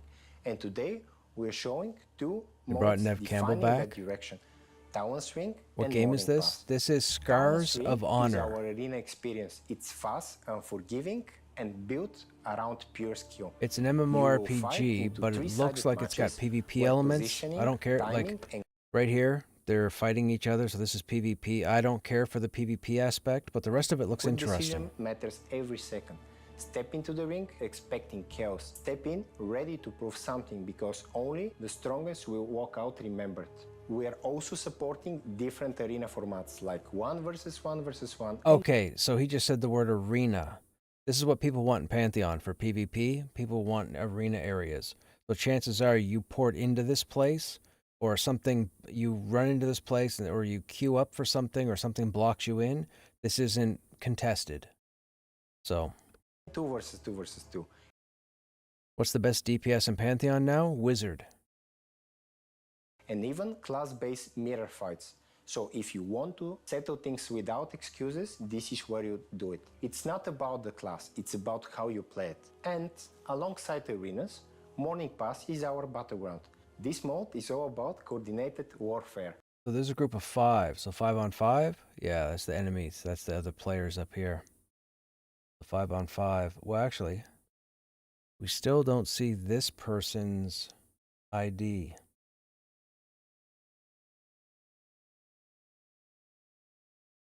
So they could be in here, or they might be separate.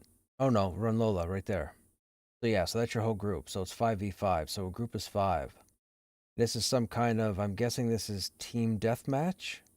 This is the percentage that fills up. Whoever gets to 100 first wins.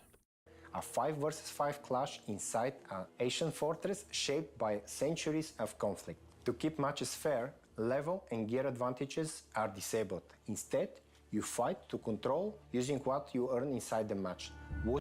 Wow, did you hear that? Gear and progress is blocked in PvP. So everybody starts at the same caliber quality, and what you get during the match is what you use. So it's like Quake. It's like Quake. It's like Quake. Temporary champions gear, securing soul jars, and pushing your team to victory. Here is the glimpse of the action. I'm gonna get a. This is the action? Wow, it looks so real. The hardest thing is to get started. Okay, that looks cool. All this looks cool. The morning pass. Glimpse of the action. That looks cool.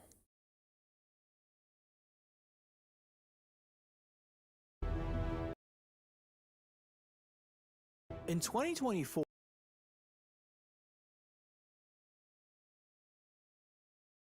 we unveiled the Morning Pass, the first battleground of Scars of Honor, where players had equal gear and fought in intense battles where those with superior skills and teamwork prevailed. The feedback we've received from both our action-packed playtest and our appearance at Brazil Game Show in October of last year has been incredible, and we are implementing the mode with the big improvements we've made for the better part of 2025. Much like this exciting player versus player mode, introducing Talon's Ring. This is kind of interesting. If everybody starts on the same playing field or same level every time they go into an arena or a battleground, it comes down to the skill of the player. That's cool. The arena mode in Scars of Honor. Here, players can put their skills to the test against each other with various match types to choose from. You can go one-on-one mirror against the fighter of the same class, or mixed one-on-one-on-one, or prove you're a better duo in a 2v2 or 2v2v2 situation. The rules of engagement are simple. Eliminate the enemy within a 5-minute time limit. There is no room for error in the arena, as you have only one round to win the fight. Show you're the best Oh wow, at your it's class, only one round? or display PvP dominance as a duo in this highly competitive experience.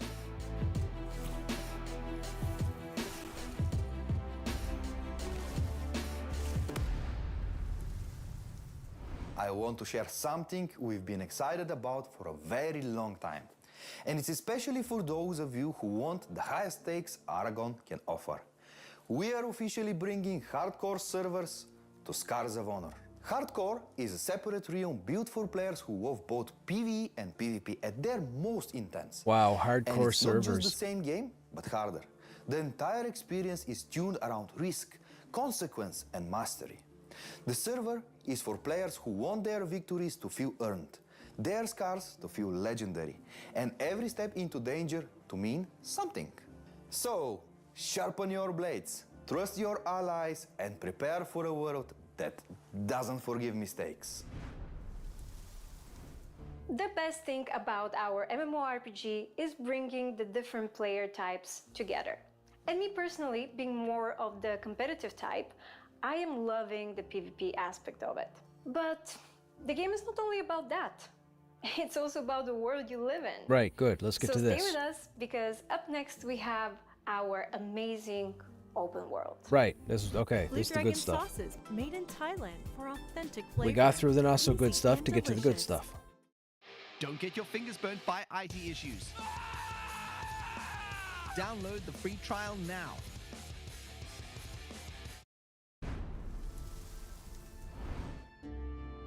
Hello everyone, it's me again. Let's dive deeper into the improvements we've made. We've been putting a lot of love into world building. First, we are upgrading all of our environment textures. We're making new materials and polishing our shaders in order to make them look sharper, way more alive, while still maintaining the classic Scars of Honor charm. At the same time, we're bringing Iron Guard to life. Our procedural tools enable us to quickly build massive forests, fields, and mountains. But what about the cities and villages, you might ask? Well, those we craft by hand, piece by piece, to make every location unique and instantly recognizable. One of my favorite areas we've been working on is Ondol's Fall, That looks cool. a battlefield where humans and undead have clashed for ages. The undead influence twists the land in some really cool ways, and especially the flora. All right, enough talking. Let's jump into Ondol's Fall. Ondol's Fall.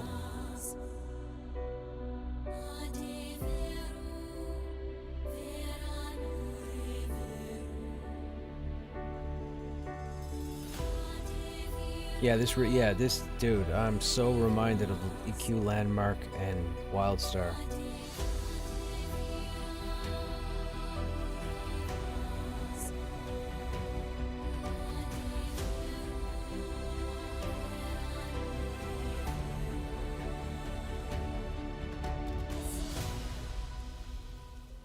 From the beginning, we wanted quests to feel more immersive, giving you real agency, meaningful decisions, and more than one way to solve the problems in front of you. Your choices aren't just flavor.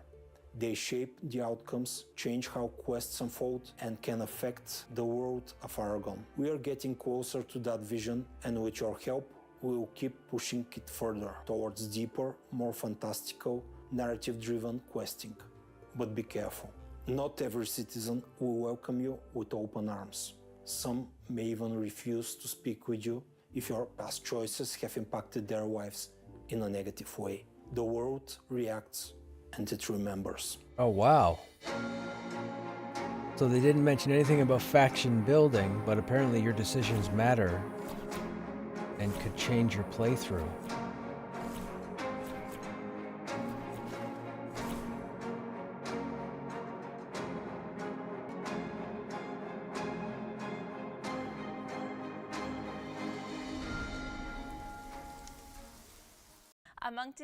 Well, sir, the ads. Holy Toledo. On aime les rassemblements. Des concerts de calibre.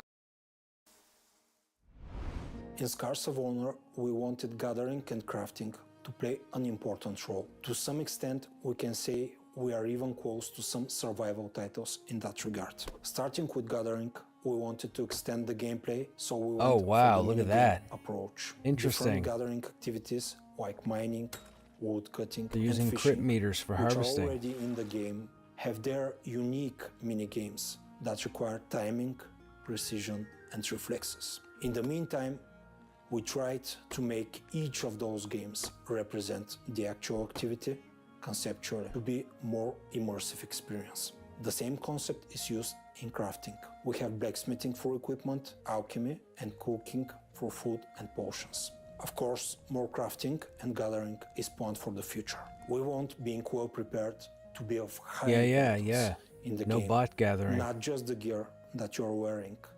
Things like what food you've eaten and what potion set you've put in your belt might often make a decisive difference in a battle. Here is a look at gathering and crafting in motion.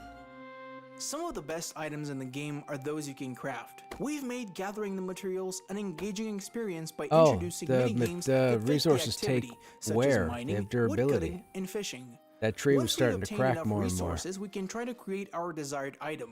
Much like gathering, we've taken a similar approach to crafting interactions by incorporating various mini-games for the different crafts, starting with blacksmithing. When engaging with the crafting station, we are presented with various items to create, including weapons, armor, and other items like a cauldron for cooking. We can filter out the recipes we don't have enough materials for at the moment. Now that we've selected our item, we'll proceed to craft it by playing a timing-based minigame. The results have different outcomes. If you fail, you just waste part of the materials. Succeeding will deliver the item you wanted. An excellent performance will provide you an improved version with additional bonuses to its stats. Okay, that's cool. We filled out the bonus part of the bar, which increased the item's rarity and gave it an additional rating. And now, onto cooking, where we can make food from gathered fruits, meats, and more, which provides effects on players' stats for a duration of time. Just like blacksmithing, for convenience we can filter out recipes we don't have ingredients for.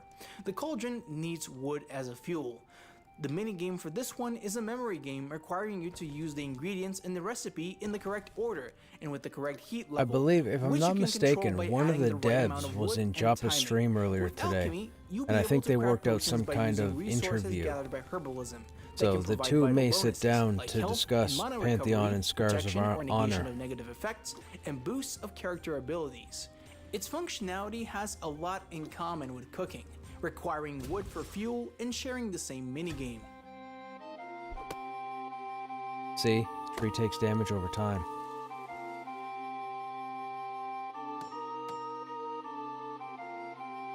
This definitely might be something to give it. But like I said, I'm not over the moon for the PvP, but if the PvE holds up. Wow, now that is something I've been waiting for a long time. Quests and exploration are what kept me going in this genre. There's just something so magical about wandering into the zone you've never seen before and getting swept up in the story and the danger. Crafting, of course, on the other hand, seems like a lot of fun too. I want to see how it plays out in the final product. Some of you have been inquiring in our Discord channel about the action bar, and let's just say we've got some improvements to show you and much more on the UI side. Let's take a look as Alex explains the changes we've made so far. Blue Dragon sauces made in Thailand. We get 3 for minutes in authentic and there's an flavor. ad. Easy and delicious. Holy.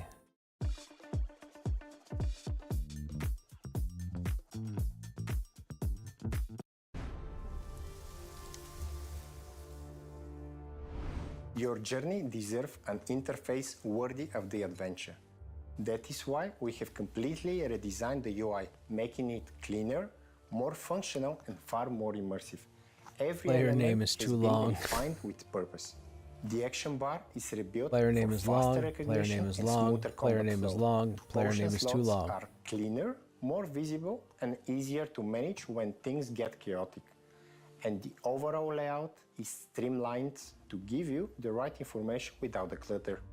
No distraction, no noise, just an interface that supports your decision while keeping you fully in the world.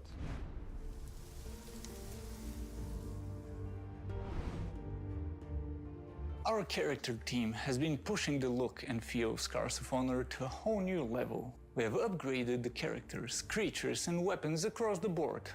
Sharper silhouettes, more believable the artwork. materials, and designs that feel truly alive to the world of Aragon. Each faction now stands out with its own visual identity. Every hero you play or enemy you face is built to tell a story the moment you see them. We've also improved how our models are built and rendered in-game. This means more detail, more personality, and a stronger connection to the lore in every piece of armor, every weapon, and every creature animation. At the end of the day, we want your journey to feel meaningful, not just power progression, but in how your character grows visually as you experience the world. We are incredibly excited to show you what's coming in next.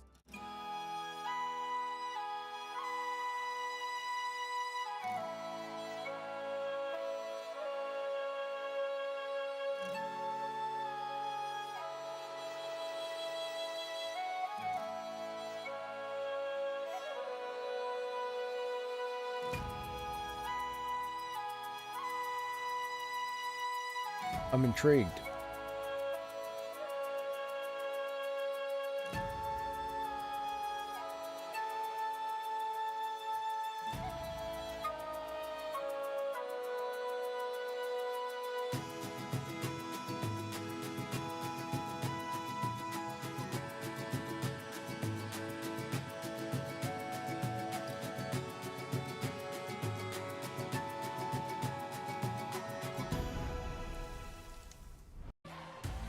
Cut down on sugar with Silk Almond. What was that, Your 2 cereal's minutes? Zero sugar sidekick. My word. Thing just to get started. You have to get it on paper. Thank you so much for sticking with us. Everything you've seen on the showcase and shape the experience into something more distinct. One more surprise. Scars of Honor is coming to Steam. You can access the page right now. Everything we shared with you today is part of the first demo that you access on Steam very soon. PvP, PvE, new classes, talents, scars, endless dungeon, crafting.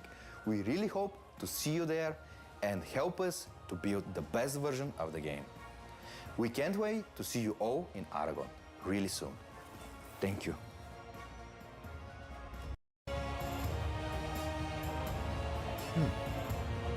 Intriguing. Okay, chat. That's it for me. I gotta go to bed.